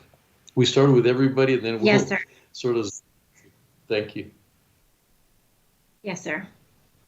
Okay, well, I think you have consensus to move forward. Perfect. Thank you so much. I appreciate that guidance. Thank you. Thank you. Thank you for your HR team as well, everything they're doing during these difficult times. Thank you. Yes, sir. Okay, Caesar. Item number 30, Public Works. Discuss and take appropriate action regarding the development and adoption of the El Paso County Master Thoroughfare Plan. Good afternoon, Judge and Commissioners. Jose Landeros with the Planning and Development Department. Very happy to be here with you this afternoon. This is the final presentation for the adoption of the Thoroughfare Plan. The county over the past 2 months have been working in close collaboration with our partners at the Camino Real Regional Mobility Authority and their general engineering consultant, Atkins Global. And so really want to thank Mr. Raymond Theus and Mr. Edgar Fino out of the El Paso Atkins office for all the work that they have done in assisting the county to move forward on a number of transportation initiatives, not only in terms of construction, but also in terms of planning. And we're finally going to have a long-range transportation planning document that ensures that we target our investments and ensures that we meet the needs of our growing community. On the meeting today is Ms. Marie Lewis Adams, who is a senior planner with Atkins, who will be going through the presentation. And we'll be asking the court to formally adopt the Thoroughfare Plan as presented at the end of the meeting. And before she gets started, I would be remiss if I did not thank our local staff, Mr. Sal Alonso and Ms. Reina Mayorga, who have worked very diligently in partnership with the RMA to make this plan a reality. It's because of their hard work that so many of our projects are moving forward in such a successful way, and very lucky to be part of that team. And obviously would like to thank Mrs. Palacios, Mrs. Keller, and the court for all your support in terms of resources, guidance, and vision to make documents and plans like this possible. So we thank you for that. And with that, I would turn it over to Ms. Adams. Thank you. Thank you, Ms. Adams. Hello. Can you hear me? Every meeting starts with that these days, doesn't it? Hi, well, happy to be here today, giving an update on the Master Thoroughfare Plan. Last we spoke, it was April, I believe, April 2020. I provided a little more substantial update on the Master Thoroughfare Plan process. So now I'm just going to kind of hit the highlights, and we'll have time for any questions you may have. So let me go ahead and share the presentation.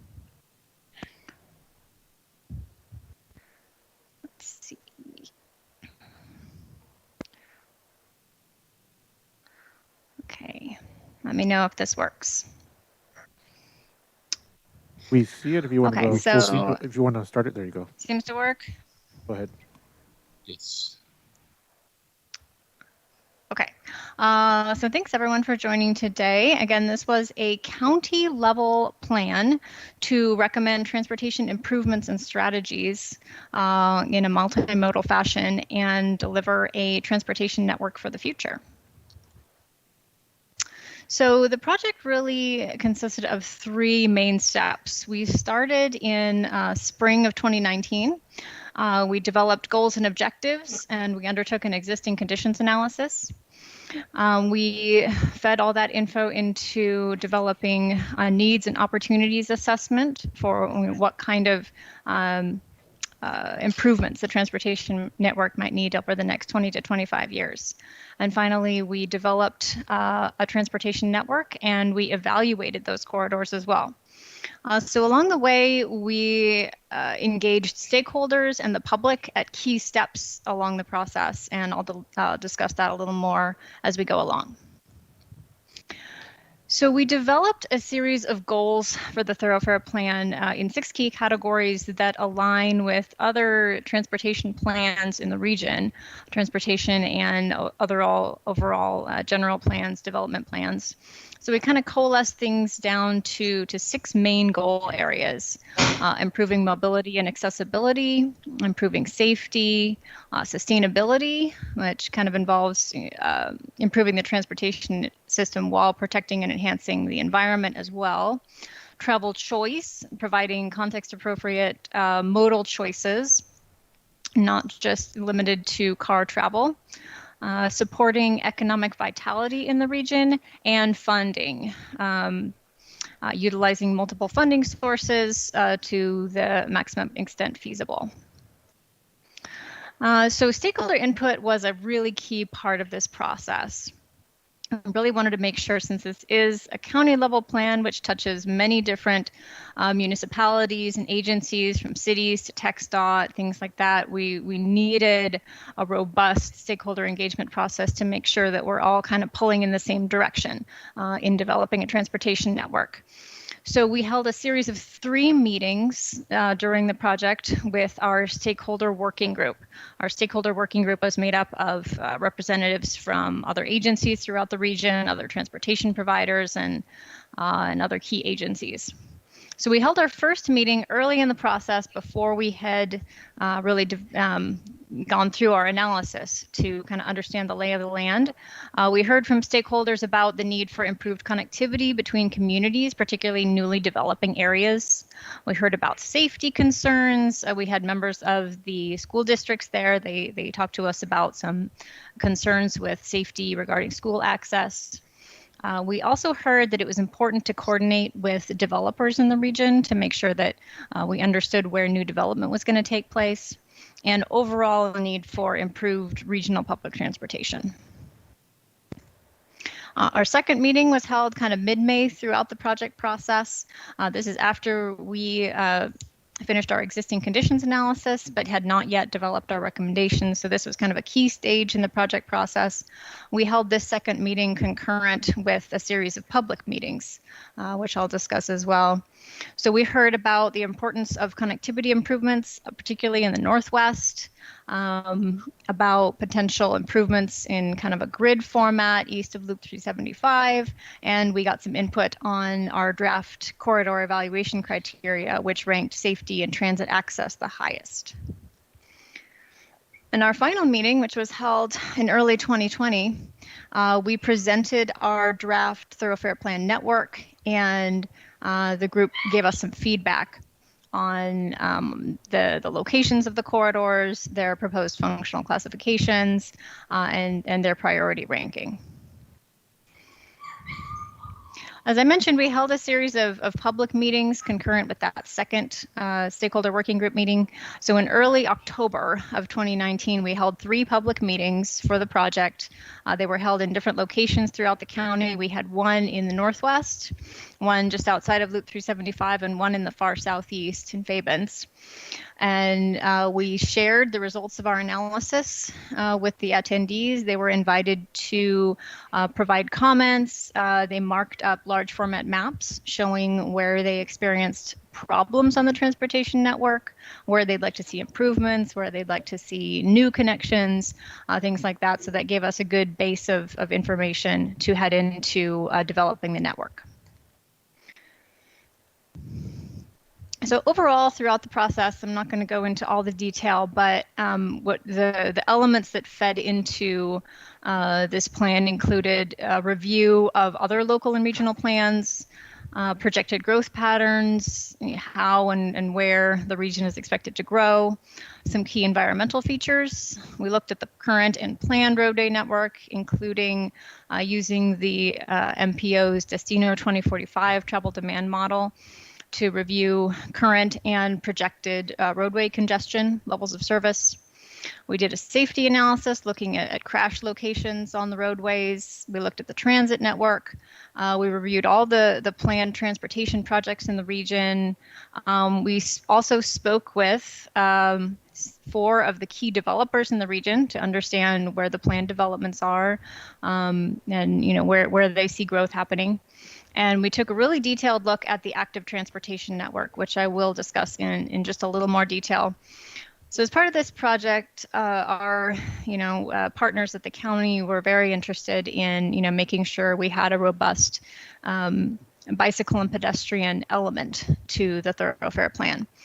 So as part of the project, we had a survey team survey the county, most of the county maintained roadways, which is about 600 miles. They surveyed with a mobile data collection vehicle, and to understand what kind and what the condition was of the bicycle and pedestrian facilities throughout the county.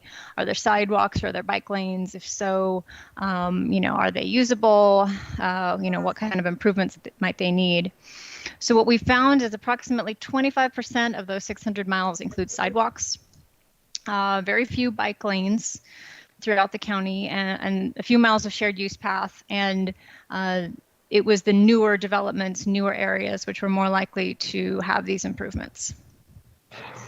So this also gave us a really detailed look at what the county has now, which provided a really good basis to develop our recommended network. So we took all this information and input from the public and stakeholders to develop at first a draft and then subsequent revisions for our thoroughfare plan network. So this network was developed to kind of complement, to work with other city thoroughfare plans, including the city of El Paso, Socorro, Horizon City, etc. Also TxDOT plans and other active transportation plans in the region, like the El Paso Bike Plan, the Paso del Norte Plan, things like that. So we've developed a series of recommended corridors, both in terms of existing, future improvements, things like that. We also applied a functional classification system to those corridors, which is kind of like a roadway hierarchy, which is consistent with TxDOT and MPO categories. And in the eastern portion of the county, where we have kind of that paper plat system where of the dirt roads and lots laid out there where their development is projected to kind of come in future, we mostly followed the layout of those paper plats to the maximum extent we could. So just a little more on functional classification. Functional classification is a system of classifying roadways, mostly in terms of vehicle volume and trip length. On interstate, you have a large volume of vehicles traveling long distances. On local roads, you have smaller volumes traveling shorter distances for shorter trips. So the Master Thoroughfare Plan mainly focuses on these three categories: arterials and collectors. As things change in the county, if volumes of travel increase, things could change in terms of how things are categorized. These categories are somewhat fluid. The thoroughfare plan does not go down to the detail of laying out local streets. Along with these functional classifications, the thoroughfare plan provides a roadway design guidelines, includes example cross sections of how these different streets could be developed. They include things like the overall right-of-way width that you'd want to reserve for these types of streets, how the lanes would be laid out, what kind of active transportation facilities would be provided, and all the different functional classifications provide, at least sidewalks, and many include bike lanes or shared use path, hike and bike type facilities. So these cross sections are intended as guidelines. They are not intended to be prescriptive. Variation is certainly expected throughout the design process to account for local context. So finally, the process included kind of ranking, prioritizing the corridors in terms of how they relate to the goals and objectives. We developed a series of evaluation criteria that relate directly back to those goals and objectives. So we prioritized the corridors in terms of their sort of ability to achieve the stated goals and objectives. And we found that the higher ranked corridors included some of the existing corridors and things near existing developed areas. We also found that east-west corridors in the northwest ranked very highly because of some of the connectivity improvements they would provide. We also ranked some other key corridors which are not necessarily county maintained but are of importance to the county, including Fabens Road and FM 259 in the northwest. And those corridors rank very highly, showing the possibility for working with TxDOT possibly on some improvements to some of those corridors as well. So that basically wraps up our thoroughfare plan. We are, making final edits. It is essentially put together, and be happy to answer any questions you might have at this stage. Well, thank you, Ms. Adams. It's really nice. It captures a lot of what we talk about. Safety, obviously, you've had that as one of the number one in all your discussion. Connectivity, the rural areas, one of the biggest challenges, that connectivity to be able to move about, and that was captured as well. Public transportation has been such an important item, and Commissioner Perez has, really focused on a lot of these items, and Jose, of course, has been extremely valuable. But just capturing that and improving in the multi-transportation modalities that we're looking at, not just we always think of car traffic, but there's so much others: the hiking, the bike, all the other things, and so it's a great job of sort of capturing in my first year and a half of all the things that we talk about. Your plan really captures, as far as I'm concerned, obviously not speaking for the court itself, but it is very well done. And Jose, thank you for, as always, your understanding of transportation. And not only that, but where is it the Commissioner's Court wants to take these initiatives. And so I think it was very, very well done, Ms. Adams. It does capture things that we've talked about for such a long time, and hopefully this will help us now begin to, focus on that and look at funding that is required to make all of these initiatives continue forward. Jose, any additional comments that you might help us, sort of insights, and as you went through this entire process? Sure, Judge. We thank you again for the time and the opportunity to present this.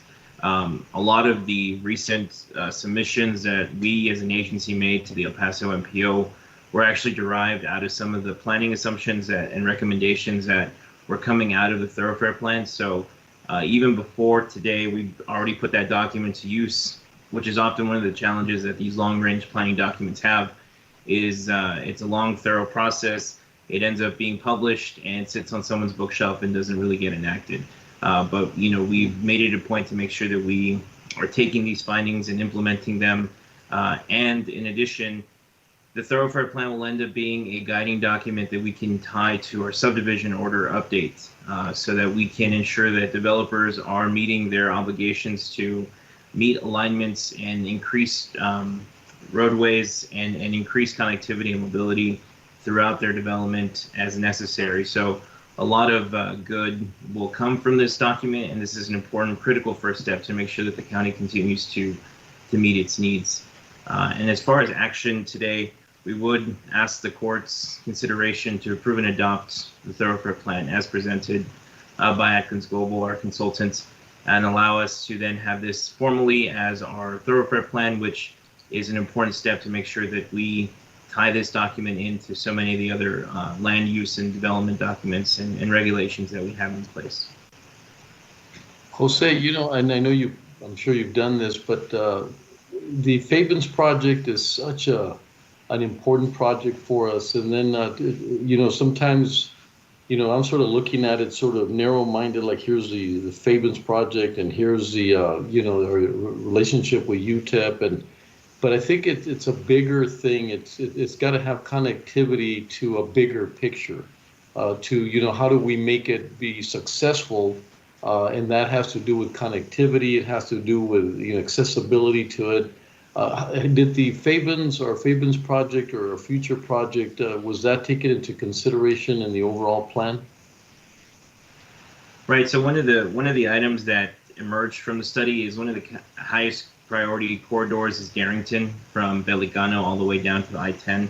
That includes Darrington passing through the Mission Ridge community, passing through Horizon City proper, and then ultimately connecting down to I-10. Because of so much development that's occurring along that area, especially with our partners over in Horizon City and Economic Development Corporation, there is a lot of potential to create a hub of some sort of aerospace research and some other, industrial and commercial and economic development drivers in that area.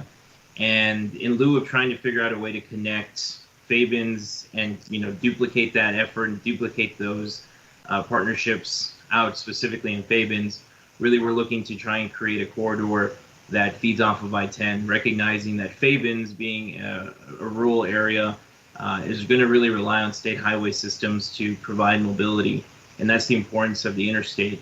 And if we can create that connection from the interstate up to the emerging research facility that maybe in the future some economic development, some industrial space out near Horizon City, that really is the key that we are trying to connect to. So that's one of the reasons why that corridor emerged as such a high priority for us, and we're glad to see that it did. Excellent.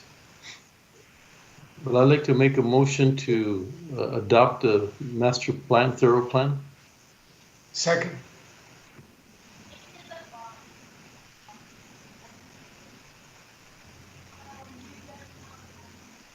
Commissioner Perez has stepped away from the meeting.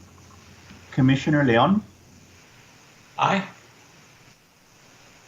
Commissioner Stout? Aye. Commissioner Robinson?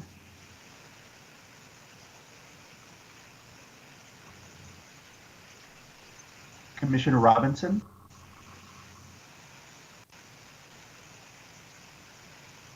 Commissioner Robinson has stepped away from the meeting. Judge Samaniego? Aye. Motion carries. We got the few votes. Commissioner Robinson voting Oh, yes. good. Okay, thank you, Commissioner Robinson. Thank you, Commissioner. Motion carries. Thank you. Thank you, Thank Ms. you, Judge Adams. Commissioners. Thank you for information and for participation, and thank the RMA and everyone else involved. Jose, as always, great job. Thank you for keeping us really connected. Thanks. Thank you, sir. Thank you. Caesar.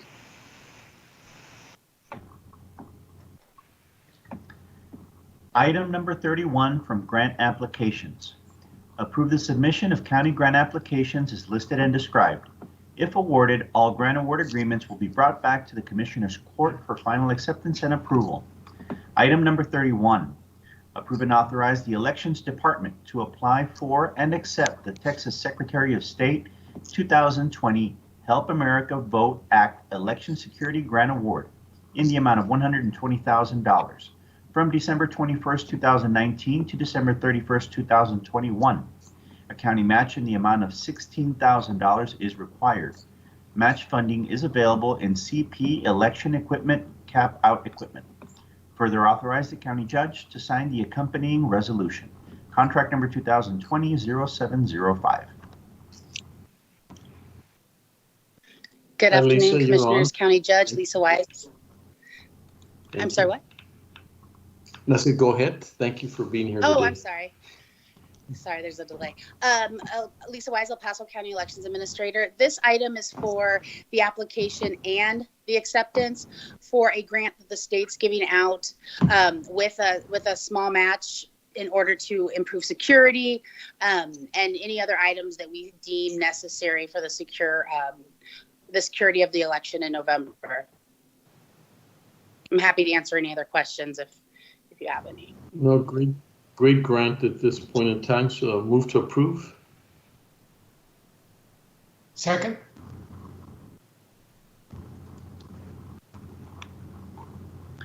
Commissioner Perez is absent. Commissioner Leon? Aye. Commissioner Stout? I'm going to vote aye. I just wanted to thank Ms. Wise and her team for getting the vote centers set up. they announced it on Friday, which was kind of a slow news date. So I don't know if a lot of news, if it got out to a lot of folks, but we're going to continue to try to get the word out, and we have both centers. Thank you, Ms. Weiss. Appreciate it. You're welcome. And I will be bringing a presentation on our next meeting on the 14th with information on the both centers, the ad campaign we're going to be doing, and there's actually several things we're going to be changing up for November. So we'll cover all of that at the next regular meeting on the 14th. Great. Perfect. Thank you. And that was an aye from Commissioner Stout. Commissioner Robinson? Aye. Judge Samaniego? Aye. Motion carries. Lisa, thank you so much. I don't think people realize all the behind the scenes that you're going through and your team, and so the best to your team. I know they work so hard and so long hours, but very, very important time in our history going forward, and being able to vote properly and safely. And so thank you. Very important component of what we're going through. Thank you. Thank you. Thank you. Have a good afternoon. Likewise. Thank you. Caesar? Item number 32, approve and authorize the Planning and Development Department to apply for the Texas Department of Transportation Fiscal Year 2020 Federal Transit Administration Section 5311 Federal Formula Rural Areas Public Transportation Project Grant in the amount of $2,044,420 from October 1st, 2020 through December 31st, 2021. No county match required. Contract number 2020-0702.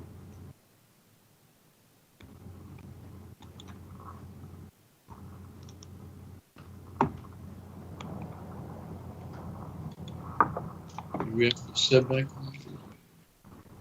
Jose? He's on. We're just having a slight delay.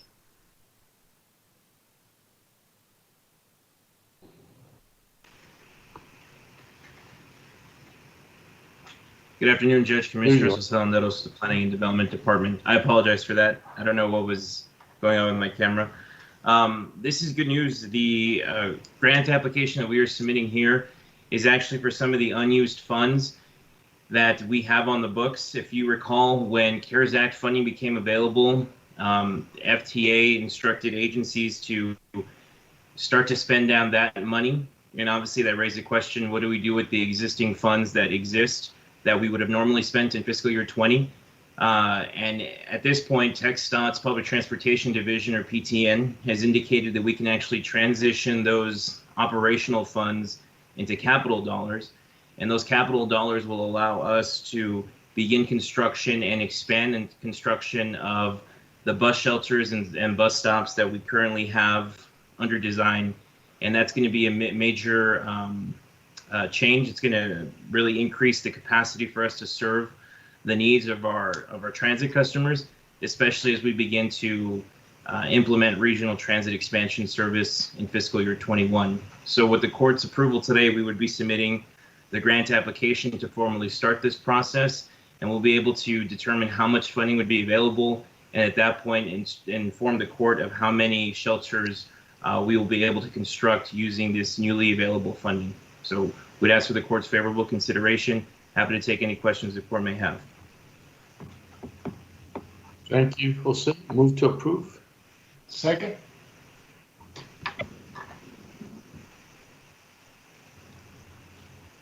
Commissioner Perez is absent. Commissioner Leon? Aye. Commissioner Stout? Aye. Commissioner Robinson? Aye. Judge Samaniego? Aye. Motion carries.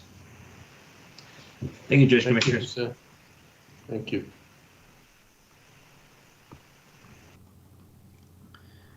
Item number 33 from Budget and Finance.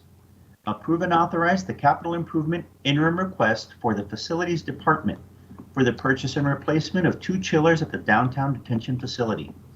Further approve the reallocation of funding from the CP Improvement 01 Miscellaneous to CP Public Works Sheriff's Office Detention Maintenance Renovations.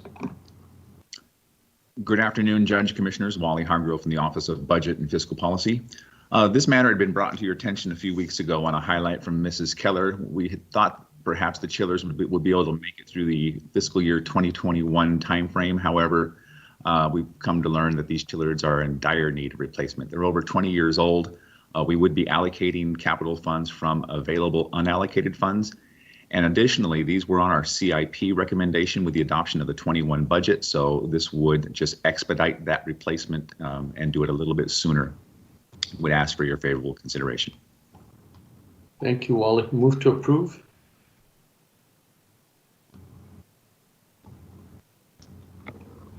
Second.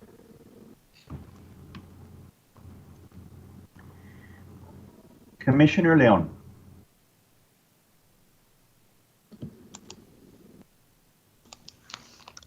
Commissioner Leon. You're muted, Commissioner.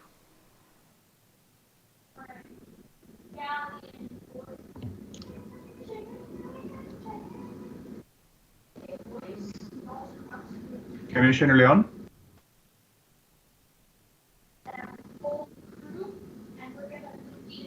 Commissioner Leon is absent. Commissioner Stout. Aye. Here, you guys have to rate who has a better suit. Commissioner Robinson. Aye. Judge Samaniego. Aye. Motion carries. Thank you. Item number 34, receive a report on the CARES Act grant funding and discuss and take appropriate action. Good afternoon, Judge and Commissioners. Wally Hargrove from the Office of Budget and Fiscal Policy. This is your new weekly update on CARES Act commitments. Just as a matter of information, the CARES Act commitment for any items that are not encumbered or expensed are as of last week's meeting, August 24th. All other updates are for expenses and purchase orders as of noon Thursday last week, the 27th. Just for comparative purposes, on last week's report that you received, we were at $15.25 million in remaining balance. As of this week's report, we're at $14.7 million remaining in CARES Act funding. Overall, from the last report you received, we have either expended or encumbered an additional $757,000 in CARES Act funding. The main areas for changes were under the categories of financial assistance, ordering for medical PPE and sanitation, technology, change in testing transport, operating expense, and operating equipment. So those were your major categorical changes. To date, we are 54% in our remaining balance. 46% has either been expended or committed to date.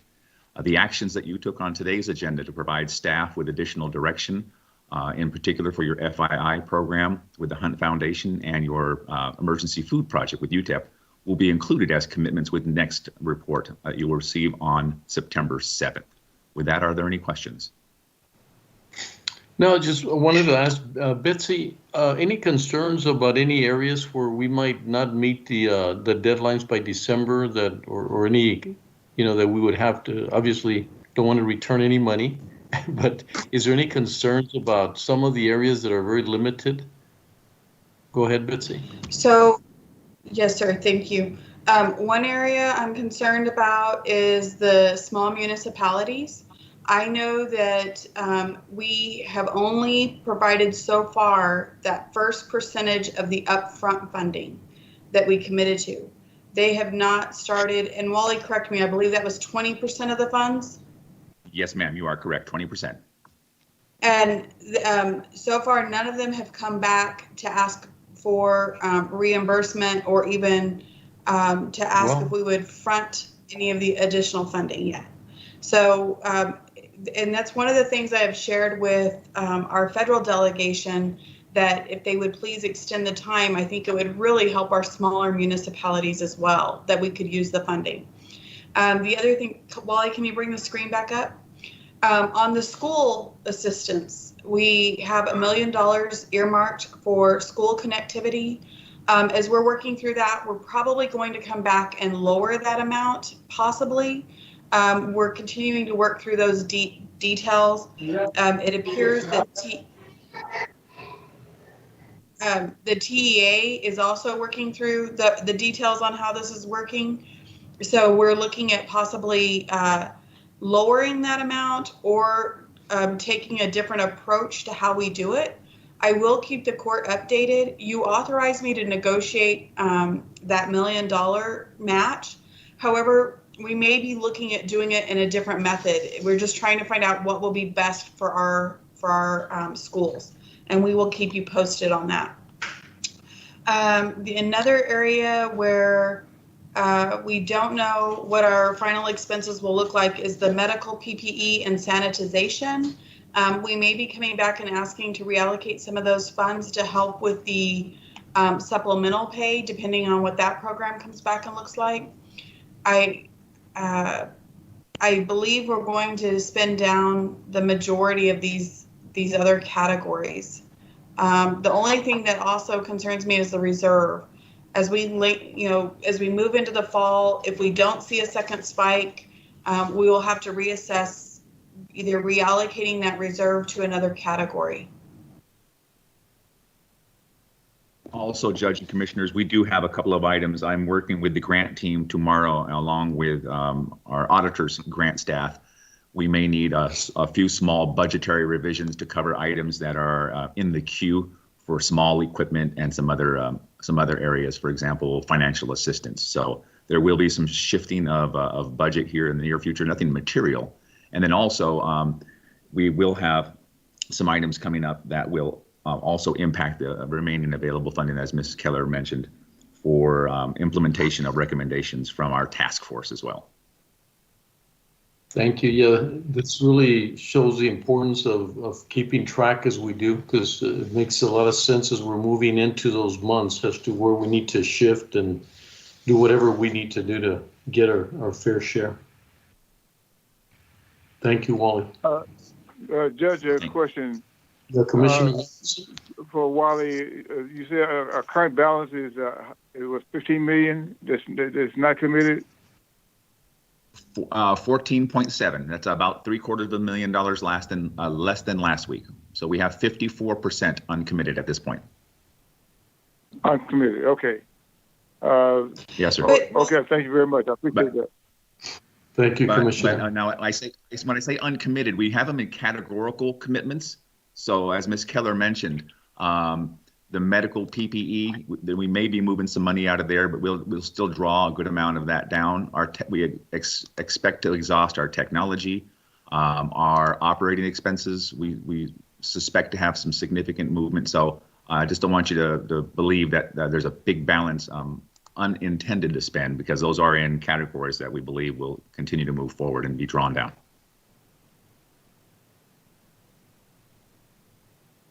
Thank you, Wally. Yes, sir. And this is just your weekly update. We don't need any action, Judge. Okay, thank you. Appreciate that great update. Caesar? Absolutely.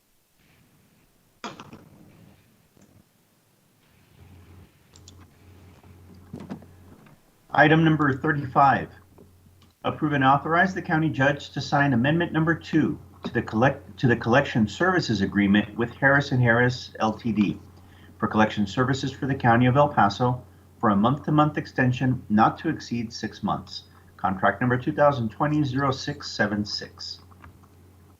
Good afternoon, Judge and Commissioners. Wally Hargrove from the Office of Budget and Fiscal Policy. A few weeks ago, we had this item on the agenda and took no action. And we also presented you with an update on the actual efforts from the collections through the Financial Recovery Division. Our current firm, Harris & Harris, has now agreed to the Second Amendment and submitted their contract signed and the 1295 form.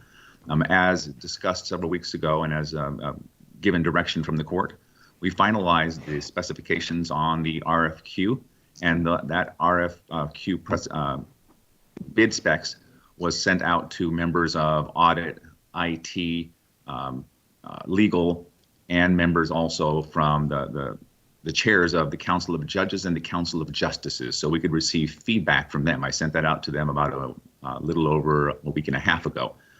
I have received feedback from 2 of the groups. I'm still, we have a deadline of receiving feedback by this Friday, September 4th, so that we can consider any additional revisions to the RFP before we go out to bid.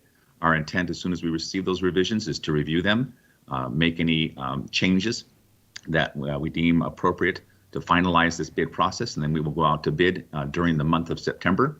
And our goal is to review any submissions that we do receive, and then make an assessment and an evaluation with the evaluation team and present that back to the court for finalization for consideration of a contract.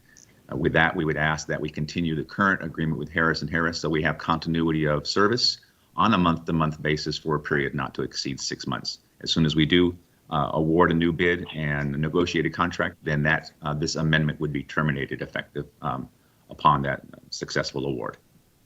I'm available for any questions.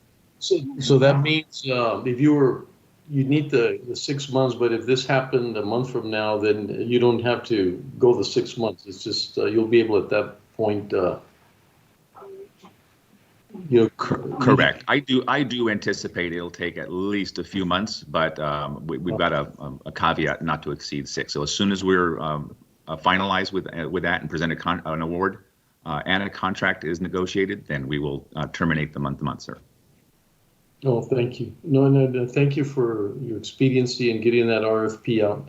Thank you very much, Wally. Appreciate that. Yes, sir. Judge, I have a few questions. Sure, go ahead, Commissioner Robinson. First of all, Wally, H&H, at our last session, we discussed the contract, which had been, we were informed the contract was expired. But you indicated that they had not complied with notification back to you? No, they had not given us their approval for amendment number 2. At the time we had this on the agenda. They have since agreed to the proposed amendment we submitted to them and have signed it and remitted their $12.95. It was not there a deadline that they must have done that? We remitted it to them, sir, upon affirmative action of the court, and they had their CEO was out of the office. Their legal was working to track down a CEO signature. That was the reason for the delay, and that's my understanding. And Wally, correct me if I'm wrong, but I don't believe we had given them much notice. No, ma'am. The notice was not. At that time, the contract had already expired. You are correct. The contract had expired. This is merely a month-to-month extension, so we can continue current efforts. Had expired already. So you say now they have signed the document? Yes, sir. Yes, sir. Hello? Yes, sir. They have since signed the document. I received that last week. Okay. I'm not comfortable with 6 months. Is there a way that we can expedite this? Sir, so yes, I put the package out to all of the parties mentioned previously. I gave them 2 weeks to review the specs. My intent is to be as expeditious as possible with this. It is a maximum not to exceed 6. I'm going to try and do this in as timely a fashion as possible, but also I want to keep the process, give it an adequate amount of time for a thorough review and assessment as well. But I anticipate it will not take the entire 6 months. And this, as noted by the judge, if we finish this process up in 60 or 90 days, we will bring the current amendment to closure upon conclusion. Well, so this is not a guarantee of 6 months. What if we do not extend their contract? Then I would have to, and I would legal to weigh in. I would have to remit a termination and give them a 30-day notice of termination, and their services would cease and desist effective upon that 30-day termination. Commissioner Robinson, hi. Right. This is Christina. The contract is already expired already, and they did not meet the deadline to give you notification of written notification of extension of the contract. So in essence, they don't have a contract. Just a second, Commissioner Robinson. Christina, please chime in, please. Thank you. Yes. Yes. Good afternoon, Commissioner Robinson, Commissioners Court. Christina Sanchez, Assistant County Attorney. I'm the individual who worked on this amendment per budget's request. This is to continue those services on a month-to-month basis to finish out whatever is needed. As Mr. Hargrove just indicated, it was up to a 6-month period. In other words, if we are not bound by having to extend this all for the 6 months, if the procurement process is finished earlier, or if we're ready to go with a new contract, the court can certainly provide that notice to Harris & Harris, and that contract will then be terminated so that you could, or not. Regardless, we would have to enter into whatever agreement for whoever then gets that award. It may be the same company, it may be a different one. With regards to that, they didn't provide us notice. That's not on them per the original contract terms. There is no notice to be provided in terms of whether or not that they were canceling. This was a request from the county to extend those services in order to continue on with that until the purchasing process was completed. And so that was why that was extended out. Thank you. Thank you. Well, but the contract, if the contract has expired, and it was not extended prior to the expiration date. I'm not a lawyer, but my dealing has been that they don't have a contract. Judge, so the request was from the county to continue on with those services. And so even when those have been canceled, the court can still request that those services be continued on a month-to-month basis. These are for collection services, and Wally weigh in for any of the process, but there is a process and procedure. It's a little bit different also from how other contracts, especially with collection services, are handled in that. The transition, it takes time to transition from some of those services. And so from a practical standpoint, again, Wally or whoever from county admin can weigh in on the process. That is why it was requested to go on to a month-to-month basis to continue that until the county has completed that procurement process, and then can transition into a new contract if that is what ultimately the decision becomes. And so it is permissible. And if I may add, Christina and commissioners, there's been a concern before on how we've handled this particular type of service and how we've gone out for RFP for it. And so that's why there is this need to be very thorough and make sure that we're doing a thorough review of the responses and that we're not just giving the contract to any one vendor. So we need the time to do the RFP. And in order to be able to have that time to do it, we need this extension.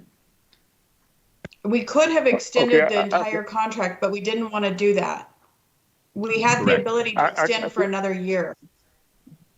I can understand that. That is correct. But by the same token, I don't understand how we allow a contract to expire before we take action. That's on my office and my division, sir, on not exercising that extension for a year or notice to go out to bid. So in the last 90 days, what collections have we received from them? I don't have that report immediately ahead of me, but we receive almost daily and weekly collections from the firm for cases that have been referred to them. They are ongoing. And we received that report. That update was actually provided to you, Judge and Commissioners, several weeks ago when we actually gave you the collection update. We'd be glad to provide another update, Judge, Commissioners. Wally provided that update. I believe it was in the special meeting in July. Yes, ma'am. It was August 10th. We closed the month today, so I would be glad to provide the court with an update through the closure of August 31st as well. But I would ask for your consideration on a month-to-month extension for continuity of service until the bid is awarded. Okay, one last question. In light of this contract, it has expired. I question how we allow a contract to expire, but at the same token, I asked a question in a previous meeting in regards to other contracts that we have that may have expired or soon to expire. Do we have that list that I requested? Yes, sir, and I will provide it to the court shortly. Okay, that was 2 weeks ago. Yes, sir, I will provide it by no later than tomorrow morning. Okay, that's all I have for right now. Thank you, Commissioner Robinson. Move to approve.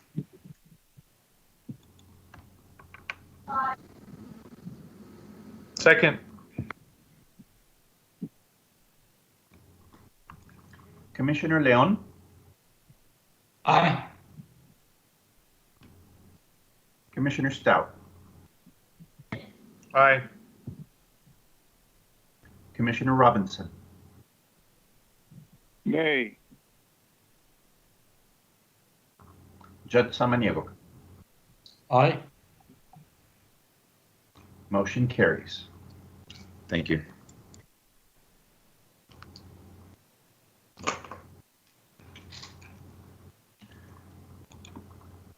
Item number 36, approve amendment number 46 to the County of El Paso's 2019-2020 operating budget. This budgetary amendment will not increase or decrease the County of El Paso's 2019-2020 overall operating budget of $525,922,498.14. Good afternoon, Judge Commissioners. Wally Hargrove from the Office of Budget and Fiscal Policy. The supporting documentation for this week's weekly amendment was remitted to you with your weekly highlights. There are no COVID-related CARES Act portions of this amendment. I would ask for your favorable consideration. Move to approve. Second. Commissioner Leon, Aye. Commissioner Stout, Aye. Commissioner Robinson, Aye. Judge Samaniego. Aye. Motion carries. Thank you. Before we move on to executive session, Judge, we have a request to reconsider item 4O from consent. Could we please have a motion to reconsider item 4O? So moved. Second. Commissioner Leon, Aye. Commissioner Stout, Aye. Commissioner Robinson, Aye. Judge Samaniego. Aye. Motion carries. Item number 4O from consent, as corrected per the county attorney's office, approve and authorize the county judge to sign change orders number 2, 3, 4, 5, and 6 for the County Employee Fitness Wellness Center for a lift station, contract number 2020-0640, storefront pony wall, contract number 2020-0641, entrance barriers, contract number 2020-0642, removal of rusted metal decking, contract number 2020-0643, and adding secure fencing around the courthouse, contract number 2020-0711. Funding is available in CP Capital 12 Miscellaneous, and CP Downtown Building. Further approve the reallocation of funding from the CP Capital 12 Miscellaneous and CP Downtown Building to CP Courthouse Improvements lower level cap out renovations. Caesar, who requested? Judge, that was requested. Go ahead. That was requested my office. The account on that agenda item just needed correction for the courthouse improvement account. That was brought to our attention from the auditor's office just a while ago. So we just need an account correction, which says, which Caesar read into record. Okay, thank you. Move to approve. Yes, sir. Second.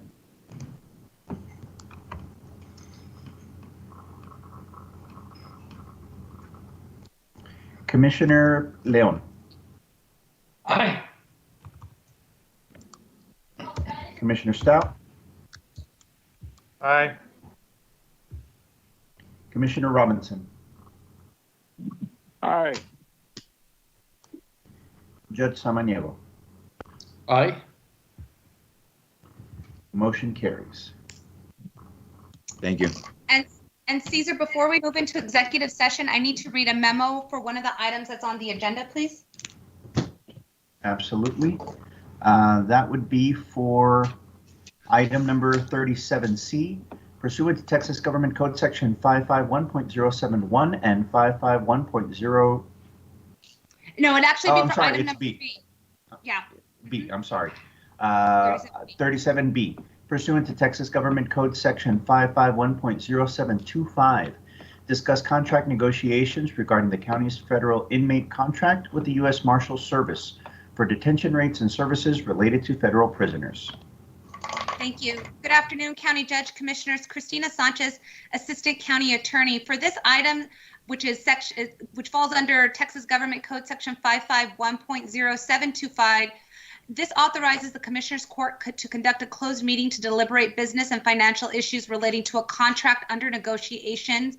If certain conditions are met, the court unanimously votes that deliberations in an open meeting would have a detrimental effect on the position of the court in those negotiations with a third party.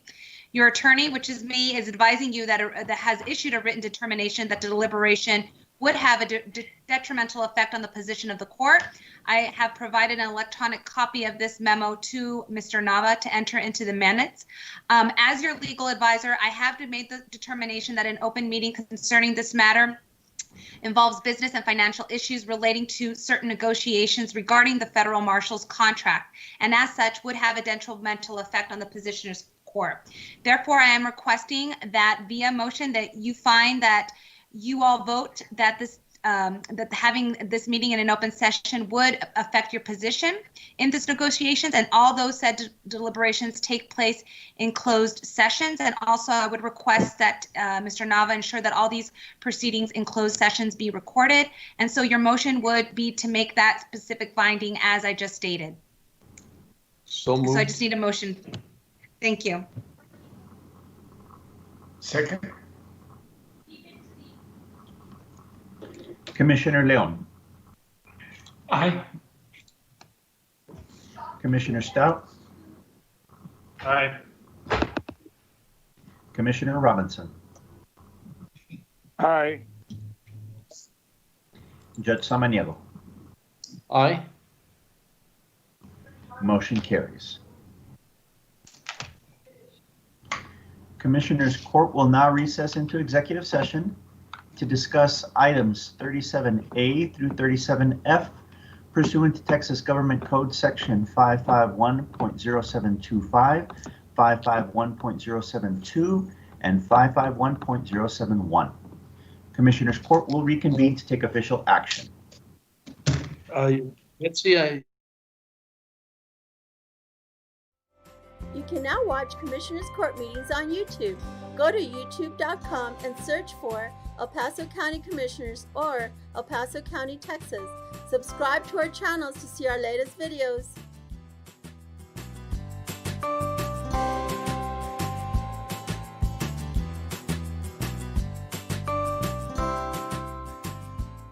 Did you know the County of El Paso's Purchasing Department is responsible for ensuring that all items and services needed by various county departments are purchased in the manner required by the state of Texas?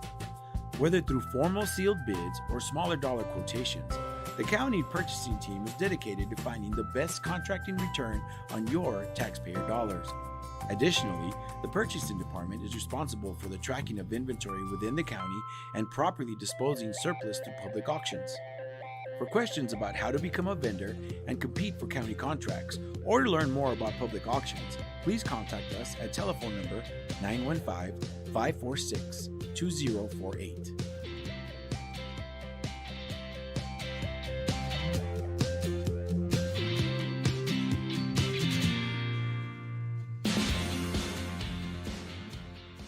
The 346th District Court Judge Angie Juarez Barril started the El Paso Veterans Treatment Court program in 2012 for veterans and active service members that have been arrested and charged with a felony or misdemeanor criminal offense. To be considered for the specialty court, the statutory criteria includes be a veteran or current member of the United States Armed Forces, including a member of the Reserves, National Guard, or State Guard, and suffer from a brain injury, mental illness, or mental disorder, including PTSD, or be a victim of military sexual trauma, all occurring or resulting from military service.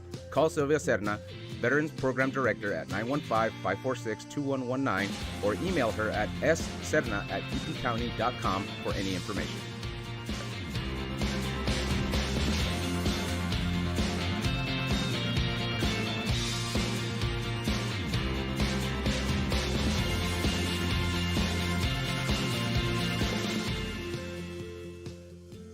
Did you know that the County of El Paso's fixed asset control and inventory disposal is handled through the purchasing department? Throughout the course of each business year, the county holds live public auctions to dispose of aged equipment, vehicles, furniture, and other items that are no longer needed. To find out about upcoming auctions or to learn more about the county's inventory disposal process, contact the purchasing department at telephone number 915-546-2048.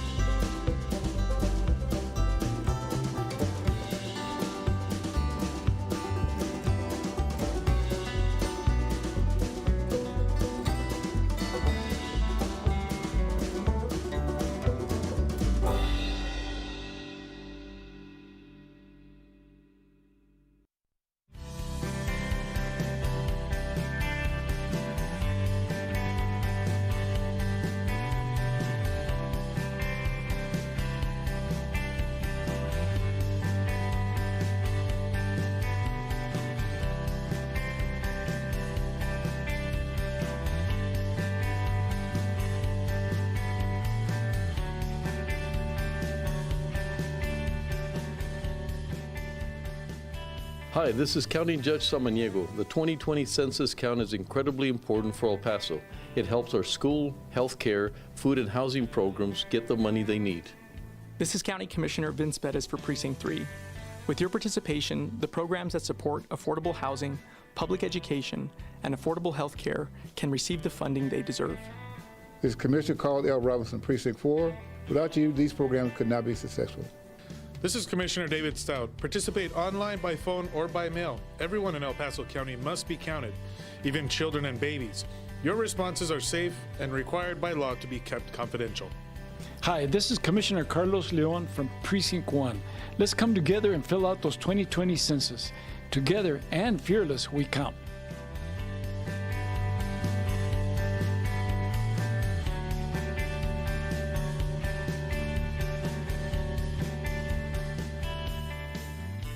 The County of El Paso Public Works Department is offering sandbags at no cost or requirements to the public. The sandbags are outside of the facilities and are available 24 hours a day.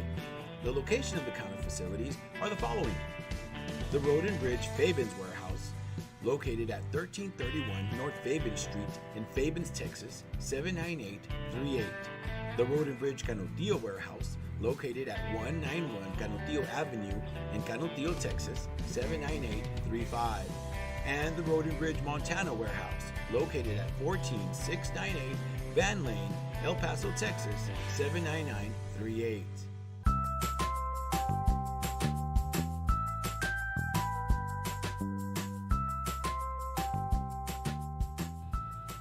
Don't wait in line, pay online.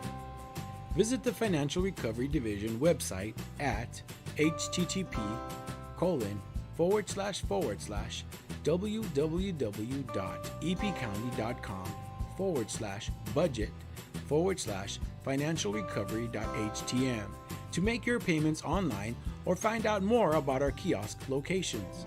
We now accept payments on misdemeanor, felony, and justice of the peace cases.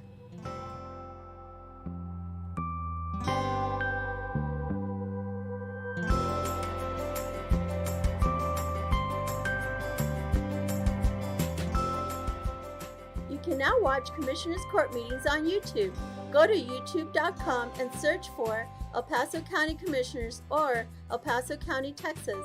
Subscribe to our channels to see our latest videos.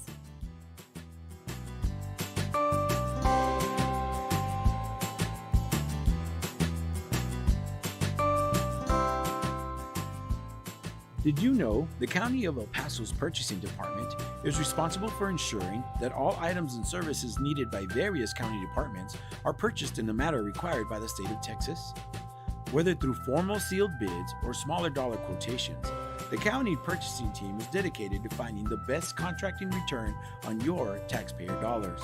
Additionally, the purchasing department is responsible for the tracking of inventory within the county and properly disposing surplus through public auctions.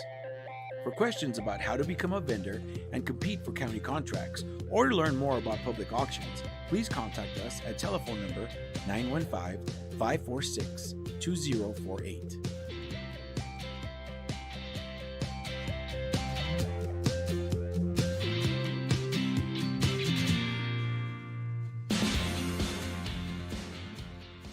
The 346th District Court Judge Angie Juarez Barrid started the El Paso Veterans Treatment Court program in 2012 for veterans and active service members that have been arrested and charged with a felony or misdemeanor criminal offense. To be considered for the specialty court, the statutory criteria includes be a veteran or current member of the United States Armed Forces, including a member of the Reserves, National Guard, or State Guard, and suffer from a brain injury, mental illness, or mental disorder, including PTSD, or be a victim of military sexual trauma, all occurring or resulting from military service. Call Sylvia Serna, Veterans Program Director at 915-546-2119, or email her at sserna@epcounty.com for any information.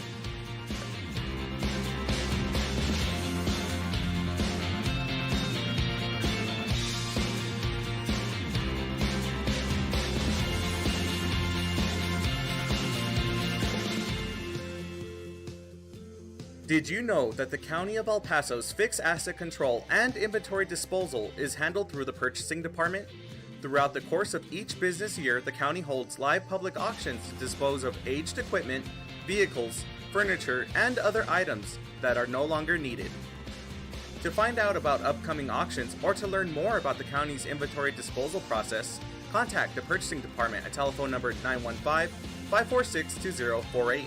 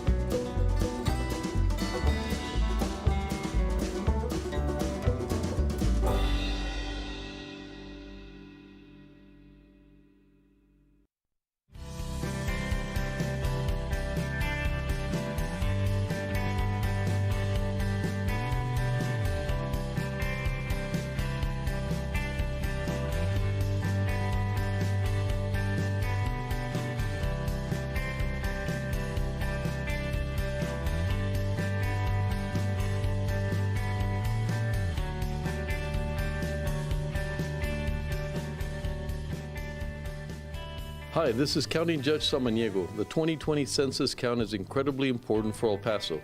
It helps our school, healthcare, food and housing programs get the money they need. This is County Commissioner Vince Bettis for Precinct 3. With your participation, the programs that support affordable housing, public education, and affordable health care can receive the funding they deserve. This is Commissioner Carl L. Robinson, Precinct 4. Without you, these programs could not be successful. This is Commissioner David Stout. Participate online, by phone, or by mail. Everyone in El Paso County must be counted, even children and babies. Your responses are safe and required by law to be kept confidential. Hi, this is Commissioner Carlos Leon from Precinct 1. Let's come together and fill out those 2020 census. Together and fearless, we count.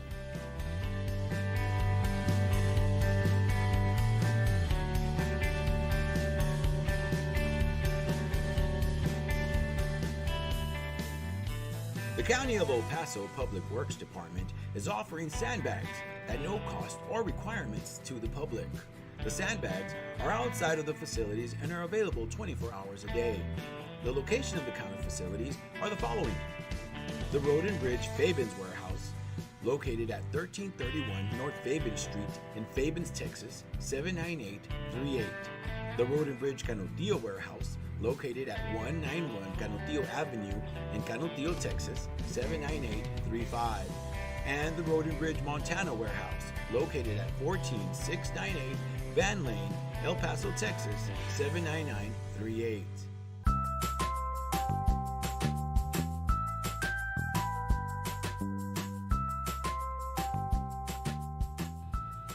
Don't wait in line, pay online. Visit the Financial Recovery Division website at http://www.epcounty.com/budget/financialrecovery.htm to make your payments online or find out more about our kiosk locations. We now accept payments on misdemeanor, felony, and justice of the peace cases.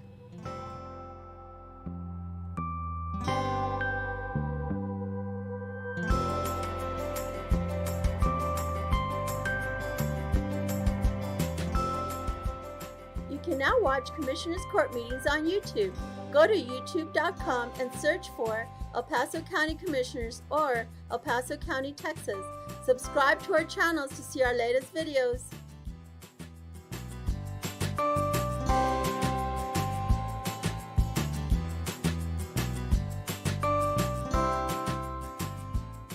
Did you know the County of El Paso's Purchasing Department is responsible for ensuring that all items and services needed by various county departments are purchased in the manner required by the state of Texas? Whether through formal sealed bids or smaller dollar quotations, the county purchasing team is dedicated to finding the best contracting return on your taxpayer dollars. Additionally, the Purchasing Department is responsible for the tracking of inventory within the county and properly disposing surplus through public auctions.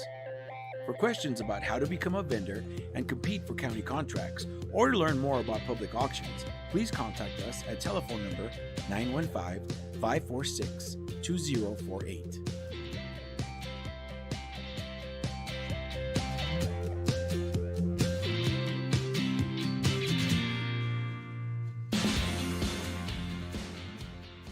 The 346 District Court Judge Angie Juarez Barrid started the El Paso Veterans Treatment Court program in 2012 for veterans and active service members that have been arrested and charged with a felony or misdemeanor criminal offense. To be considered for this specialty court, the statutory criteria includes be a veteran or current member of the United States Armed Forces, including a member of the Reserves, National Guard, or State Guard, and suffer from a brain injury, mental illness, or mental disorder, including PTSD, or be a victim of military sexual trauma, all occurring or resulting from military service. Call Sylvia Serna, Veterans Program Director, at 915-546-2119, or email her at sserna@epcounty.com for any information.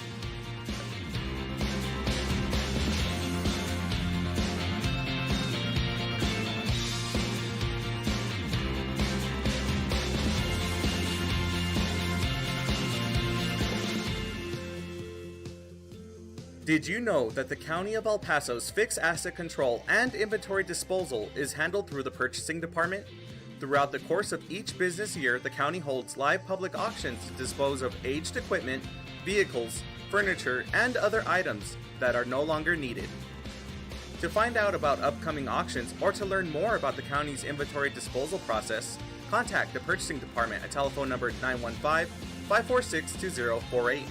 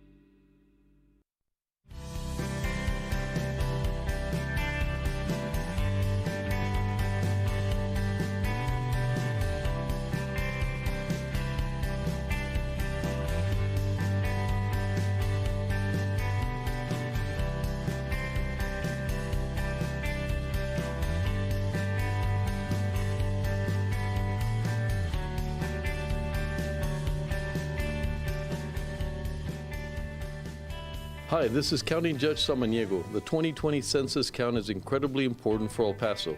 It helps our school, healthcare, food and housing programs get the money they need. This is County Commissioner Vince Bettis for Precinct 3. With your participation, the programs that support affordable housing, public education, and affordable health care can receive the funding they deserve. This is Commissioner Carl L. Robinson, Precinct 4.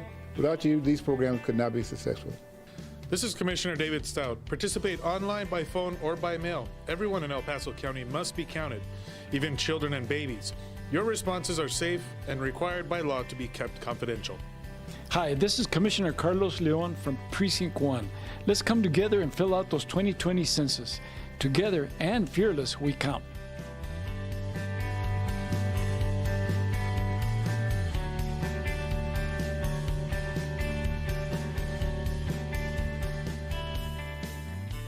The County of El Paso Public Works Department is offering sandbags at no cost or requirements to the public. The sandbags are outside of the facilities and are available 24 hours a day.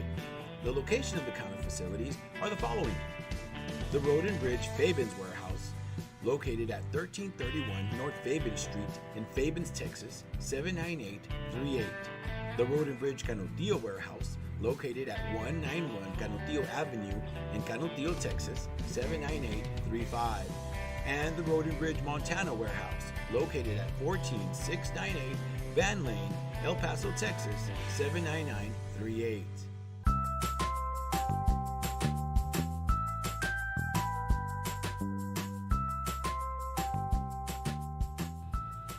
Don't wait in line, pay online.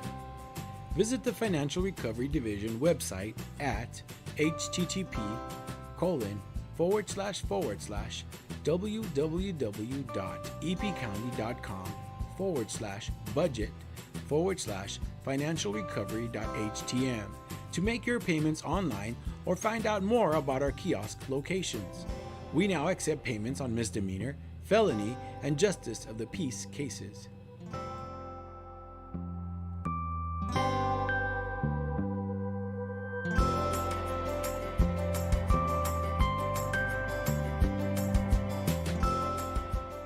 You can now watch Commissioners Court meetings on YouTube.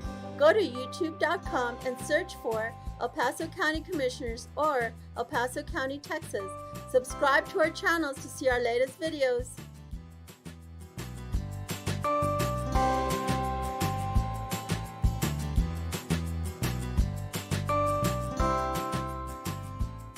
Did you know the County of El Paso's Purchasing Department is responsible for ensuring that all items and services needed by various county departments are purchased in the manner required by the state of Texas?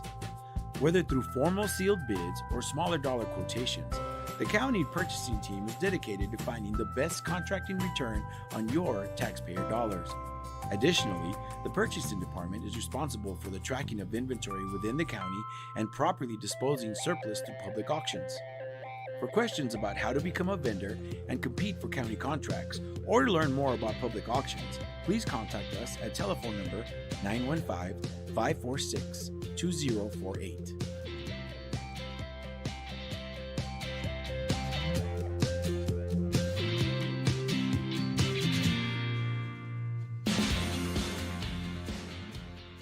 The 346 District Court Judge Angie Juarez Barriz started the El Paso Veterans Treatment Court program in 2012 for veterans and active service members that have been arrested and charged with a felony or misdemeanor criminal offense. To be considered for this specialty court, the statutory criteria includes be a veteran or current member of the United States Armed Forces, including a member of the Reserves, National Guard, or State Guard, and suffer from a brain injury, mental illness, or mental disorder, including PTSD, or be a victim of military sexual trauma, all occurring or resulting from military service. Call Sylvia Serna, Veterans Program Director, at 915-546-2119, or email her at sserna@epcounty.com for any information.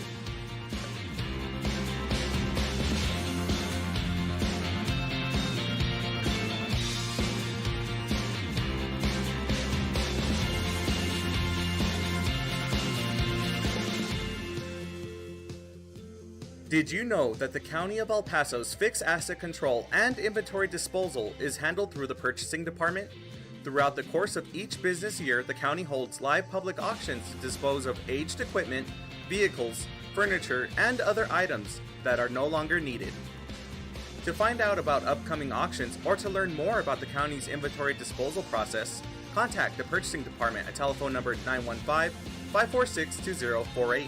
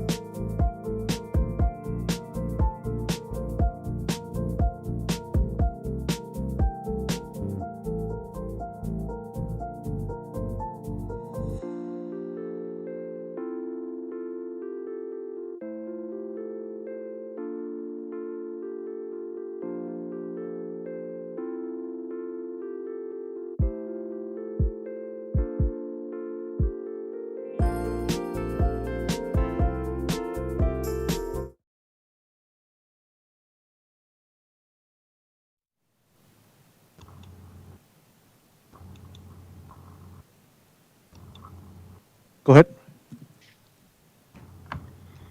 Commissioners Court has reconvened into regular open session. Judge, we've completed all the items on our agenda today. Well, thank you. Meeting adjourned, and thank you. I think it was very productive. If you look at the number of items and the type of items within, I think it was extremely productive and very efficient. And just thank you, commissioners and everyone, the staff and Caesar, Betsy, everybody, legal. Thank you very much. Like I said, I felt it was very lots of information, very productive. Long day, but I think very rewarding. So the best for the rest of the week to all of you. Thank you. Thank you. Thank you. Thank you. This concludes today's. This concludes today's meeting at 6:05 p.m.